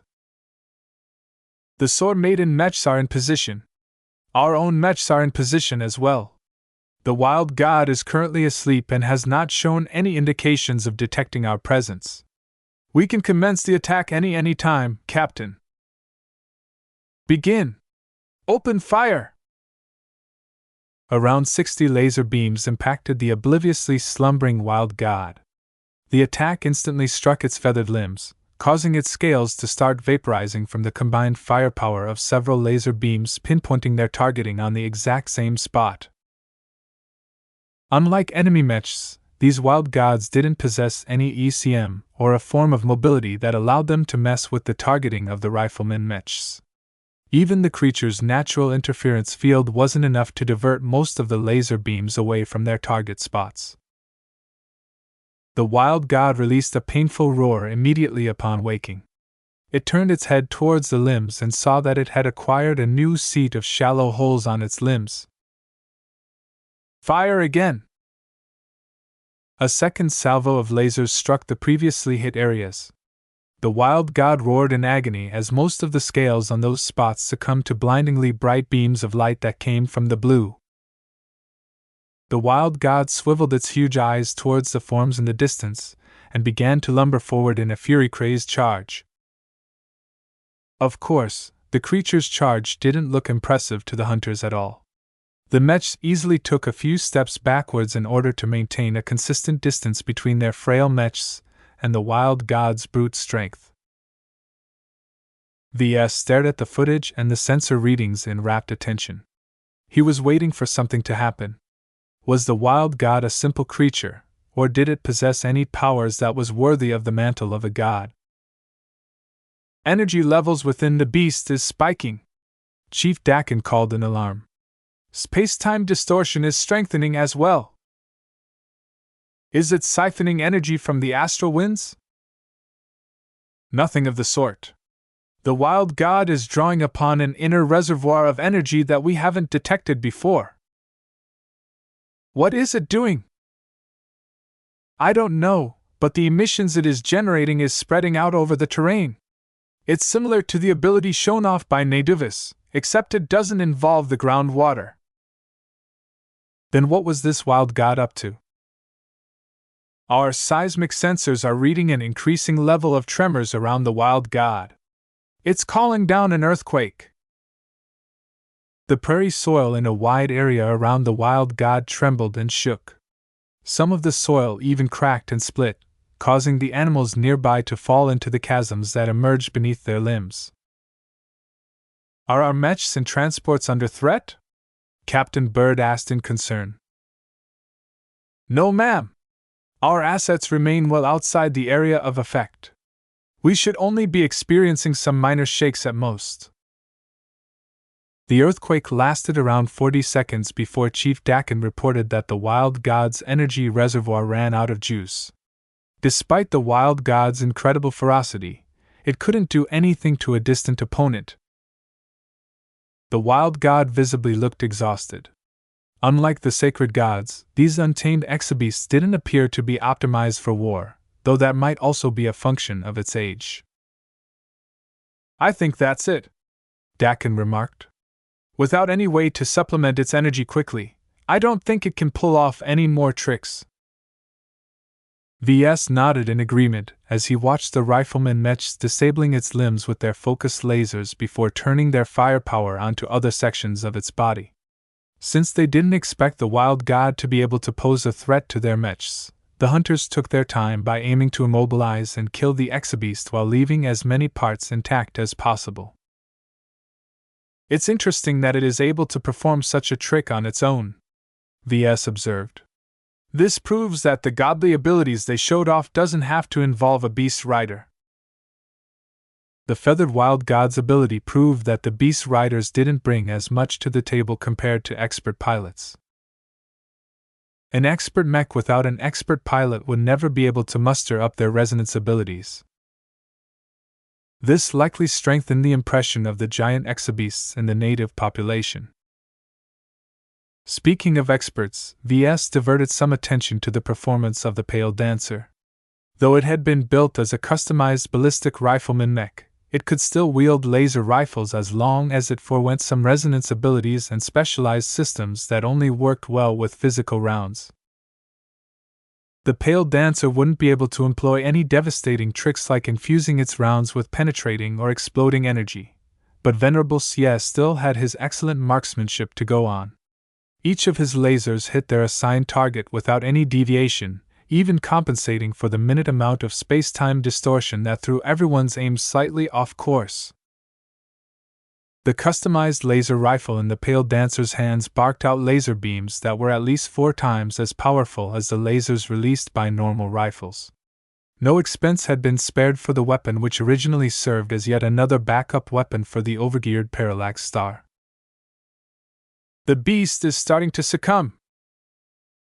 After more than 5 minutes of surgical bombardment, the wild god finally showed signs of croaking. It was a rather ignoble end for such a majestic creature. For some reason, VS didn't look very impressed at their successful act of deicide. They're not really gods, after all.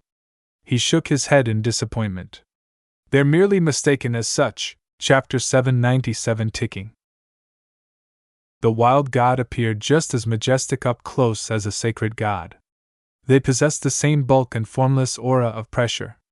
Though Dr. Tillman hadn't quite determined if the giant exobeast consisted of one species with several subraces or multiple species, VS leaned towards the former. The wild gods had too much in common despite their somewhat divergent appearances. The diversity of their subraces resembled the diversity of dog breeds throughout the galaxy. Wow! This god truly does resemble an organic heavy mech, Kedis uttered with an odd expression. This was her first time she ever came close to one of the exobeasts. How can they grow so large on a heavy gravity planet? That's what the exobiologists are about to find out, VS replied while flicking his head over to the exobiologists already starting to take tissue samples of the big brute. Dr. Tillman and her team practically urged their fast transport to sprint towards the carcass as soon as the flagrant sore maidens confirmed it bought the farm. Chief Dakin and score of technicians also started unloading prefab cold chamber parts. In order to preserve the corpse as best as possible, the Vandals planned to envelop the corpse in a giant chamber that lowered the temperature inside. Of course, the cooks already started picking out their choice cuts of meat. A regular knife wouldn't be able to cut through the hard scales and thick hide, so they needed the assistance of the sword maidens to hack out a few small samples for them to experiment on at their mobile kitchen. A lot of Vandals and sword maidens eagerly tracked the progress of the cooks, finding their work a lot more interesting than the science stuff performed by the exobiologists and other experts. A small competition emerged as the mech pilots silently just led for the right to take the first bite. Everyone valued the bragging rights of partaking in the flesh of a god, but the person enjoyed a definite advantage over all the other braggers. VS silently shook his head as he witnessed their arguing behind the scenes. They had enough sense to remain alert inside their mechs in case the wild god had a mate or something, but the slight movements betrayed their vigorous arguing. While the cold chamber slowly took shape, VS and Kedis stood by the side along with the rest of the gawkers. As mech designers, their expertise left them with little to do. The only reason they tagged along was because they might be relevant if the exobiologists identified anything related to neural interfaces. VS had analyzed the previous sensor readings over and over again and couldn't help but conclude that the sacred gods definitely maintained a neural connection with their beast riders. Whether the beasts accomplished this through an artificial implant or a natural organ, the flagrant sword maidens would soon find out as the exobiologists began to cut the carcass apart. Because the beast was so unimaginably huge and tough, the exobiologists started enlisting the aid of a sword maiden mech. The cutting had to be done with care and precision, but also with a substantial amount of force because the wild god possessed an immensely tough body. While the exobiologists were expected to become absorbed in their studies for a couple of days, VS brought Kedis over to the Pale Dancer, which had stood down from combat. "That's your expert pilot's old mech, isn't it? It certainly looks the part," Kedis remarked.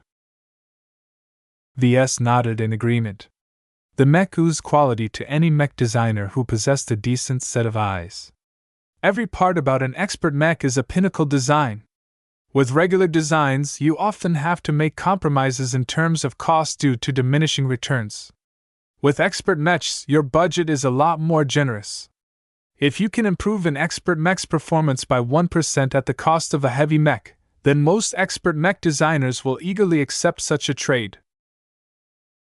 Keddies threw a glance at VS, as if she couldn't believe a mech designer would be so wasteful to give up an entire expert mech just to squeeze out an extra percentage of performance for a single mech.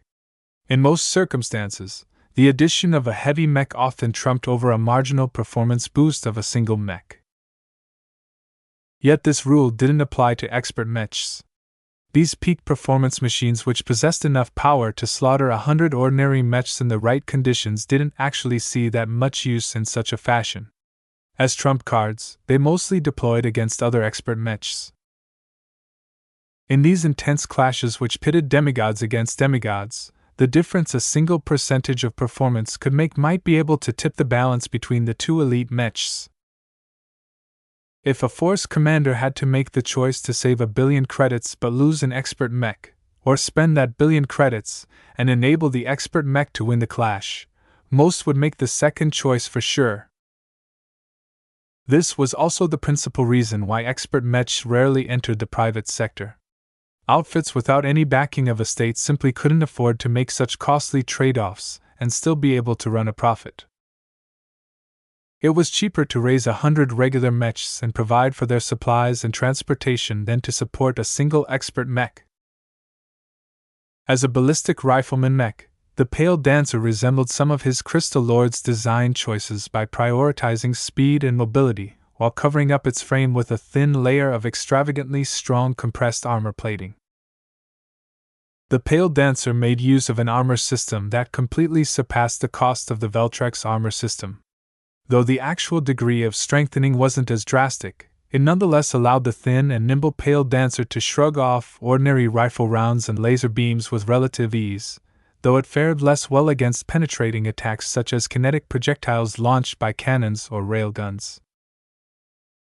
As a custom mech, the mech designer of the Pale Dancer should have invested a lot of their emotions into the machine.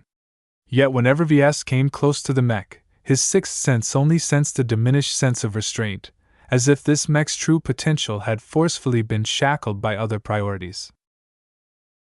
VS regaled his speculation concerning its design to Keddies.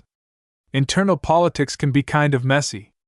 The senior mech designer in the service of the Royal House of Talk had probably received an instruction from another prince to limit the effectiveness of the Pale Dancer.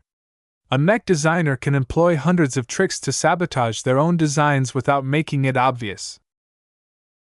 It must have been rather painful for that senior to cripple his own design. That's why you should never work for nobles or another interest group. They only care about themselves, and never take your interests into consideration. What about Myra and the Sword Maidens? She frowned. I can't imagine abandoning them for any reason. They're my sisters. I'm not saying you should discard your bonds. They can be a strength and a reliable form of support for you. There's nothing wrong with respecting the mech designer who raised you, but you shouldn't stand still and do nothing if she ever leads you to the wrong path. Even if you are just a novice right now, you already possess the qualifications to set out on your own. VS tried to ease Keddies into the idea of pursuing her career outside of the Sword Maidens for a while. He always thought she didn't have to remain stuck with the pirate gang for the entirety of her life. When Myra passed over a data chip with forged identity documents and gifted him with the cat Isis, VS started to have a premonition that the future might be a lot more dire than he thought. Though he didn't know what kind of disaster the Starlight Megalodon had in store for them all, it didn't hurt to prepare. The more escape plans he arranged, the better his chances of surviving a crisis. Speaking of plans, Venerable Sia emerged from somewhere and approached VS with a determined gait. Mr. Larkin's son. Venerable Sia. VS bowed along with Keddies. Though expert pilots didn't necessarily merit a ritual greeting, it was customary to do so in order to indicate respect. No matter what he had done to the expert pilot's mind, he still had to observe the forms in front of him. How has the Pale Dancer performed so far? It is better, though I don't know why. The expert pilot frowned. The man spoke with such force and weight that the mech designers had to resist becoming entranced by his voice. Some problems persist, particularly when the anti-grav field is off. While my mech is strong enough to move under the planet's gravity, its balance profile requires some adjustments. I'll put it on the list and work on it now. VS acknowledged the complaint. Are there any other problems that require immediate attention?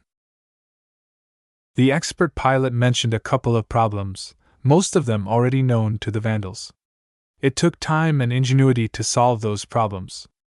Under field conditions, their ability to modify and rework the Pale Dancer received a large truncation. The basic prefab workshops erected at the camp only provided the bare minimum of facilities to service the Mechs. More extensive overhauls could only be done back on the combat carriers or logistics ships. In the meantime, Kitties basically stared at the expert pilot as if she met a hero in the flesh. Everyone possessed a fascination for expert pilots, and very few of them could shake off the hero worship ingrained by society. Even pirates admired expert pilots. Of course, VS Long shook off his mindless awe for expert pilots. Once they finished going over the raft of issues, VS decided to take a risk and ask about something more personal. How are you fitting in with the flagrant Vandals, sir? The expert pilot maintained a composed face, revealing little of his emotions. I am grateful for the Vandals to rescue the remnants of our colonization fleet. A chapter of my life has ended. While the Vandals are far from what I am used to, they are a fine and courageous folk. Even if they do their duty with plenty of complaints, they don't back off. I admire that courage.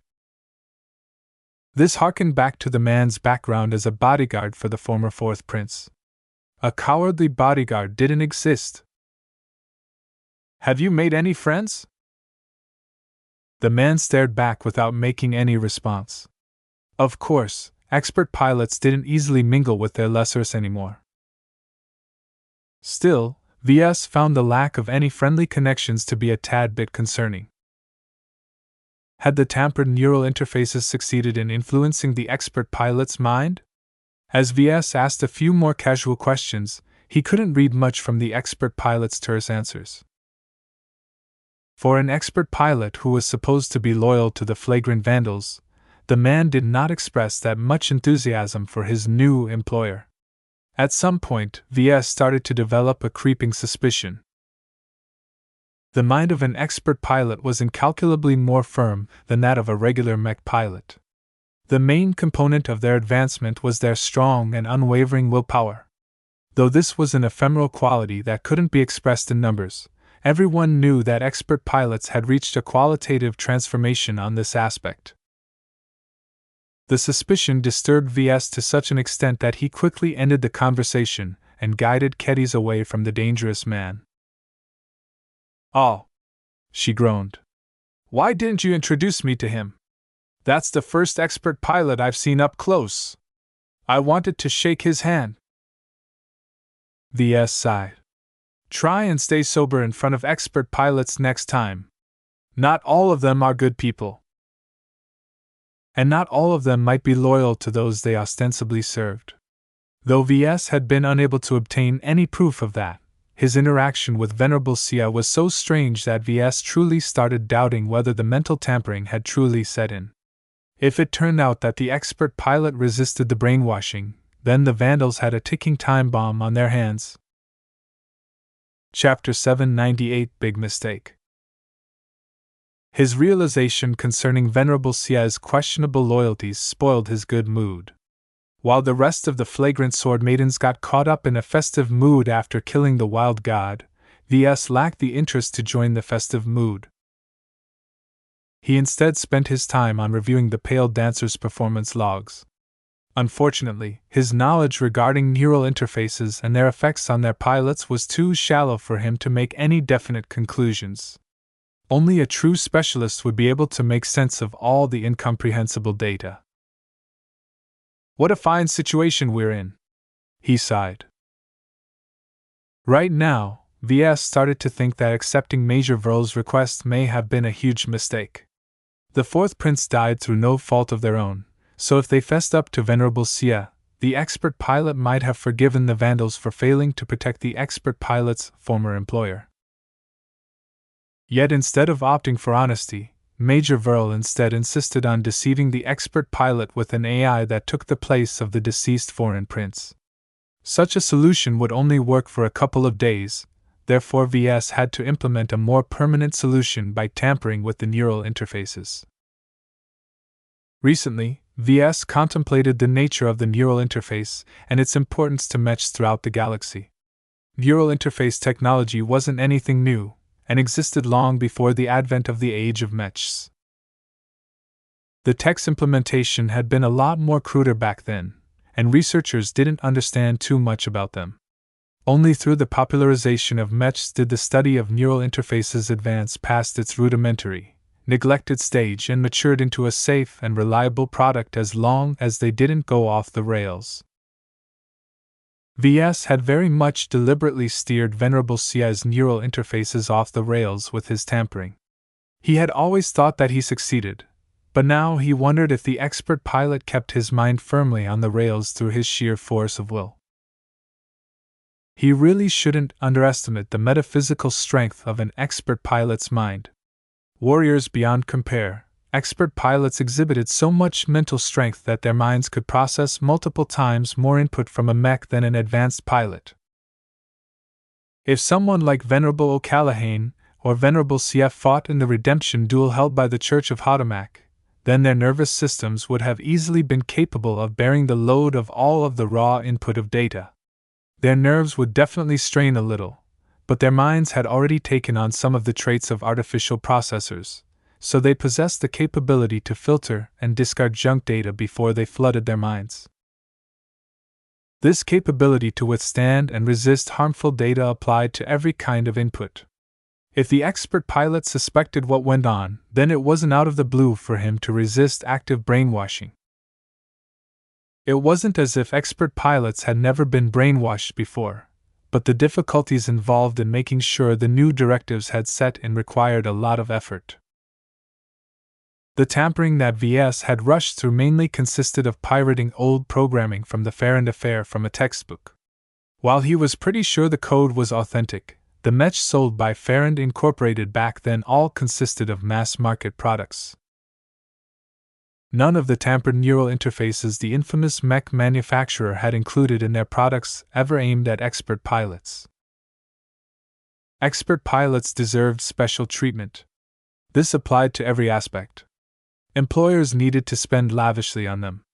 Enemies needed to sacrifice hundreds of mechs or send out their own trump card to stop them in battle. Mech designers had to tailor their expert mechs to their heightened capabilities. It was that last point where VS made a critical oversight. He applied a standard, mass-market solution to a problem that actually demanded the VIP treatment. This was like serving the contents of a nutrient pack to a diner in a high-class restaurant. Damn it! I made a big mistake! Though he lacked definite proof, his dread only increased as his certainty became stronger. Perhaps Venerable Sia had maintained his clarity throughout this entire time, but acted dumb because he had no other choice. That's right. He calmed himself a bit. No matter what grudge he has with us, for the time being we're both on the same boat. If Venerable Sia possessed any survival instincts at all, then he wouldn't deliberately sabotage the mission. If he raised a stink right now, he'd only be able to devastate the flagrant Sword Maidens. What then? Remain stranded on the surface? Who would service his pale dancer and supply it with new energy cells? Even expert pilots didn't enjoy spending the rest of their lives under the influence of heavy gravity. Perhaps he might be able to seek asylum with the natives, but what did they know about mechs? The thought of devolving into a savage whose mech quickly broke down from lack of maintenance probably didn't appeal to the expert pilot who spent most of his life in civilized space. Only by completing the mission would the flagrant vandals pick him up from the surface and bring him out of the Aeon Corona system. Once the fleet returned to the near frontier or crossed back into civilized space, would the expert pilot be able to exact his revenge and make it out alive? Still, that's something I would do if faced with the same choice. That doesn't mean someone else will follow the same steps. VS had experienced many stupid and crazy decision-making in his career so far. The incident which struck him the most was the time he visited Mancroft Station and encountered lots of trouble because many pirate crew members squandered all of their life savings by betting on the wrong champion in a hyped-up arena duel. Humans were emotional creatures who made decisions based on other factors besides their rational self-interests. VS wasn't exempt from this human condition either. He developed a second scenario in his mind. If Venerable Sia wanted to screw the flagrant vandals at the most inopportune time, then the moment to do so would be when they reached the Starlight Megalodon. Not only would the betrayal make the vandals vulnerable to their competitors, the expert would also be able to claim some of the spoils from the derelict battleship for himself.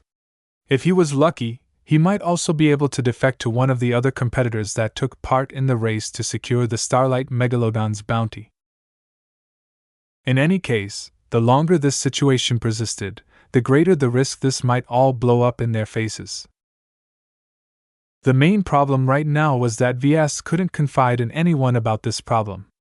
Major Verl should be the only person who knew what VS had attempted to do, but the highest-ranking vandal in the system was currently stuck with the fleet far above their heads. VS did not dare to relay a message to Major Verl. He couldn't confide in Captain Bird either. Even if VS believed she might be a part of the same Firestarter's crew as Major Verl, some secrets shouldn't be spread around. This was a problem that VS had to address on his own. He started to contemplate certain alternatives. Should he implement a kill switch on the mech? The more thought of it pained his design philosophy. Doing so directly contradicted his core principles regarding mech design. He already abused his design philosophy a short time before. I'll think of something. There is still some time. As VS turned his attention back to the Pale Dancer's design, an entire day passed while the exobiologists went to town on the wild god carcass. Nothing much happened during the intervening time, though the cooks impatiently waited for the exobiologists to declare the meat to be safe for consumption. The clamoring for wild god barbecue grew ever wilder. If the exobiologists didn't make the pronouncement soon, the mech pilots would probably revolt and forcefully break into the cold chamber to appropriate the mountains of meat for themselves. At some time, a vandal security officer approached him and interrupted his work. Mr. Larkin's son, Dr. Tillman, has requested your presence in order to assist her with one of her findings. Please follow me to the cold chamber. Lead the way, VS replied with an uncertain frown. The exobiologist wouldn't involve a mech designer without a reason. Curious to why the exobiologist wanted him to be present, he eagerly followed after the security officer. Keddy silently followed along. It wasn't as if their research on the wild god wouldn't be shared with the Sword Maidens anyway. The pirates exhibited just as much curiosity about the nature of the wild gods as everyone else. Once the three passed through a rudimentary identity check, they entered the cold chamber and got hit by a blast of cold air. Their combat armor immediately unfolded their integrated helmets in order to protect their wearers from the chill. It's not that cold here, Keddy's muttered and reversed the setting of her suit, causing her helmet to retract again. It's only a couple of degrees below Celsius here. VS followed suit. He could take much more than a minor chill. It just needs to be cold enough here to stall the decomposition of the carcass. Freezing this place any further will waste a lot of energy. The carcass looked a lot more different than before. The Sword Maiden mech employed as an impromptu butcher had methodically cut through the carcass and retrieved many organs and other tissue samples to be loaded into frozen containers. As the security officer led VS and Keddy's up to a ramp which maintained a commanding view over the increasingly diminishing carcass, Dr. Tillman immediately dragged them to a nearby console. So, Doc, have you figured out whether someone tampered with these exobeasts? They're not natural, Dr. Tillman declared with a serious expression. We've gathered fairly conclusive evidence that other exobiologists have engineered the wild god's genome. We've determined that it used to be a native species on this planet, but received so many genetic enhancements that it's clear to us that it's an engineered species. You mean someone designed these exobeast species to fulfill a specific role? Exactly so. They are not a product of nature. Not only do these species lack any limiters on their body growth, they also contain many modifications that allow them to survive an Earth-like atmosphere while enhancing their metabolism so that they can digest Earth-derived foods. And these are only the basic tweaks. The doctor opened up a research report that listed all of the changes she found so far. Practically every organ had been tampered with.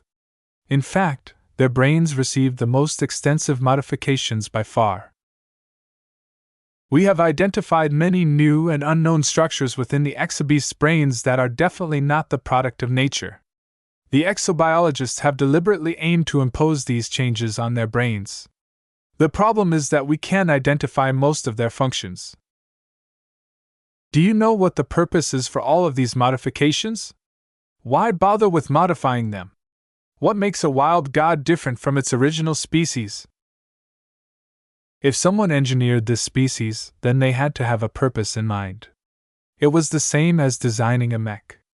Nobody designed them out of a whim. We don't know for certain why they are engineered in this way, but there is one section of the brains that stands out to us. Please look at this protruding brain matter that is extending upwards. The projector displayed a three-dimensional model of the exobeast's brains. Different from the brains of most other humans and beasts, a very distinct fork-like shape stood out. It was as if someone stuck a fork into someone's brains. Of course, the shape only resembled a fork. In fact, its structure was a lot more complex than that once the projection zoomed in. VS studied the model and flicked through the raw footage of this organ's appearance. After 3 minutes of study, he came to a definite conclusion about this organ's purpose. It's different to see it in an organic form, but there's no doubt about it. This organ is a neural interface. An organic neural interface. Someone had actually managed to incorporate such a complex system into the genes of an exobeast. This meant that any mech pilot could potentially pilot a wild god. This only strengthened his impression that some exobiologists had designed these species to replace the role of mechs on this planet. Chapter 799 Grown Mechs. Someone engineered an exobeast species that could replace the role of mechs. There had to be a reason for this effort. Both VS and Dr. Tillman determined that the wild god's genome had been a product of a cross-disciplinary team that consisted of both mech designers and exobiologists. Those professions ordinarily never came into contact with each other. Their fields of expertise almost never intersected with each other. In the rare cases that they did, their combined efforts usually produced atrocities such as organic mechs. In a way, the god species of Aeon Corona 8 should be an offshoot to the early research to design an organic mech. Instead of starting from scratch and attempt to create a perverse form of life from nothing, the exobiologists and mech designers who presumably survived the Starlight Megalodon's crash had taken an existing species and messed with their genes so much that they didn't resemble their predecessors at all. What Dr. Tillman couldn't wrap her head around was why the exobiologists and mech designers would be so bored to make such an effort. It takes a lot of research, experimentation, and iteration to implement so many modifications. The larger the species, the more resources and time you need to make sure the modifications haven't resulted in any adverse effects. VS couldn't supply her with any answers. Other than guesses, they had nothing to go on. All they knew was that it took decades to perfect the modifications. The god species that emerged from the fruit of their labor eventually went on to spread across the planet as the absolute apex predators of the changing ecosystem. The engineered exobeasts dominated to such an extent that they even prevented the human descendants from taking over the entire planet. The god species as well as the blessed and cursed people all came about through the intervention of the exobiologists stationed on the starlight megalodon. Over thousands of years of degeneration and decay, only their work withstood the test of time. Where were the Mechs? Why hadn't the blessed people maintained the technological standards of their forefathers? Why did the blessed people get to rule over the city while the cursed people had to fend for themselves in the wild? All of these consequences sounded like a mad scientist's dream. It was as if the exobiologists who survived the crash worked for the Five Scrolls Compact instead of the CFA. VS could never imagine the sober scientists and researchers in the employ of one of the big two to be so unrestrained. The worst part was that the captain or the admiral aboard the battleship must have approved such a drastic intervention. The exobiologists and mech designers could have never completed such a massive project without the full support of the rest of the survivors. As VS tentatively identified all of the aspects about the exobeast's biology related to mech design, it became clear that the wild god had been explicitly designed to facilitate control. One strange gap in the center of the brains puzzled him, however. I don't know much about the brains, but shouldn't there something be inside this cavity? About that, Dr. Tillman said as she adopted a careful expression. We've encountered the means to which a wild god supplied the energy to call down those tremors. The doctor switched the projection to an image captured as a handful of men in hazard suits retrieved a murky crystal the size of a human child from the giant brains. Is that one of those fancy god crystals? Kedys uttered from behind.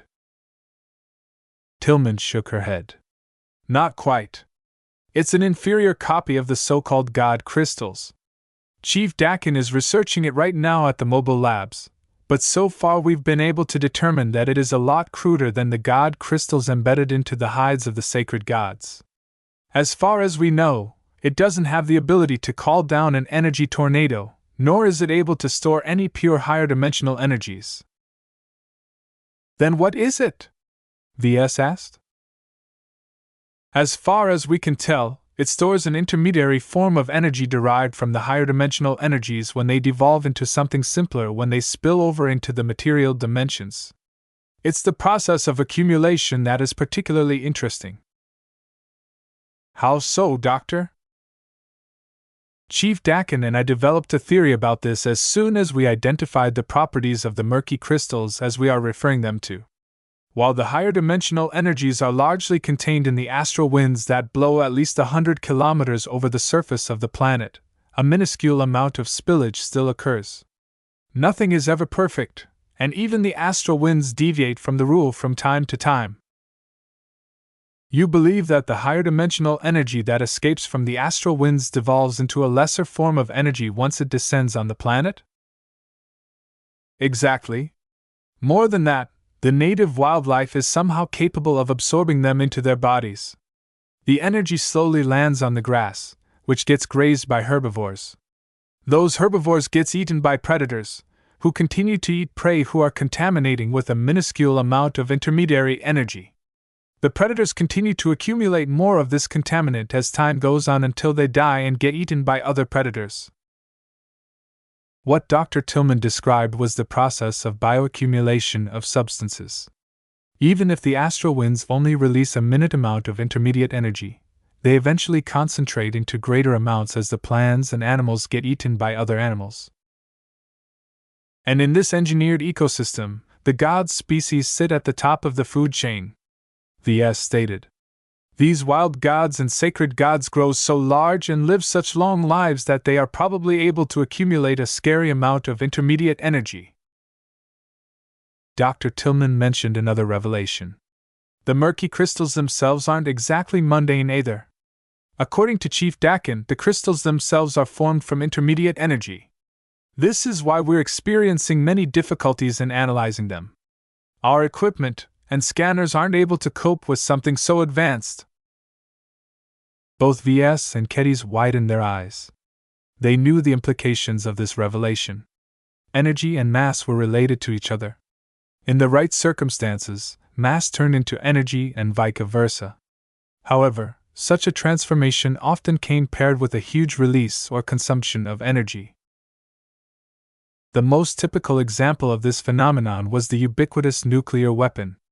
Both nuclear fission and nuclear fusion involved tiny reactions that released a tiny amount of energy. Their destructiveness came from the fact that such a reaction happened so many times at the same time that the tiny bit of energy being released built up to an enormous explosion.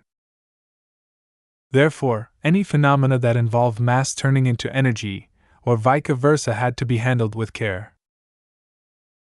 Right now, VS honed in on the fact that if the process of forming the murky crystals could be reversed, the flagrant Sword Maidens might be able to solve their energy shortages in that case. Do you know if the murky crystals can be used as a source of energy? The exobiologist shrugged. You'll have to ask Chief Dakin for that. As far as I'm aware of, the murky crystals aren't very good at their jobs. They're filled with impurities that hamper their function. VS planned to do so later. Right now, he wanted to discuss the implications of discovering some mech-like traits in the carcass of the wild god. The influence of mech designers was actually fairly slight except for the inclusion of a biological neural interface. Incorporating this growth was so blatant that the exobeast's skull developed a deformity in order to accommodate this growth. It was Dr. Tillman's turn to ask a question this time. This isn't my field of expertise, but do you think that a mech pilot will be able to interface with a wild god without complications? I'm barely knowledgeable about neural interfaces and neurology myself, so I can't answer that question. I do think that it would be reckless for a mech pilot to attempt an interface with a feral beast, especially if we annoyed it by taking it into captivity or something. Why do you believe this is the case? Haven't the natives managed to do so successfully? Yes, but the blessed people have established a bond with those creatures. A wild god, on the other hand, is a wild beast that is certainly antagonistic to strange organisms like us. Have you ever heard about what has happened when neural interface technology initially came into being? The doctor grimaced. Far too many accidents occurred. Many participants incurred permanent brain damage. It's not until fairly recently that our researchers refined the technology to the point where it's somewhat safe to interface with an animal mind. Before that, most attempts at connecting the mind of a human to the mind of an animal ended in failure. The few success stories happened when the animal in question is a loyal family dog or the like. Both of their minds needed to be in sync to some degree for the procedure to be safe. I've heard of this. Kitties chirped from the background. They say that some crazy dog enthusiast tried to overwrite the consciousness of his pet dog with his own mind. They never told us whether the procedure succeeded, but the authorities quickly came and shut the entire place down. Yes. That happened a long time ago. VS pressed his lips. The final result was probably so gruesome that the authorities don't dare to publish the results. In any case, these incidents show that interfacing with the mind of an animal is a hugely risky affair. I'd say that the organic interface that has grown inside the heads of these exobeasts makes the process possible without employing any complicated machines. However, they probably don't do anything to reduce the inherent risks of such a procedure. He would absolutely not agree to any experiment to let a mech pilot ride on the back of a random exobeast and attempt to interface his mind with it. The outcome wouldn't be any different from the countless failures and horror stories that littered the past. Even if the natives managed to succeed in their attempts, the flagrant Sword Maidens should at least learn how they managed to do so safely before making their own attempts. After a couple of hours' worth of discussion, VS and Kedis finally departed from the cold chamber. His expertise wouldn't be needed to analyze the rest of the wild god's carcass. The mood outside had become a lot more cheerful during this time. The smell of charred meat started to proliferate in the air. The barbecue had begun. The exobiologists finally pronounced some portions of meat to be safe for consumption. Though the scientists declared that they weren't completely sure if eating the meat would harm their bodies or lead to any unintentional reactions, none of the Vandals and Sword Maidens cared. All they wanted now was meat. "Come on, you've been cooking the same strip of meat for more than an hour now. Is it done yet?" a Vandal yelled. "Hold your horses, already," an angry cook replied. "We're heating them as fast as we can, but this meat is resistant to heat. It takes a while to cook the insides thoroughly." An impatient Sword Maiden couldn't help but retort. "Who cares about that?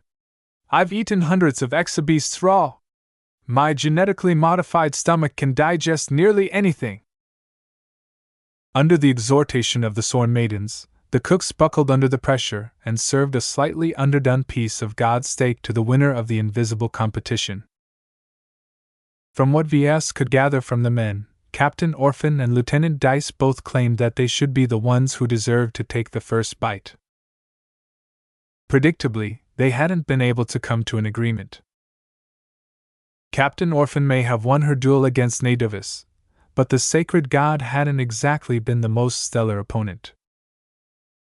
Lieutenant Dice at least had the honor of surviving a duel against the Tyrant of the Wastes, an exabeast so powerful that its dreadful lightning abilities matched those of an ace mech. The two decided to resolve their argument in the simplest method possible, by stepping into the sparring ring and slugging it out against each other. Predictably, the Sword Maiden officer won. Once she took the very first bite, the Sword Maidens cheered while the Vandals sulked. Captain Orphan had to make do with the honor of taking the second bite. That day, almost everyone filled their bellies to their heart's content. Chapter 800 Bleeding Energy. The hunting party eventually packed up their stuff and made their way back to the camp. Each meal they ate during the travels incorporated wild god meat to a degree. The carnivorous Vandals and Sword Maidens insisted on eating it with every meal while it lasted.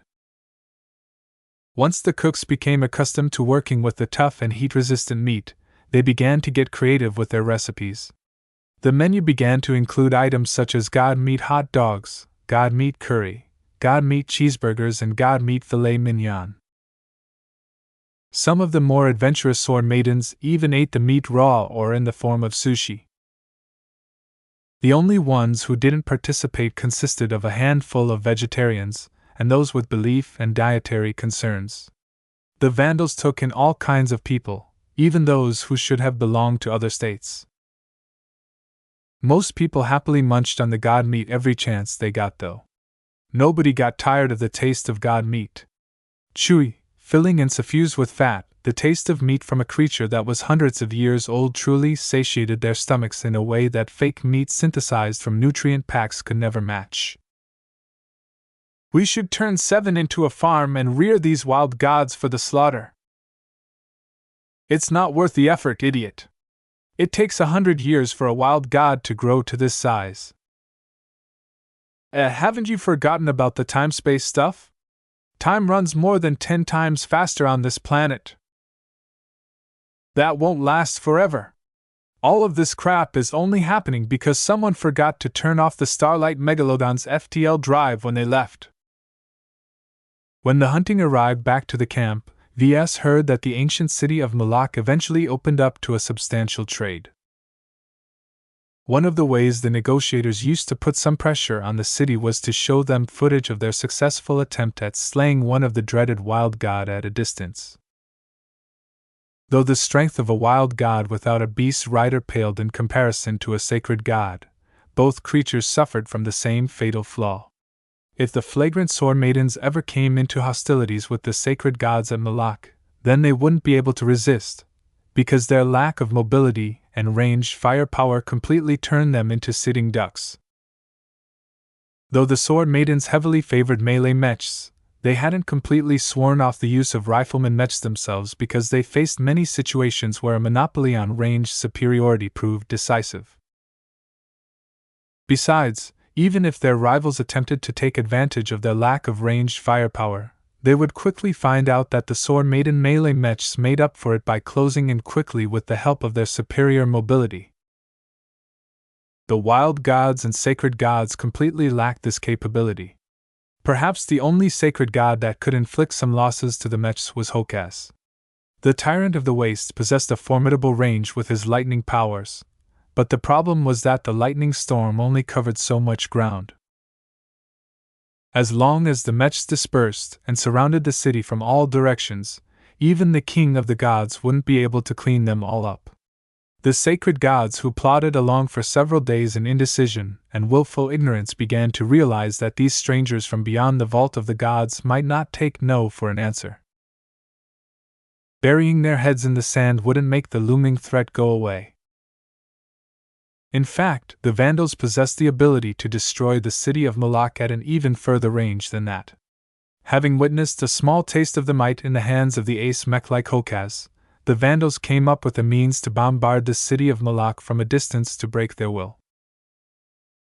Though orbital bombardment from the fleet wasn't too feasible due to the tendency of the astral winds diverting all of the artificial meteorites off course, the Vandals could still construct a makeshift artillery cannon and have it fire shells so powerful that they flew far despite the influence of 6 times standard gravity. Still, the Vandals would rather not resort to this means. They wanted to conclude a quick and painless trade so that they could quickly get moving. There was no point in trying to subjugate Moloch, and as descendants of spacers in the service of the CFA, they enjoyed a lot of rights, even if they seemed to have forgotten their roots. Therefore, from what VS had heard, Commander Lydia took charge of the negotiations herself and lightly coerced the ancient city into agreeing to a substantial trade. It could have backfired on her. For all the threats she induced, the flagrant Sword Maidens actually had no intention of following through with them. It was all smoke and mirrors in an attempt to bewilder the natives into choosing the least bad options of placating the outsiders. All of this happened over a span of a few days. VS didn't particularly care about the methods, though he admired Commander Lydia's savvy. She exerted just enough pressure to force the city to acquiesce, but not enough to set off their pride and provoke repulsion. "So what's the trade deal?" VS asked Kedis. "According to Myra, we agreed to repair some of their ancient broken-down machinery. We're also supplying them with basic power reactors, anti-grav modules, food synthesizers, water purifiers, luxury food stock as well as a library's worth of basic handbooks and manuals related to agriculture and mechanics. Sounds like a good mix of short-term and long-term benefits. Moloch will definitely be able to soar with these goods." None of the items Kedis mentioned sounded particularly valuable to VS. Their 3D printers could easily fabricate them from extremely basic materials such as iron, copper, titanium, and the like. Their designs were so obsolete that even VS could cobble them together by hand if need be. Naturally, the yokels wouldn't be able to tell the difference. To them, all of these gifts had been machined so precisely that only a god of craftsmanship could build such divine products. Kedis snorted contemptuously at the amazed natives. "In exchange for goods that's worth as much as a cheap third-hand mech, they've agreed to trade us with knowledge in the form of lore and history about the ancient cities, the wildlings, the wild gods, the godlings, and some other stuff like that. However, their biggest concession by far is that they finally agreed to hand over a pure god crystal." "They really gave up on one?" VS looked amazed. While the natives and the sacred gods didn't really care about sharing their folklore, they had always been extremely stubborn about the idea of trading away a god crystal. These valuable crystallizations of higher dimensional energies directly represented strength to the sacred gods. According to the lore the flagrant Sword Maidens had already obtained, as long as they implanted them to one of their godling offspring, that creature would have a straight path to becoming a sacred god. While it was possible for a wild god to be turned into a sacred god, the cost in god crystals made that expenditure too costly to contemplate. A full-sized god crystal could be broken up into smaller pieces and be embedded into the hide of a newborn godling offspring. As the exabees slowly grew, accumulated a bunch of intermediate energy through their diet, and through some unknown means contributed to the growth of the crystals implanted in their bodies. This was in fact one of the main ways to create new God crystals. For some reason, calling down an energy tornado only filled the God crystals with higher dimensional energy. However, this energy was extremely potent and unstable at their purest forms, so the sacred gods needed to make use of it quickly before their God crystals cracked. Maybe this is one of the main purposes of why the exobiologists engineered these god species. VS speculated. Maybe they tried and failed to interact with the astral winds through purely technological means. I don't know how they came across the so-called God crystals and how they thought that implanting them onto exobeasts was a good idea, but evidently it worked. The successful trade with the natives had parted some of the mysteries of Aeon Corona VI's past. Now that they obtained another piece of the puzzle, the flagrant sword maidens finally obtained some bit of hope of solving their energy budget deficit. Myra told me that we're about to move out soon. Since we successfully completed the trade, we won't be able to squeeze anything more out of the city without spoiling our relations with them. It's much better to try our luck with other cities. The natives of Malak only traded away a single God crystal. While its potential was potentially infinite, they would rather have more. There's a handful of ancient cities along our route that may also be open to trade. Even if they aren't willing to hand out a God crystal, perhaps we can obtain some other goods from them instead. VS mused. In any case, the order had been given. Everyone needed to be ready to move out. In the following couple of days, the support personnel rushed into action, eager to get a move on now that Captain Bird.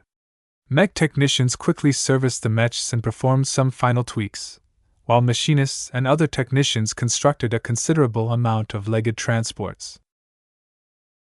Finally, the day had come.